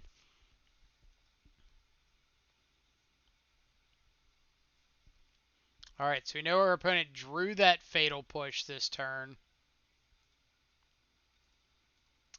We could Traverse for Shadow, play double Shadow. That I'm pretty inclined to do.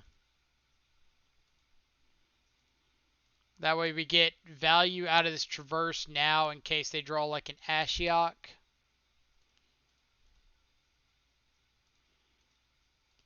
And if they do kill one of these Shadows, like if they top deck another Fatal Push, we just get the Lurrus plus Shadow next turn.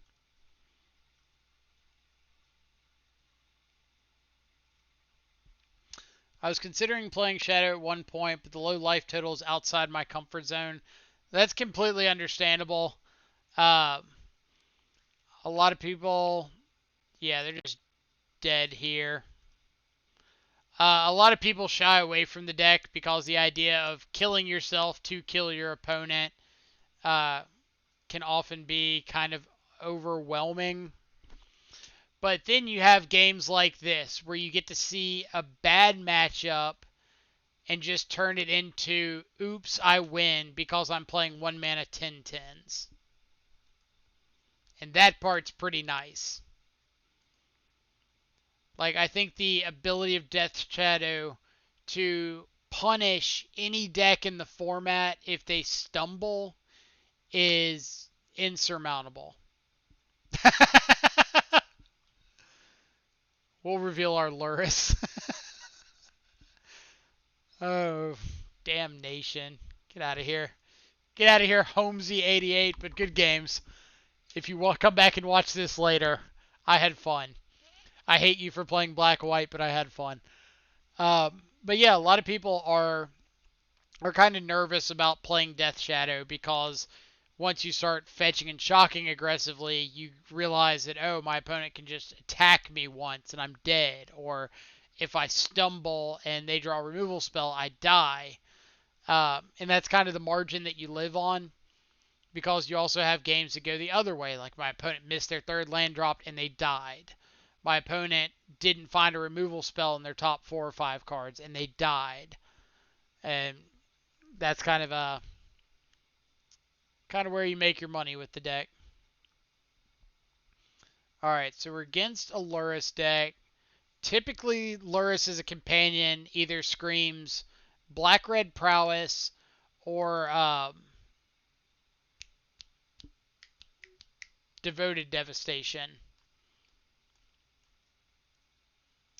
And this isn't fantastic, but I'm going to keep because I can just traverse for my basic, like get a breeding pool, traverse for a basic swamp, and have access to Tarmogoyf, which is one of my better threats against like prowess decks.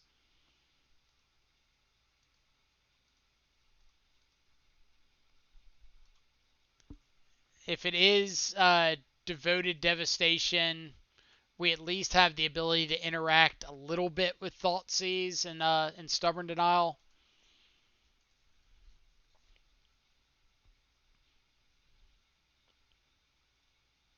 Alright, so it does look like it's Devoted Devastation.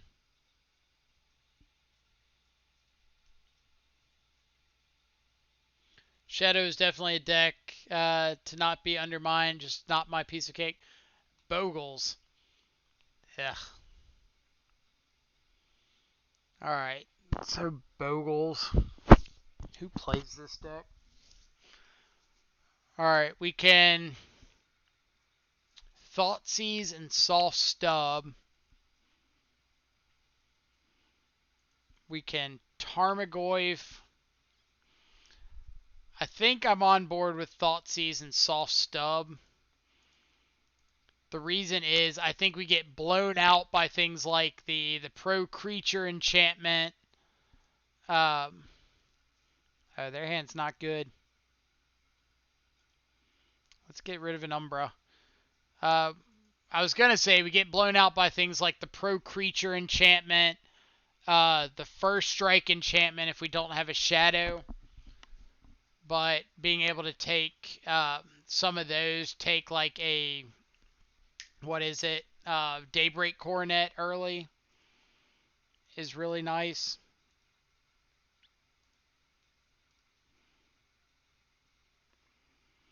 Pi Kitsune, thank you so much for the follow. Hope you're having a fantastic Tuesday afternoon wherever you're at in the world.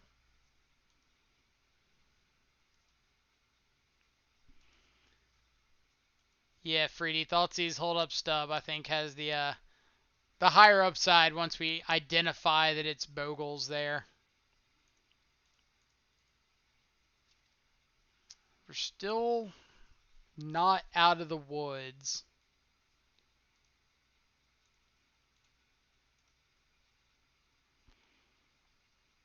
I'd really like to find something like a Mishra's Bauble so that we can not only grow the Tarmogoyf, but be able to get value off of this Lurrus.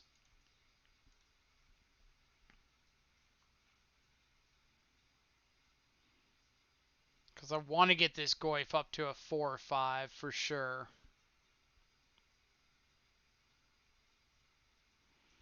Because we need these Stubborn Denials to be live if we're going to have a chance of winning the long game. Now, hopefully they go for a 1-mana enchantment here. One-time opponent. Alright. Opponent's going for the go wide Bogles plan. Often a scary approach for many an opponent. Alright. So that allows us to get attacking. So now we can get Blood Crypt, play Lurrus.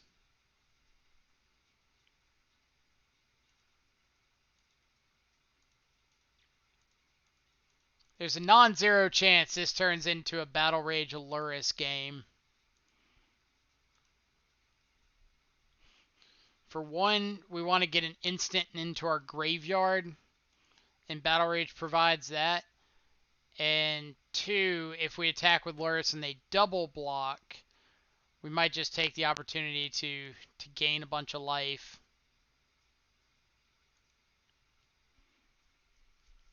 Path our Lurrus. That's kind of rude. Does turn on Ferocious for Tarmogoyf. So now we just have to race 3 Slippery Bogles. No, please. No, thank you.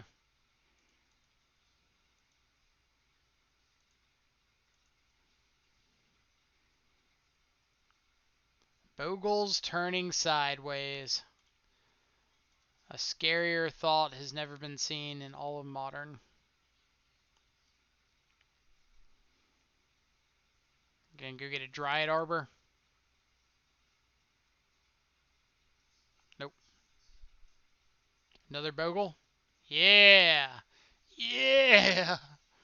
Alright, so another last card is Basic Forest. Inquisition does not grow our Tarmogoyf.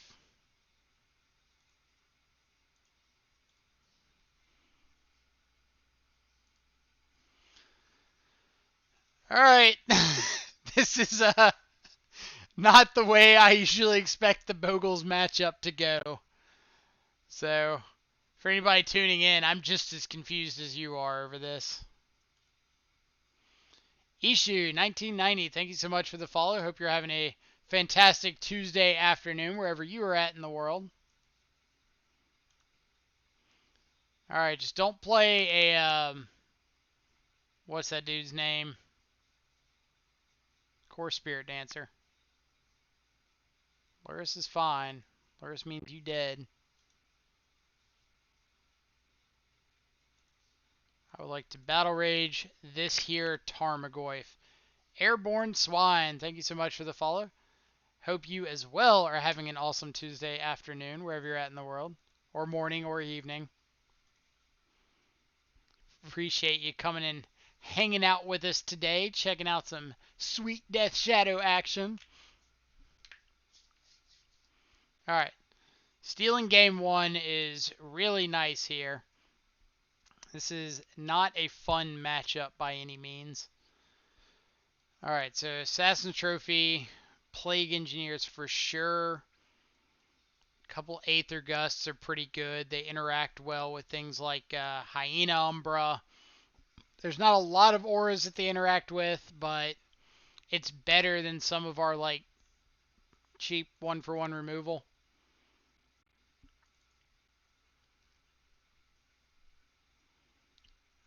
Cling to Dust is an option because they are playing Lurrus, and we don't want them just running away. We board out a Traverse because of like Rest in Peace, and then kind of on board with trimming a Inquisition. The reason being is I'm not surprised at all if they bring in Leyline. I don't want to board out Grimflayer just because it is another threat, and we kind of need to have dudes on the board. It might not connect to draw, but the upside is still it's a body. So this hand is good against Core Spirit Dancer. We need to draw a threat, but we've got Battle Rage, so I'm a little more likely to keep it. It's not great. Like, I don't even know if this hand should be keepable. But I'm kind of basing it off of maybe they don't mulligan aggressively to Leyline, so I get to Thoughtseize. I get redraws. If I can find a shadow, we've got Battle Rage that can just end the game in a swing. And I'm not dying to like Core Spirit Dancer or Griff's Boon. So we've kind of got all the bases covered except us having a threat. And they did mulligan down to 5, which is significant. Now their 5 could be like Slippery Bogle into the Pro Creature enchantment into what's that card? The 2-white Daybreak Coronet. Card names are tough. Can't target our opponent's library. And we don't want to Thoughtseize.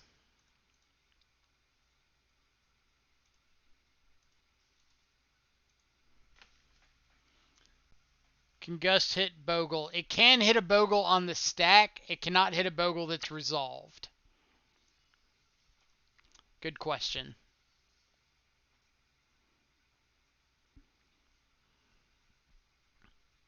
Ethereal armor. Sure.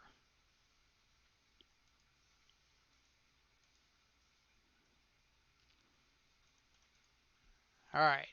Hit us a little bit, and let's draw a Death Shadow.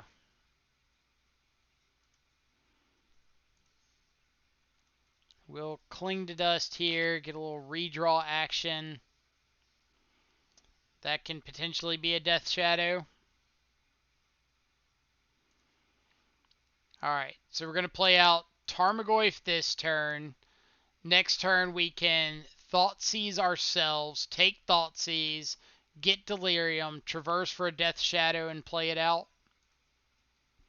And then we've just got a Battle Rage for lethal after that. Damn you, Griff's Boon. Now we might be dead in the meantime.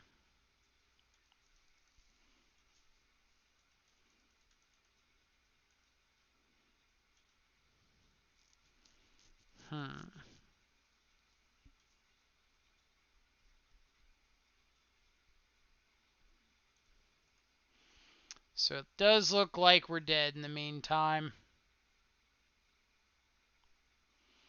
We traverse, or if we Thoughtseize ourselves, we go down to 6, and then we can't traverse off of this peatland without being dead to the Bogle. So if that's the case, we need to try to draw an Assassin's Trophy. So another Tarmogoyf's not going to do it.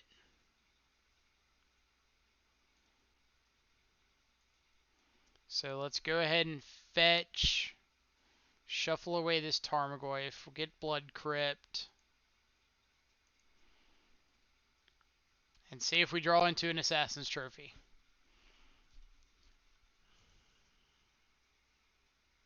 What do we think? Yay or nay? Big old nay. But with this line, we're not dead this turn.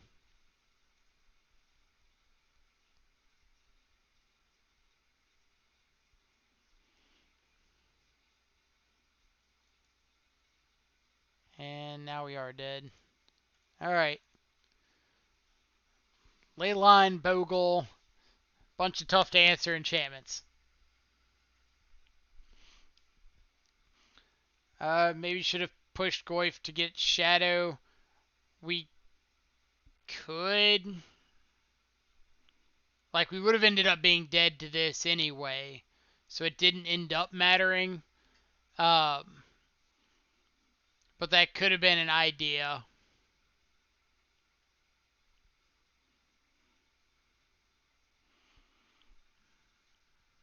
Let's see.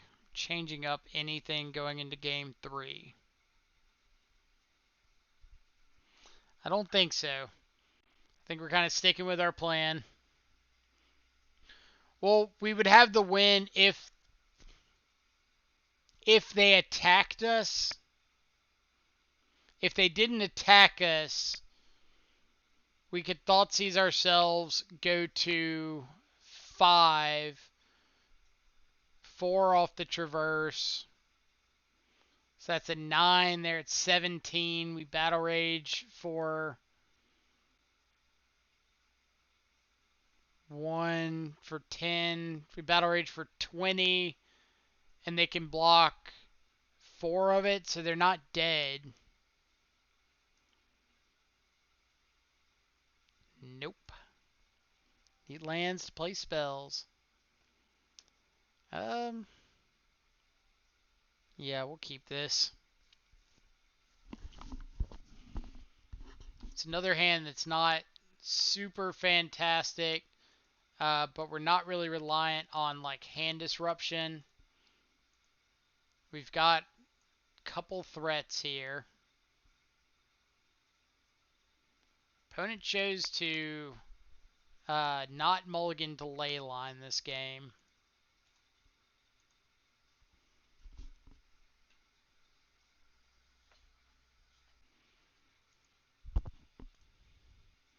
which I think not mulliganing delay line is fine if you just have like a solid opening 7.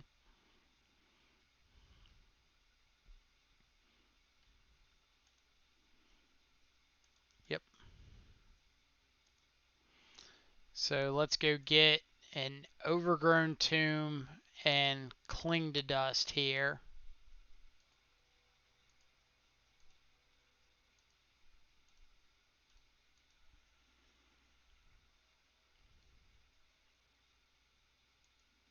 Another copy of Cling to Dust. Alright, Stubborn Denial is a good pickup. So now we can play out Tarmogoyf, pass the turn.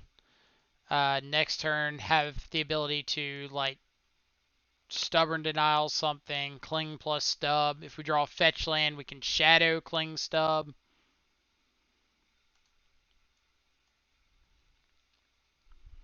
If they hit us, we can play out Shadow. Alright.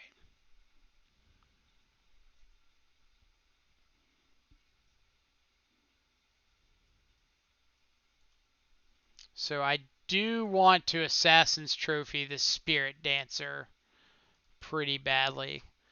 Like, that's one of the cards that just gets them out of whatever they drew into and creates nightmare situations for us.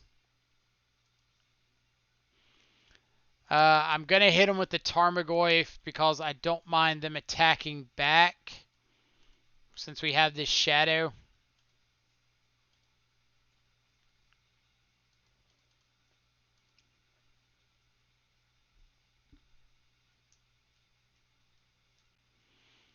I'm kind of hoping they go like 1-mana enchantment, 1-mana enchantment, Daybreak Coronet. And we get to counter the Coronet.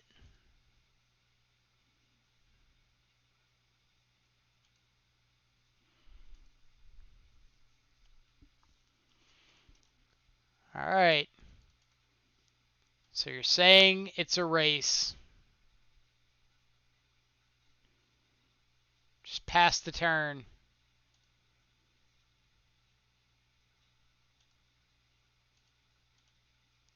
A race it is.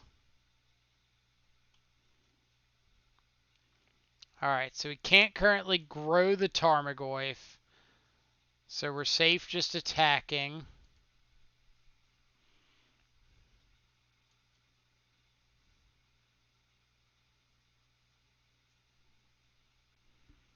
This is going to be a close one. This Cling to Dust is probably going to end up exiling like a Spirit Dancer for some life. But we'll see.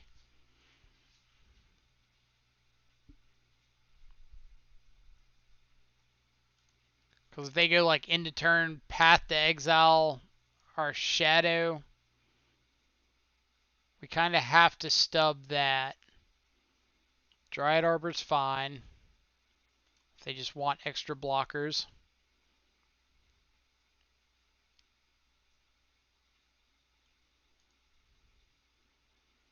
If the rest of their hand is just like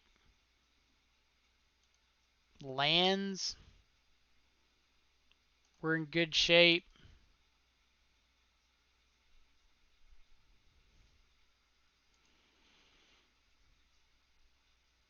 Looks like might just be more guys. Landing a guy, sure. Alright. Another Shadow would be nice. Alright. Let's think. We're playing out the fetch land and attacking with just the Shadow because they have to block the Shadow. We could cycle the Street Wraith looking for a Battle Rage and just try to kill them right here. Alternatively, we could Cling to Dust to redraw. So we could have 2 looks at a Battle Rage if we just want to not give them another untapped step. Alternatively, we can fetch up a tapped Blood Crypt with this on their instep after we like Cling to Dust, Spirit Dancer, or something like that.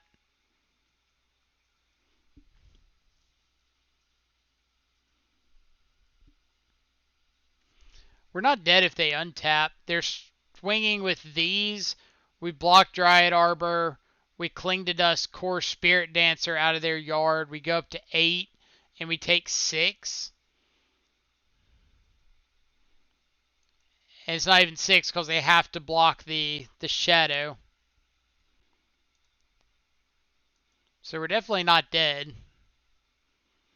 Plus we've got Stubborn Denial as interaction.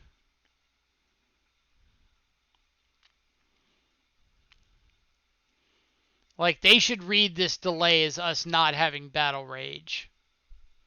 But they still have to block the shadow.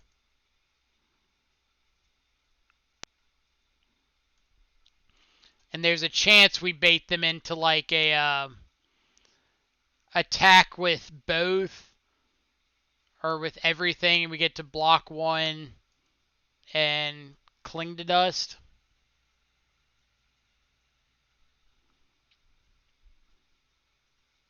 And we know we get to Stubborn Denial and Enchantment off the top. So come on, attack with everything.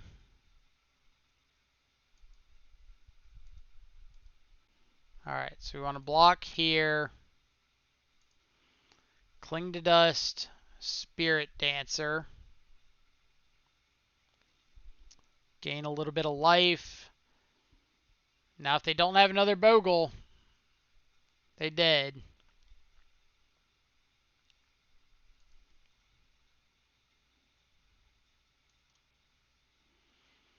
Do you have another Bogle?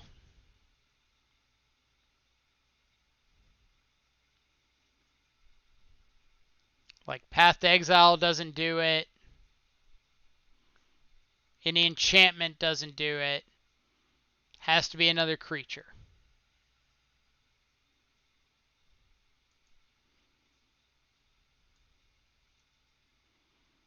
This could be like Path to Exile plus Veil of Summer. Don't think there's a reason to Thoughtseize first. If it's Path plus Veil, we couldn't do anything.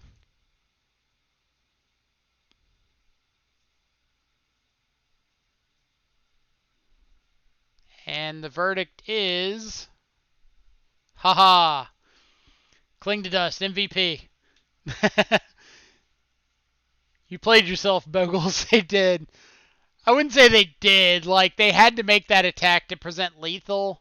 But I don't know if they had to make that attack at all. Like, I think they could have waited. Us tanking on that turn before for such a long time kind of indicated that we didn't have Temur Battle Rage. So I don't think they necessarily had to make a block there. Or I don't think they had to make the all-out attack there. I think they could have just swung with the Griff's Booned up Slippery Bogle. Practice room meta over here. Alright, so this is a pretty easy keep. So let's think. We've got land, sorcery, creature towards Traverse. We're on the play. We know we want to keep everything over here. So it's either Second Inquisition or Traverse. I think I want to keep the Second Inquisition. So we're losing 1 life this turn, 2 next turn, 3, 4, 5, 6, 7. So we can't play out a turn 2 Shadow.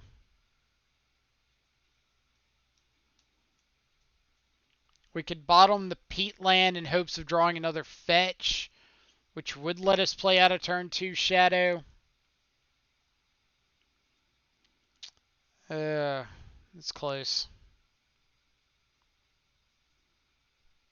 Yeah, I think I'm still just going to bottom the Traverse.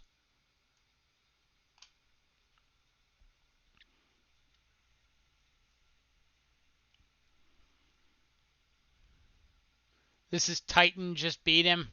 Well then bottoming traverse was fine. Yeah.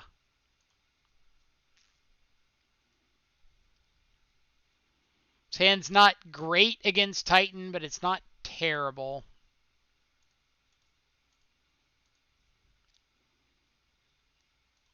All right, Freed coming in with the clutch info. We'll see if it ends up mattering.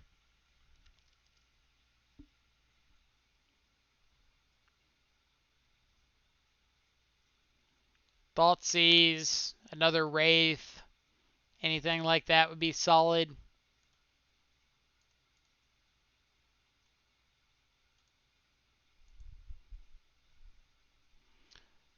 All right. I think we're waiting till next turn to fire off this Inquisition. We'll give our opponent an extra draw step to find something like another Dryad or... all right.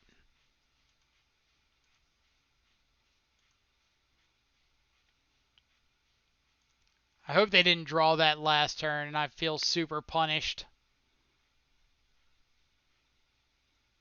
Ooh, that's not bad. I assume this is going to whiff. Yeah. But we do just get double Death Shadow. I cast Gust 4 times against him, and half of those were after he pacted. Ooh, rough. Did resolve Golos each game, but that didn't do anything. Golos is sweet. I kind of wish the card were just a hair better.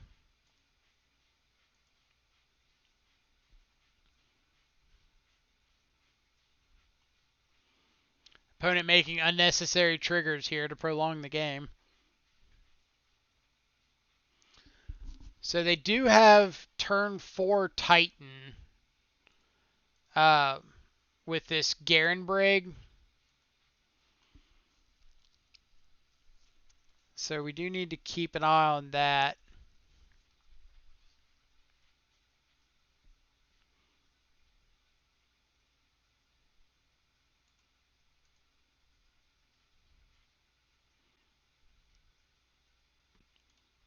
Never a Thoughtseize when you want it to be a Thoughtseize. So I'm bobbling myself here because if I see a fetch land on top, I would definitely want to crack this Peat land. Seeing Traverse on top is not as exciting.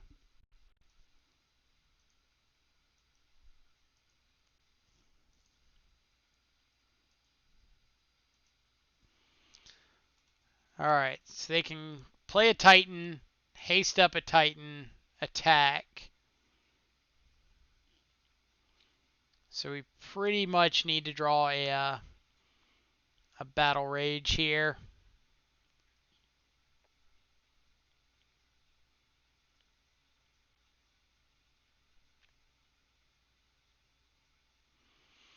Alright, odds of a Battle Rage, 2 out of 47.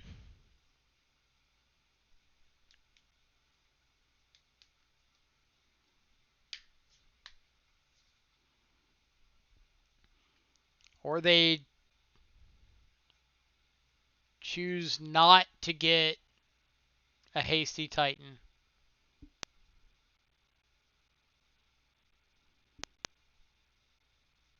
Or they just have the hasty Titan. Okay. Alright.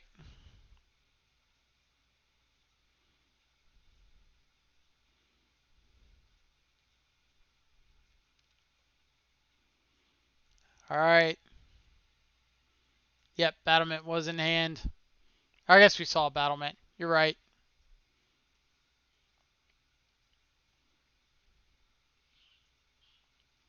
We just didn't know about Azusa. So Azusa was a pretty solid draw for them. Allowing them to play the Titan and haste up the Titan all in the same turn.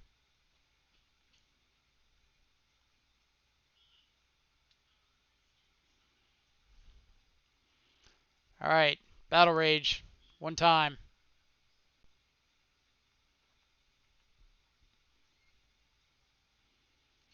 It's not a Battle Rage.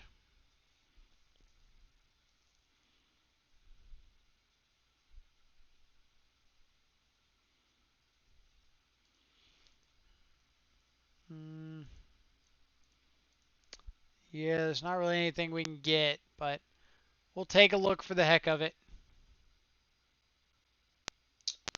Nope. Alright. Oh, Azusa, you fickle, fickle mistress.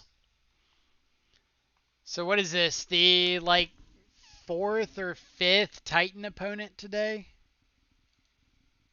Something insane like that? Alright. So Gust's in, Ashiok in, Assassin's Trophy's in. We want to board out. A couple copies of Fatal Push. Luris, Cling to Dust. Copy of Traverse. And our last card we want to board out. We can board out a copy of Stubborn Denial. And say let's go.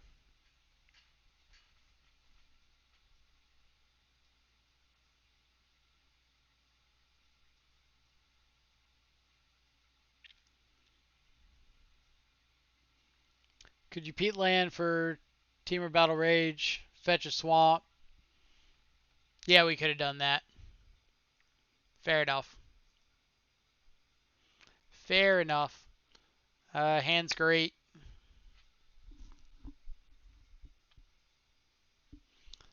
Good line.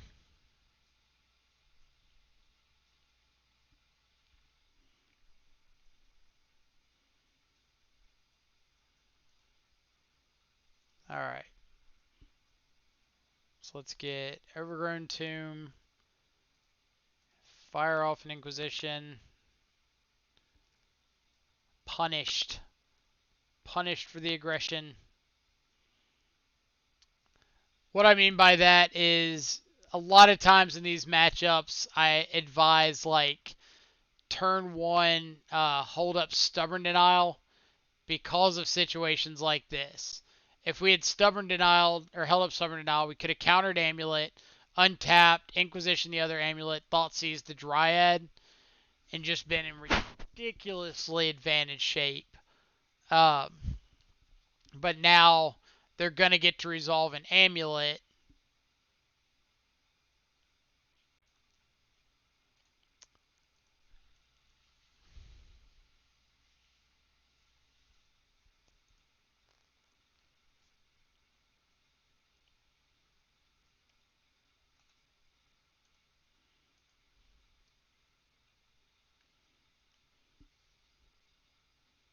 Alright, then drawing into...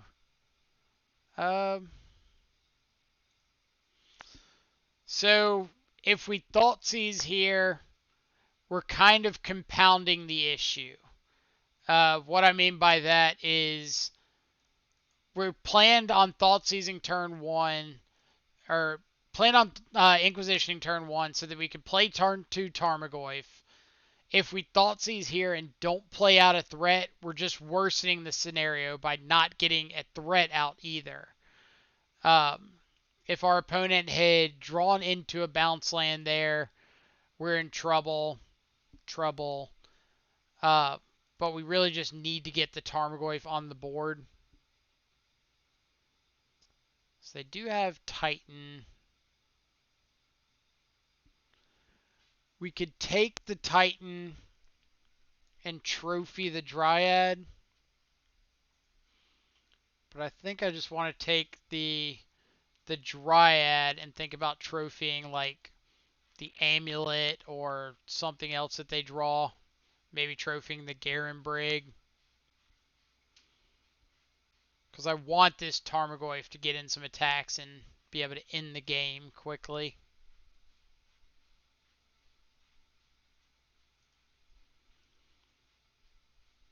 Alright, so if we play out second Tarmogoyf, we're dead to like Engineered Explosives or Bounce Land. but we do get to just kill our opponent next turn. So, no bounce land.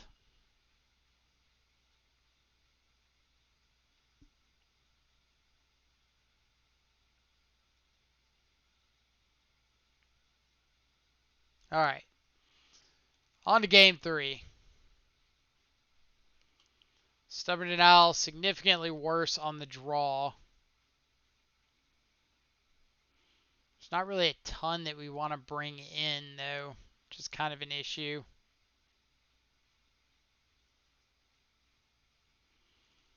Just bring in Fatal Push over that stub on the draw. Why not just take Titan? You could easily beat Dryad. Because I didn't want to use an Assassin's Trophy on a Dryad and get them closer to another Titan. Taking the Titan grew the Tarmogoyf an extra point, which reduced the clock by a turn. And they needed to hit like multiple lands in a row to be able to get the Titan online.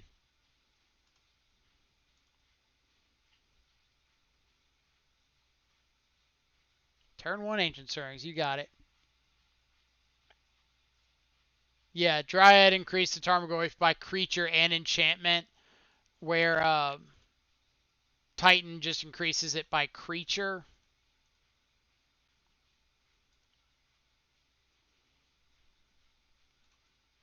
Alright, so we don't need to bobble now, and we can just bobble on our opponent's turn.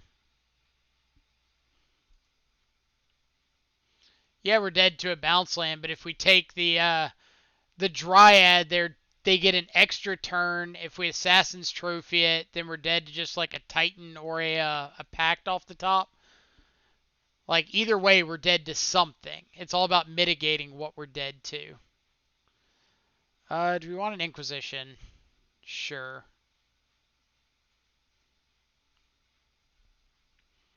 Inquisition gets another card type in our yard for Traverse.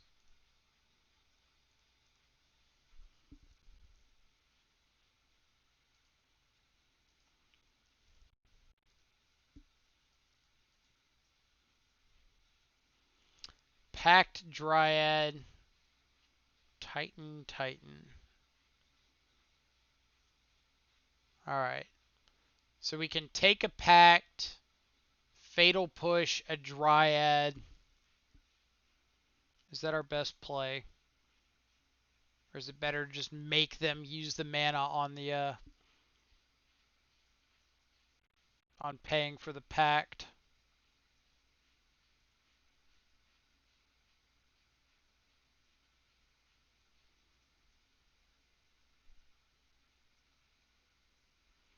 So if they go Stomping Ground, Dryad, Bojuka Bog.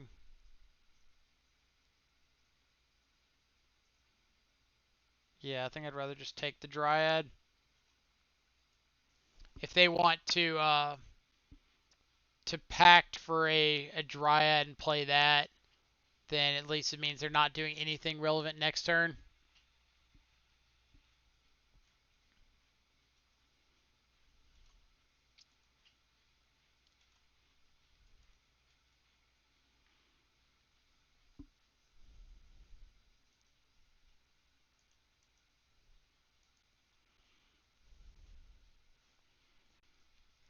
Alright. Another Gust isn't the worst.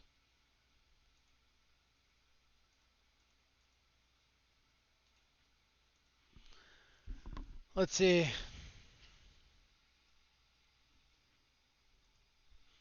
Keep in mind, if we didn't draw Tarmo, we'd hold up Trophy and not be dead to bounce land. That's true. Being dead to bounce land that turn was just a calculation. The 2 Tarmos closing the game now was good odds. I agree. Like, we were dead to EE or a bounce land. But if they had the EE, they were stopping our clock anyway. So there's not really a point to play around that. And then it's just, are they going to draw a bounce land versus are we going to draw a way to interact? Fetch land. Not a fetch land. Alright, so we know our opponent has got Pact, Primeval Titan, Growth Chamber, Unknown. So I want to get this Tarmogoyf down.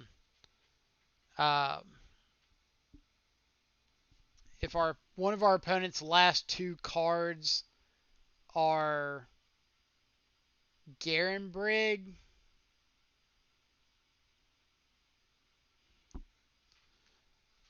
all right. So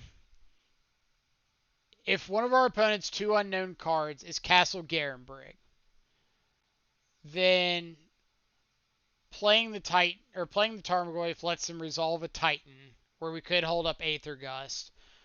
But our clock is 9 turns right now anyway. If we play Tarmogoyf and they don't have Garenbrig, we get to attack for 6 next turn. They play a Titan, we Aether Gust. We attack for 6 the next turn. They play Titan, we Aether Gust. And then we attack for lethal. So playing the Goyf now and hoping for no Aether Gust is significantly higher upside than playing or holding up Aether Gust, them not having Garenbrig, which of course they do, but shortening our clock by 6 turns.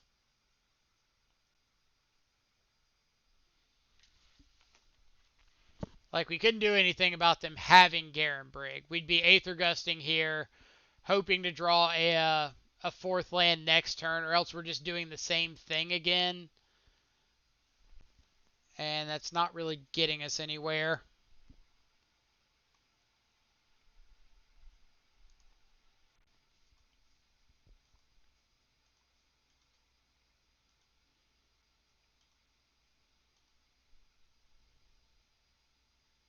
Fetch land. Not a fetch land.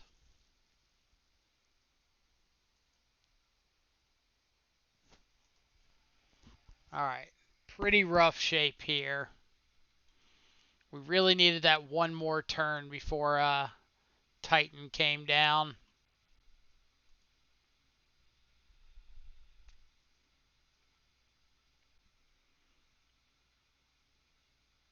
Pacting for Dryad.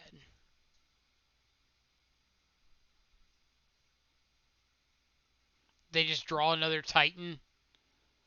Gross. Alright. So in response, they've got this growth chamber, which is rough. So we're going to let the Dryad resolve. They get a Valakut trigger.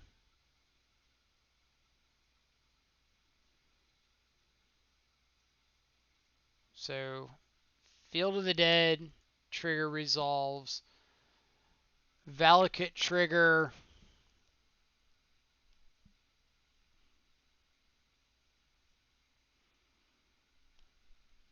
Alright, how do we want to sequence this? Like, we could gust the Dryad to save the Shadow. But I think we want to let this Shadow die, and then we can push the Dryad.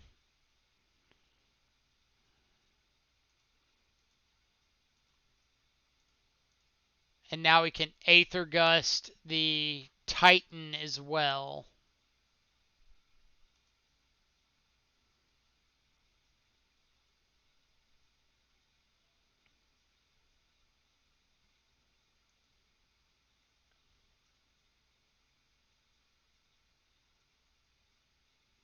Another Pact. Alright.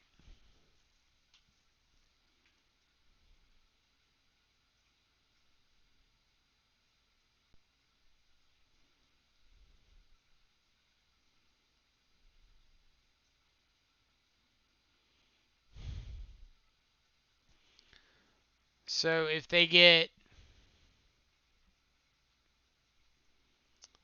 if they resolve Dryad, they get their extra land. They get to point a bolt effect at Shadow.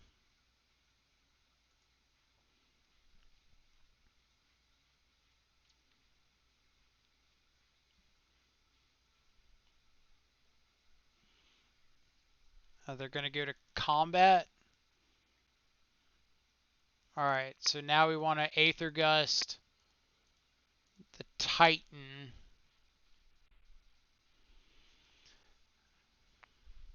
Not a great position for us.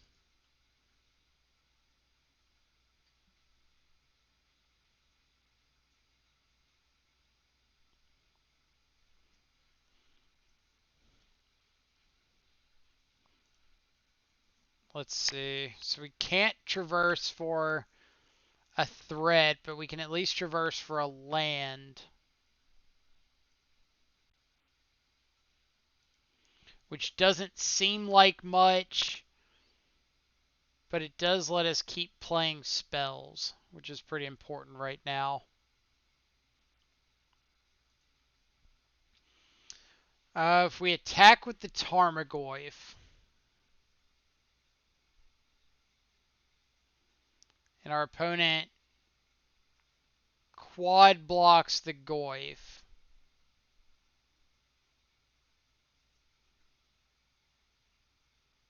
is that our best line?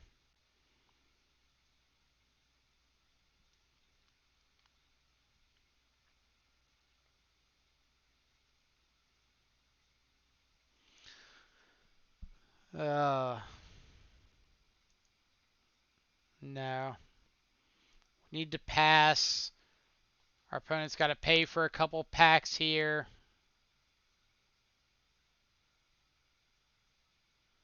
Which unfortunately they can.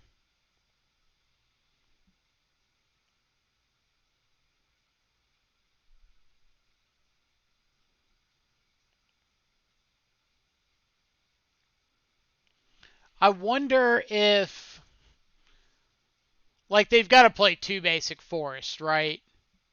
Or at least 2.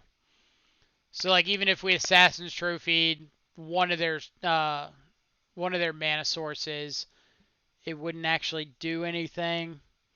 I guess there's the chance that they drew the basic forest.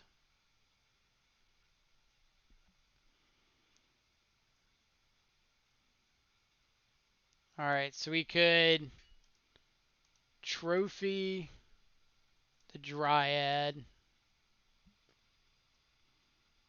Yeah, like, no surprise that there's plenty of basics in their deck.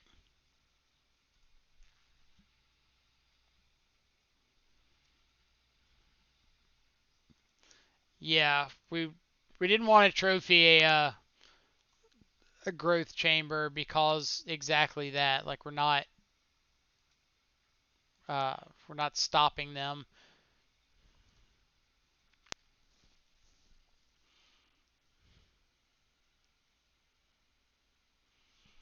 Like we really need to get some of these zombies off the board.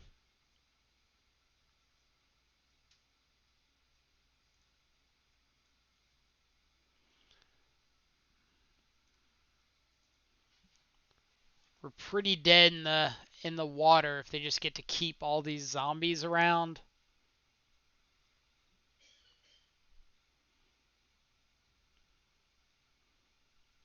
Like we can gust this Titan, but ultimately that doesn't really do anything for us. We're kind of just saying like, all right, you got to cast a Titan next turn. We're not killing you in the meantime, but they just have another Titan. No, Golos, sure.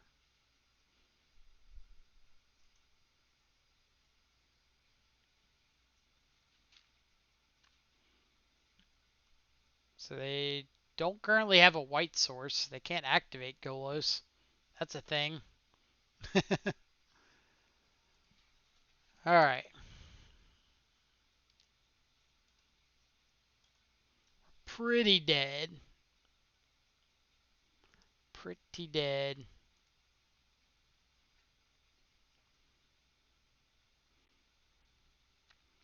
We can get a Street Wraith here to try to find something relevant.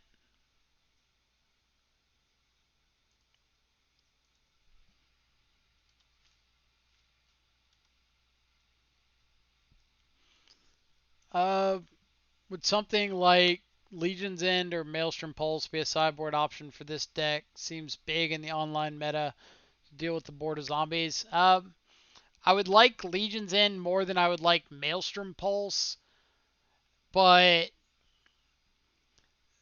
the what's a good way of putting it? Oh, they did have. No, they must have just played that. Uh, the issue with. All right, so that's another Titan. Yeah. The issue with a card like Maelstrom Pulse or Legion's End for that purpose is we don't want cards that play to, oh, our opponent has resolved their thing and gotten a billion zombies. Now we want to exile them. We want to stop them from getting those zombies in the first place.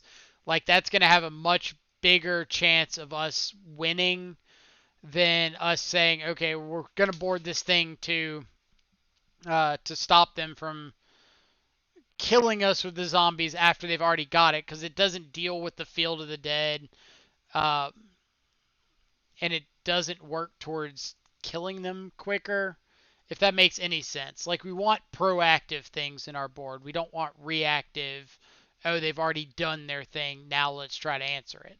Because if we don't draw it, then we've got an issue. So pretty easy keep here. Turn 1 Hand Disruption, turn 2 Threat, backup Threat, potentially a Traverse down the line, especially if we get to hit with this Grimflare. But I don't hate the Legion's End idea. Um, that would be live against things like Prowess as well. So let me get my handy dandy notebook. What are we up against? Why does everybody have Spell Snare nowadays? What did I miss? I don't even know what I'm up against, but I'm taking Spell Snare because I want to resolve a threat. So for anybody that's hanging out, checking out the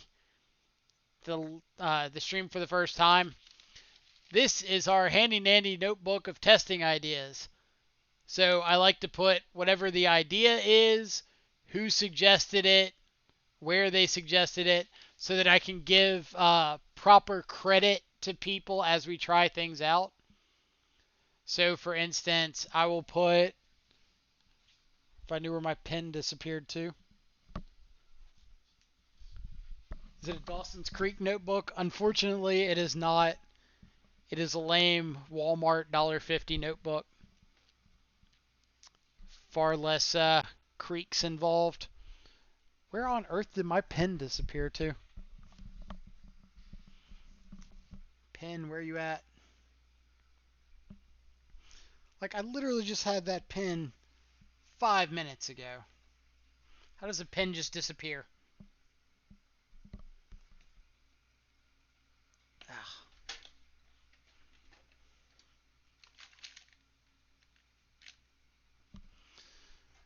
Well, eventually I'll get around to adding legions into the testing option.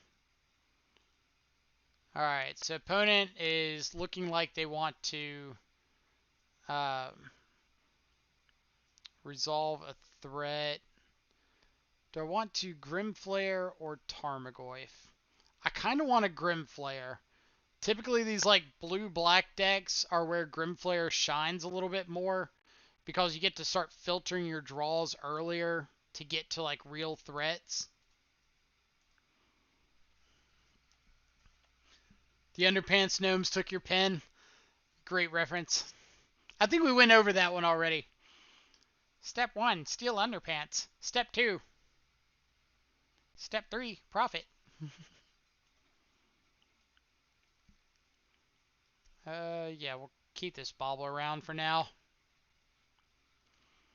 I Ton of butts. Just realized our opponent's name. Mill over double Snapcaster Mage is pretty funny.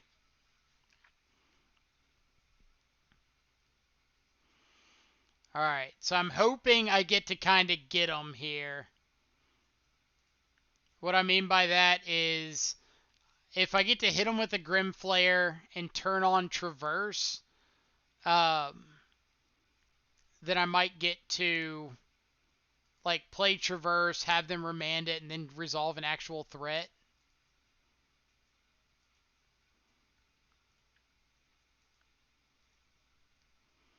So let's swing in with our Grim Flare. Like, now that we've drawn Shadow, we're probably just going to go threat.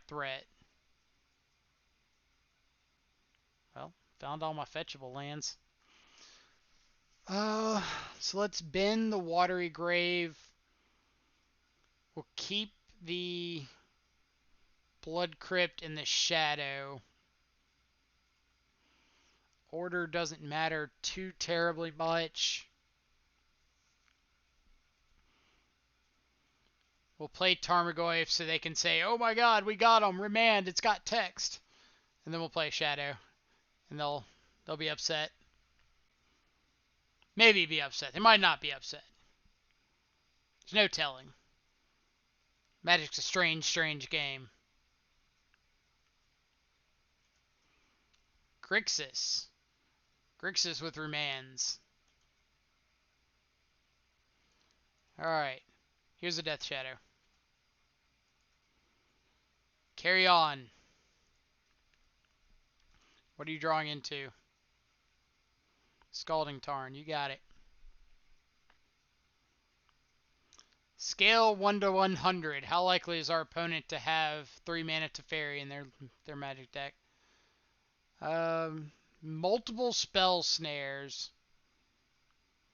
So I really don't know what they're up to. Like,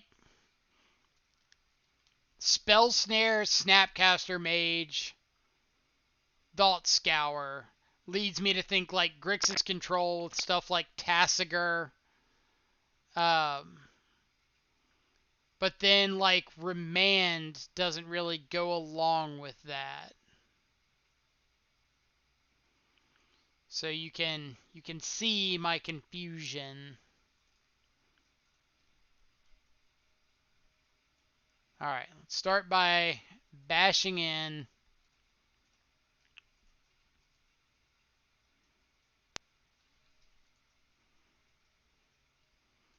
Opponent taking it like a man. I feel like the removal spells are going to be dead. But I think I'm going to keep Dismember. The reason being is if my opponent is playing something like Tasigur, I wouldn't mind having a way to just deal with that straight up. Now, are we playing Tarmogoyf? I think so. Like, opponent shouldn't be on main deck Damnation, and this gets in under, like, Snapcaster Spell Snare. They could just have another Remand or a Mana Leak, but sure. Now do we want to just Traverse for Lurrus? I think so. If they want to use this Force of Negation here, go right ahead. Alright, so there's Lurrus. So they go. I still really want to know where my pen disappeared to. Like, I see a Sharpie. But I don't want a Sharpie. I want a pen.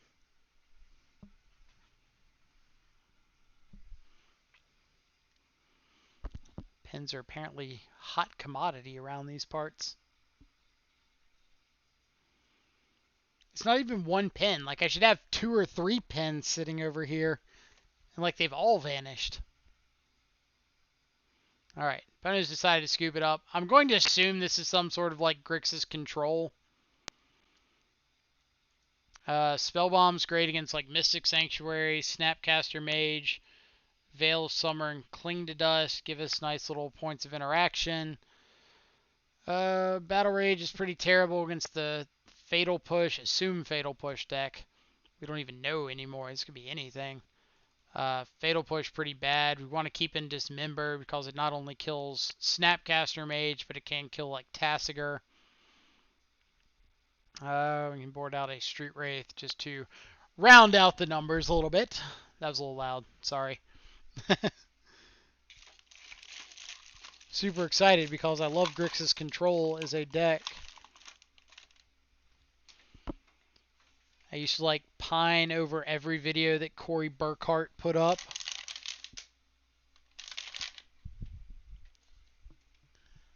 Alright, this pen is going to drive me insane. Pen. Alright, we found a pen.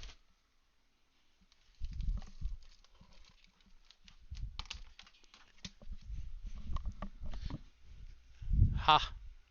I found the pen. Literally, like, under the chair right below me. Alright, so we had the suggestion was Legion's End. So we'll say Legion's End. The suggester was Ramo 811. And you suggested it here on Twitch. So we've got, Legion's End, Ramo 811 here on Twitch. Alright, hand isn't terrible, but I would really like a couple redraws to find more lands. So I'm going to ship it back. Not that many more lands. Significantly less lands.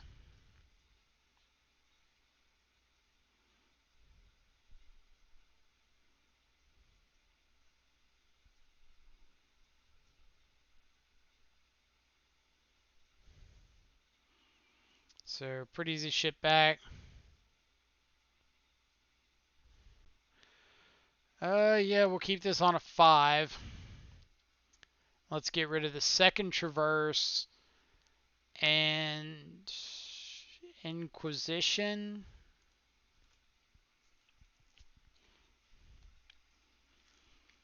Alright, what do we got? Opponent did mold a 6 as well. So they helped us a little bit. Fiery Islet, go. Second land is nice. Don't Simian Spirit Guide, Manamorphose, Shadow, doubt me, please. I don't think Stifle's legal in this format. But I've been wrong before.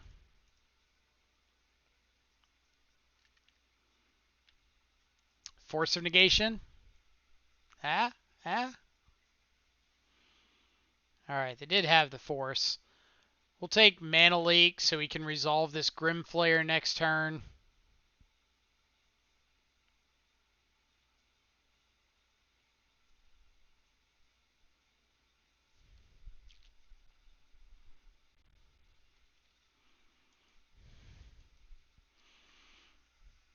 Do you primarily play 4-color Shadow? Is this the best build? I would say we pretty equally split time between like 4-color Grixis and Jund. I've probably played more 4-color on the Shadow than more 4-color on the channel than the other Shadow variants, which is kind of interesting.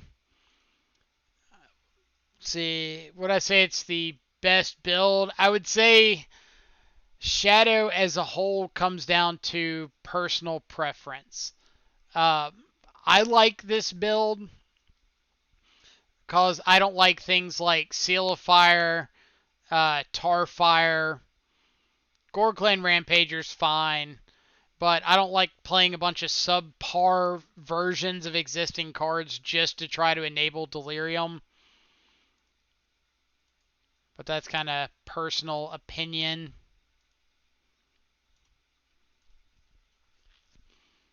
But I'd say ultimately it comes down to what you want to get out of the deck. I'd say like find a build or find cards that you want to play in your shadow deck and work around that. Don't try to just say, oh, this is Death Shadow. It's got to be built like this.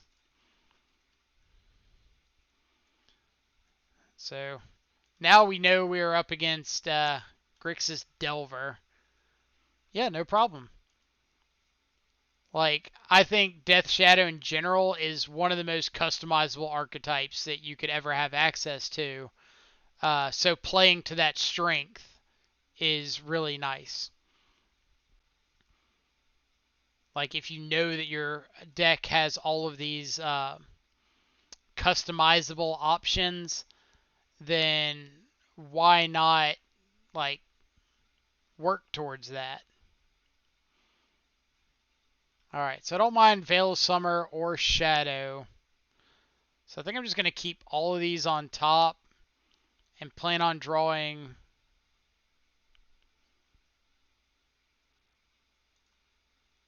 Veil first.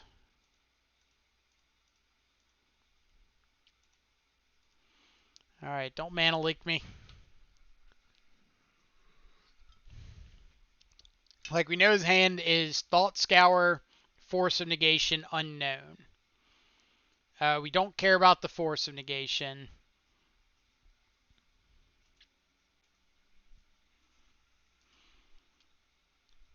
But yeah, like, if you like the more controlling variations of Shadow, then Grixis is a great option. We've also got a lot of people in the chat that are really high on things like Black, White, and Esper. If you like the more threat-centric, aggressive, I'm going to do one thing Shadow, then Jund is really great. And you even have access to more aggressive Jund variations, running things like Monastery Swiftspear and Soulscar Mage. And then if you want to have somewhere kind of in the middle of all these things and hope to be a sort of jack of all trades, then you get access to 4-color like this.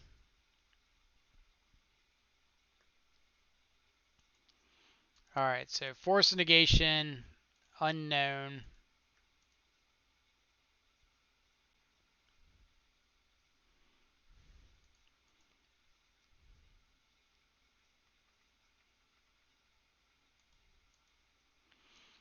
So opponent is putting themselves on a 2-turn clock.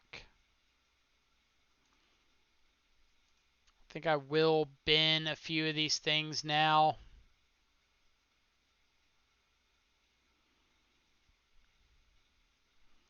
So I could traverse. No, don't want to traverse. I don't want to tap myself down off of this green.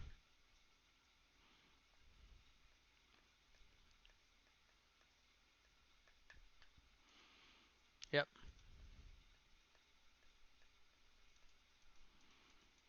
Like if our opponent has got a lightning bolt, then we could just be dead to it regardless.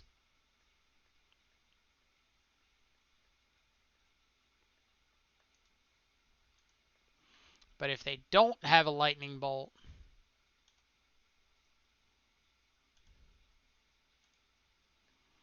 alright, you got it.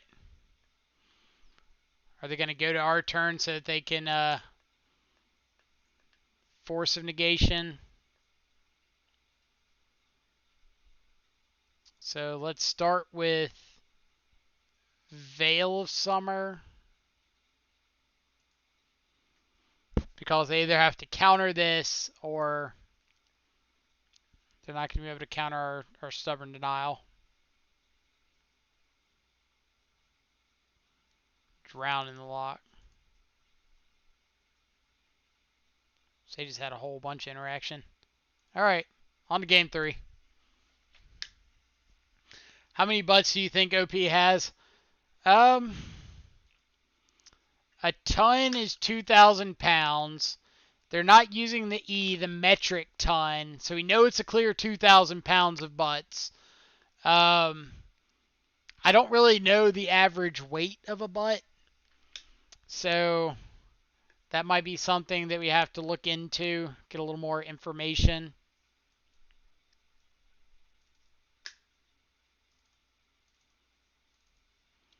Alright, so we're going to bring in some of these fatal pushes now that we know they're a Delver deck.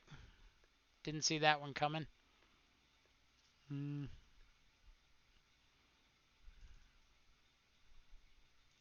Let's just board out all the Wraiths. No, we want to keep in some number of Wraiths. Board out a Spell Bomb. And a Dismember. Sure. Has anyone done the one of Murderous Rider as a traversable removal spell, or is that too slow for Modern? I've heard of people doing it, and I've heard mixed results. Some people really enjoy it, like having a traversable removal spell, like you said. For some people, it has been too slow or a little too clunky.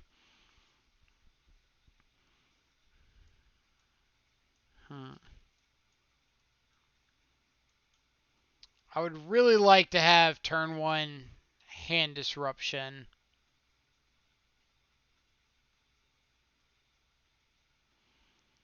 Yeah, I think we're going to ship this.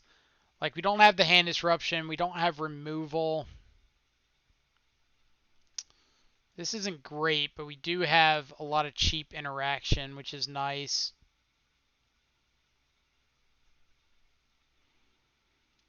So let's bottom a Spell Bomb.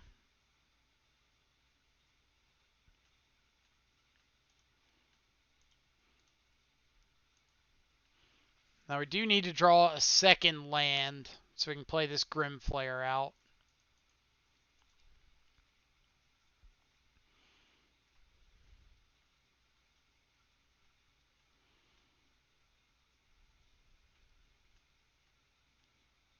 Like, I'm assuming they have to be on something like Tasigur, because they're on Thought Scour. They haven't revealed, like, Lurrus as a companion. And, like, if they were on Lurrus as a companion, then it would make sense to play, like, Sprite Dragon and Mishra's Bauble, and we haven't seen either of those.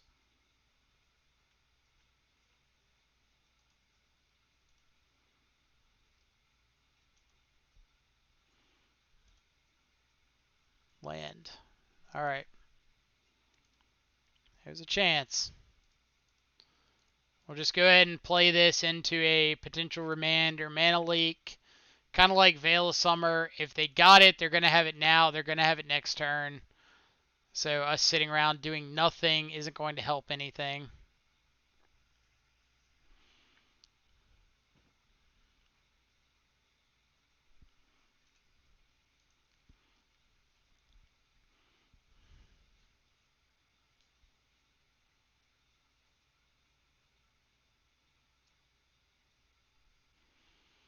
Alright. The old Delver of Secrets.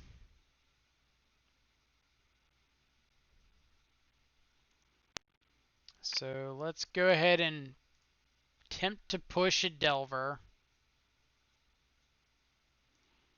And recast a Grimflare. So I expect opponent has like a lightning bolt for this. Yep. I was going to say, I'd be pretty shocked if we got to just untap and keep it around.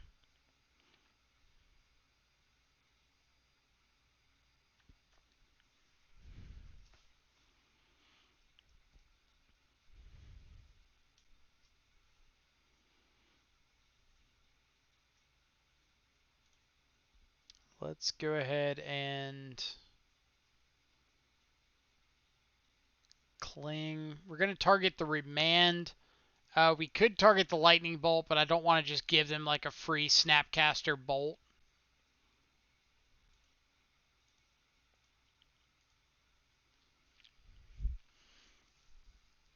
We're ways off Delirium, so let's just get a basic just to keep hitting land drops.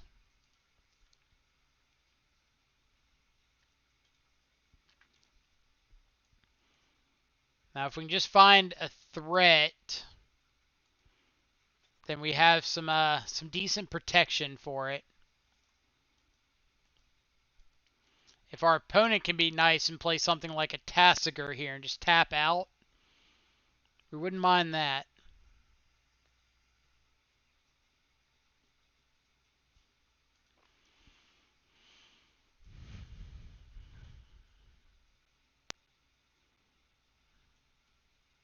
Maybe like a Gurmag Angler.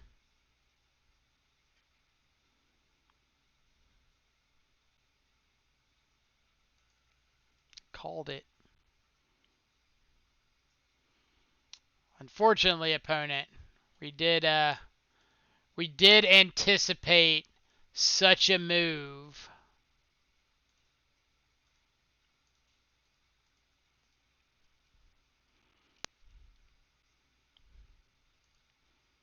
We could have gone to our turn and planned on like dismembering, hoping to bait out a Force of Negation, and then having Veil just to make sure we get value off of this Veil. But ultimately, that seems pretty narrow of an ask.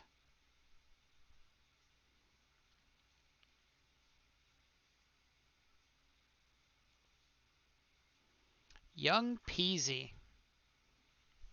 Okay. That is a pretty good threat.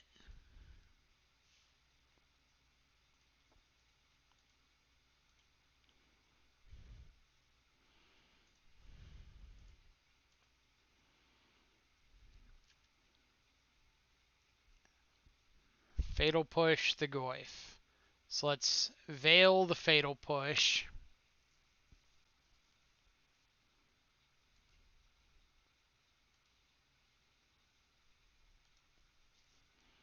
So now we have access to Cling to Dust, which is really nice.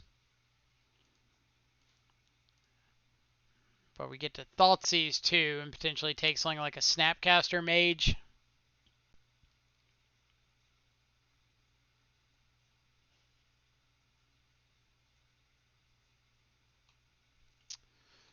Both of them, you say? Well, we got to take a Seasoned Pyromancer, unfortunately.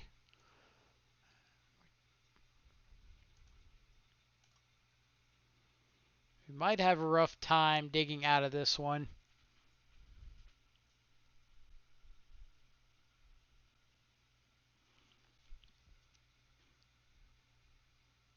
I really want them to go for the Snapcaster.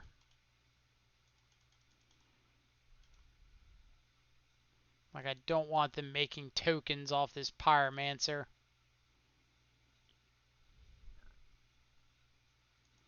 Alright, step one complete. We could respond with Cling to Dust and draw a card.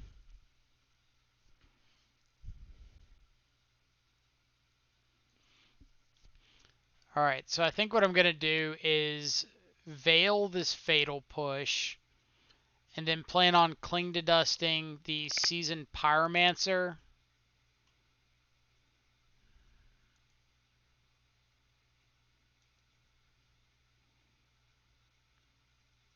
What do we got? Push of our own. Alright.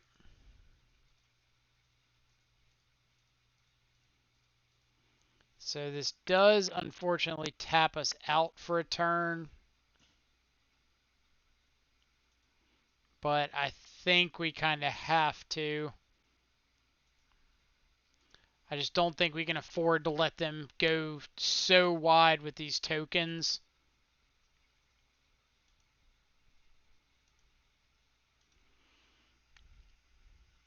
Are we beating Grixis Delver from 5 years ago? No, we are losing to Grixis Delver from 5 years ago. I I think we've seen Force of Negation, so they're updated Grixis Delver.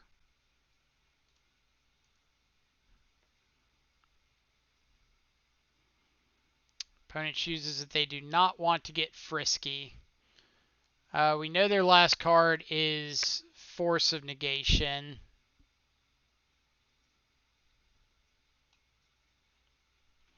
This is a hard cast Street Wraith stream, right?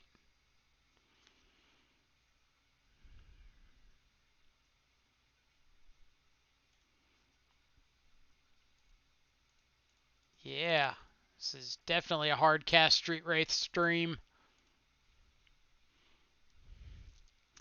Go.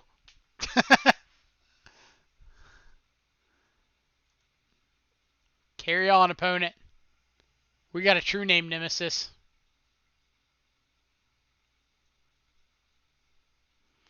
I know we got a command for that, but I can't remember what it is. Let's see if I can find it.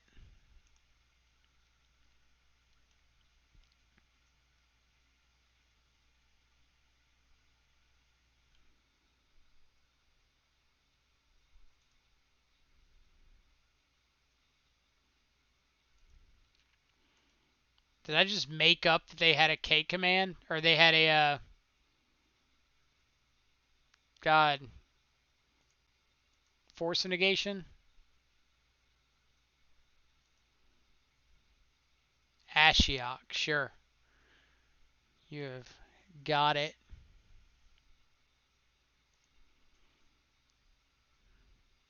Brazen Borrower? Oh, man. This is... 2020 is a wild year, not gonna lie. No,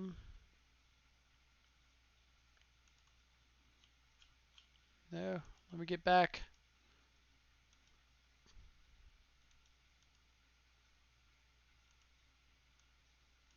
Chat has disappeared on me.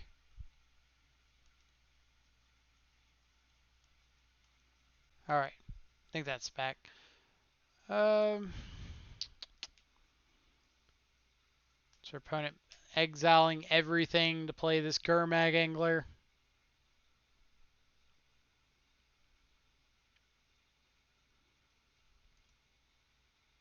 All right, opponent keeping sorcery or instants in the yard. Dredge, thank you so much for the follow. Hope you're having a fantastic afternoon wherever you're at, or morning, or evening. No time discriminations here. Alright, so let's Fatal Push a Young Pyromancer, because we can't afford to just let this thing keep getting out of hand.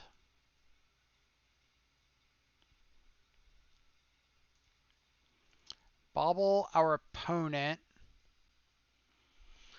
They're drawing into a Polluted Delta.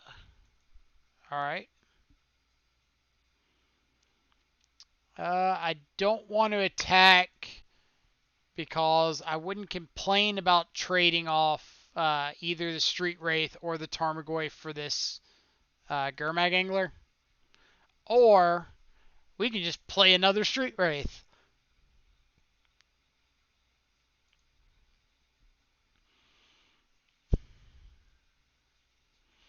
Opponent milling themselves.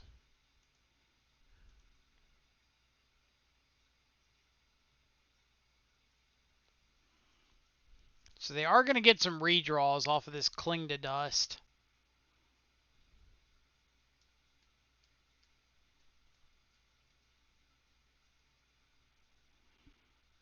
Really?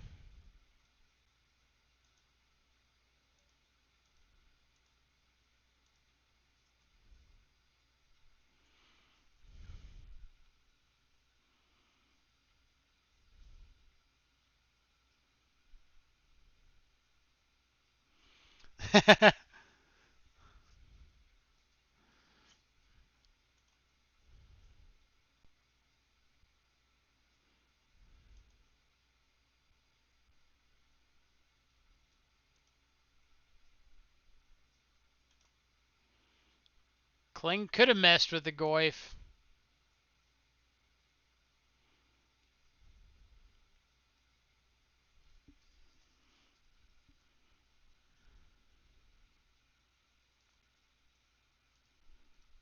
don't think we can afford to shock down to 3 here, especially when neither of these are turning on this stubborn denial.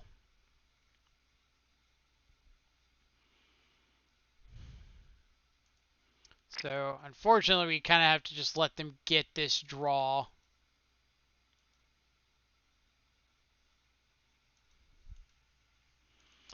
If only you had Radiant Flames. If only. Or if we'd brought in Plague Engineer against the Grixis control deck.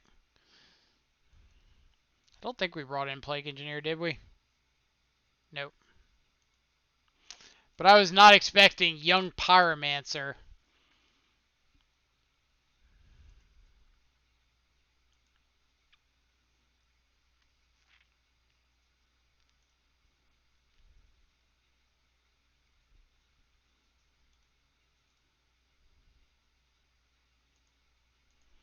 So I'm hitting Ashiok here because I don't want them to get to just keep milling themselves and keep clinging over and over again.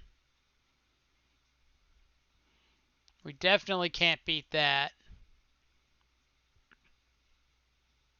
Have they just like not realized that they have a Cling to Dust in their graveyard?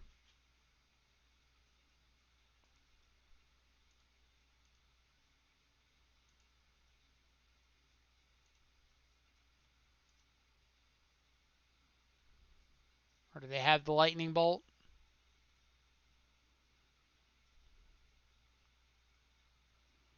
Another season, or another Young Pyromancer, sure.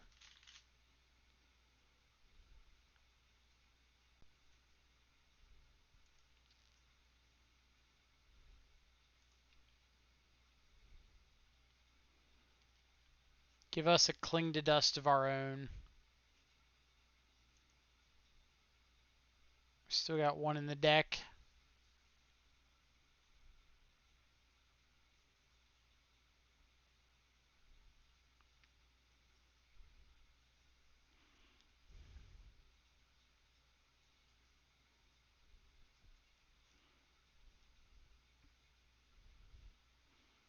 Is opponent going to cast their Cling? Looks like it.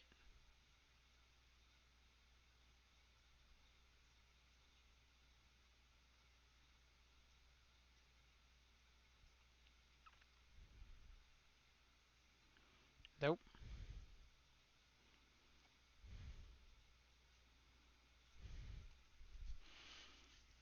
Unfortunately, 2 Young Pyromancers is probably more than we would be able to fight through.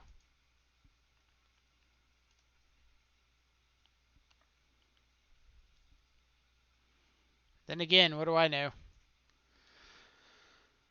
Alright, so are we attacking with Street Wraith?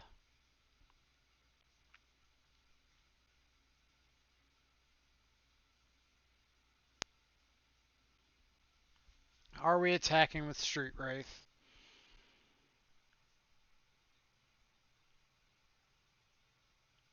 Like, if they've got an answer to Lurrus, we're dead. If we play Lurrus and hold back Street Wraith, yeah, if we play Lurrus, hold back Street Wraith, and they have an answer to Lurrus, we're dead. Cut and dry. So if that's the case, we need to attack with the Street Wraith because we need to cut into their draws left to kill us.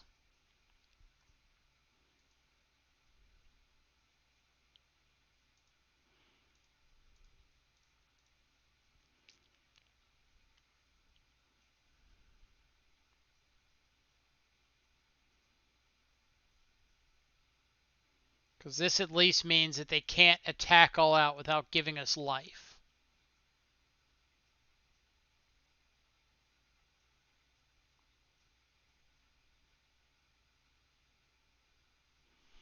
Now, are we stubborn denying a Cling to Dust? I don't think so. Like at this point, we don't really care about how many tokens they're getting. Like eventually they'll be able to overrun the Lurrus, sure. But at the moment, not a whole lot we can do about that. So if we block Goyf on Pyromancer, Lurrus on Elemental, we're gaining 3 and taking 3. So we're evening out. Shrink the Tarmogoyf, sure.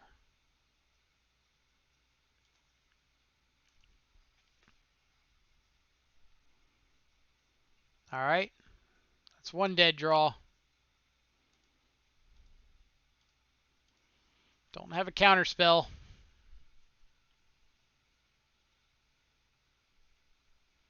What did I tell you? Oh no, Goyf was just too small. Alright. Alright.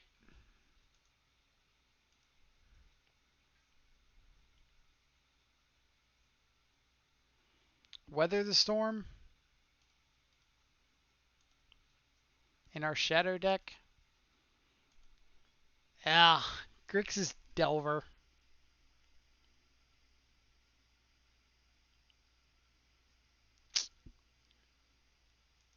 I don't know if that one was really frustrating as much as very, very unexpected. Definitely GG's. They had a bunch of ways to interact with our graveyard, which I wasn't really expecting. Like I wasn't expecting them to bring in Ashiok. I wasn't expecting them to have access to young Pyromancer. So it's pretty cool.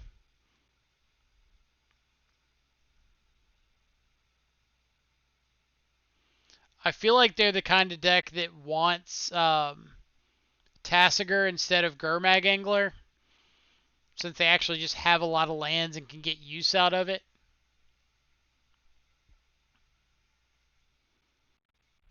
Alright, what do we got?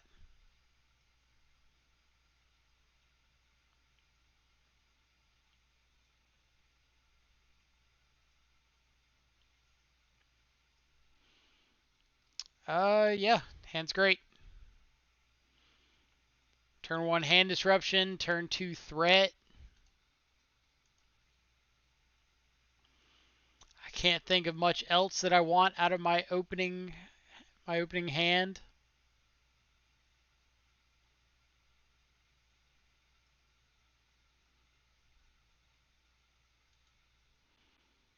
Is it a mirror match? Nice.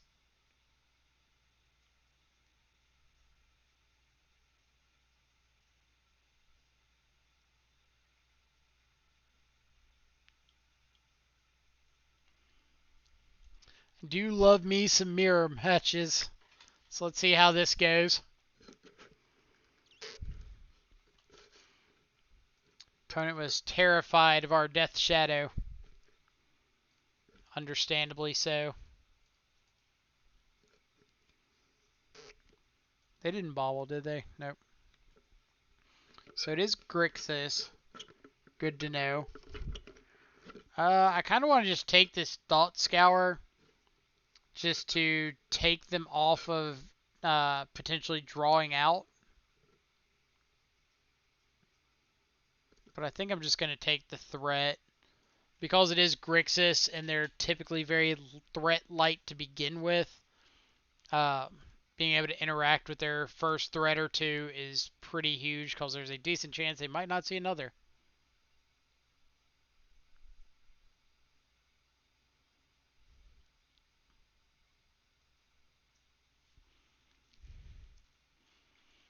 Alright, so drew into a Mishra's Bauble. Bloodstained Mire is gone. Thought Scour is gone. For people hanging out watching, please, please, please don't Mishra's Bauble on your turn against the Thoughtseize Inquisition deck. Like, you're just drawing something into their turn, knowing that they have the ability to draw hand disruption. It doesn't work out. It's awkward, Don't do it. Bad. No es bueno.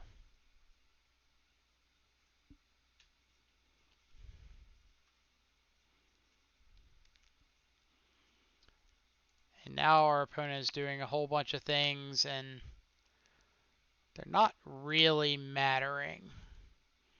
Like, we know that they're drawing all of these Thoughtseizes. We know that they have a Temur Battle Rage in hand.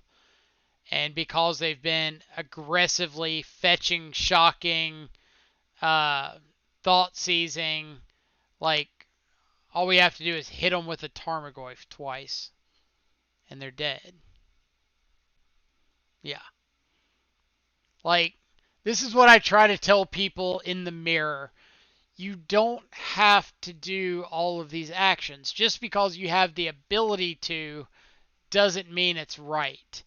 They just went Street Wraith, fetch, shock, Thoughtseize, fetch, shock, Thoughtseize again, fetch again. And all we did was play a Thoughtseize and a Tarmogoyf. Those are the only two game actions that we took that entire game. We Thoughtseized a Death Shadow and we played a Tarmogoyf. They did all of the work for us because they just were determined that they had these plays and they needed to play them. And you don't have to. Rant over. Alright. So, Spellbomb and Assassin's Trophies are nods to Gurmag Angler. We want to make sure that we have ways of dealing with that thing. We can take out Inquisitions because, again, they don't take Gurmag Angler. And that's the biggest threat by a mile in the mirror. Otherwise, we're just kind of like trimming on things that aren't actually affecting the board. Bringing in Fatal Push just as another answer to Death Shadow. Veil of Summer, great for protecting our threats. Cling to Dust, great as a grinding card. And go like that.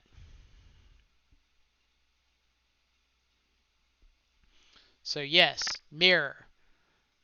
I think I mentioned it yesterday. I don't know who was in here hanging out for that one. But half the time, the Mirror is fantastic and interactive, and everybody has a good time. And you get to cast a bunch of spells, and it's cool. And then the other half of the time, nothing happens. There's nothing relevant going on. One side just doesn't line up with the other side, and one side gets run over. And that one was kind of one side not doing anything, and the other side just getting, like, not lining up and getting run over. The Prophet Isaiah, thank you so much for the follow. Hope you're having a fantastic afternoon or evening or morning wherever you're at in the world.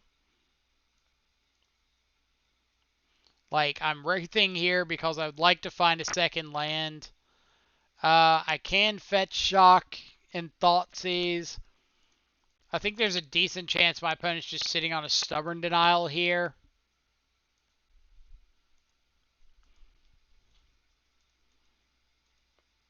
If they counter this, I'm fine with that.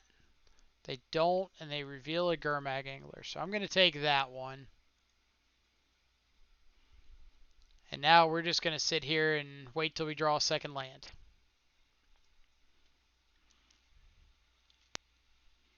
Checking out Cling to Dust. It's one of the most awesome cards printed in the last year, especially for Shadow archetypes. It kind of does everything you want out of a one-mana spell. It's interaction for the graveyard, which you're already pretty weak to opposing grave decks. Shadow, sure.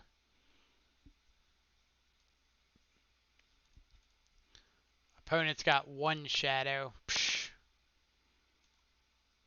We've got two of them.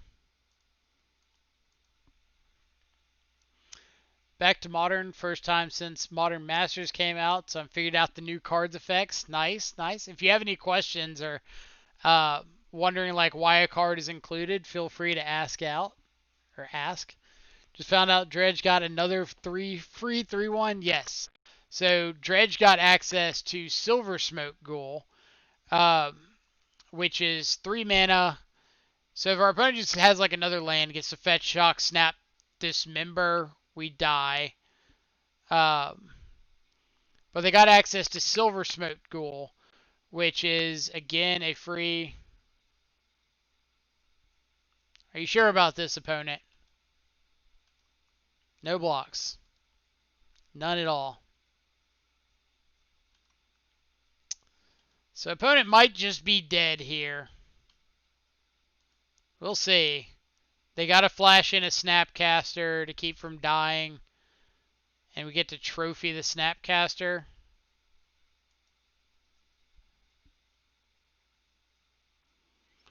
So let's think. If we dismember, they get a basic, they can pay 4 life and kill our shadow. So since that's the case, we want to just let them block, and we can Assassin's Trophy their shadow.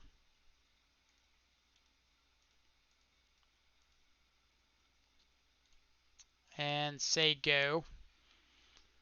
Yeah, Silver Smoke Ghoul comes back for free whenever your opponent gains 3 life in a turn.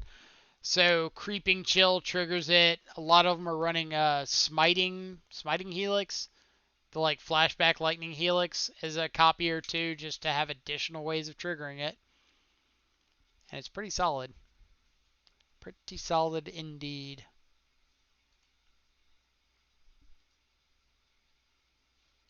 Okay. Opponent decided they wanted to call it quits there.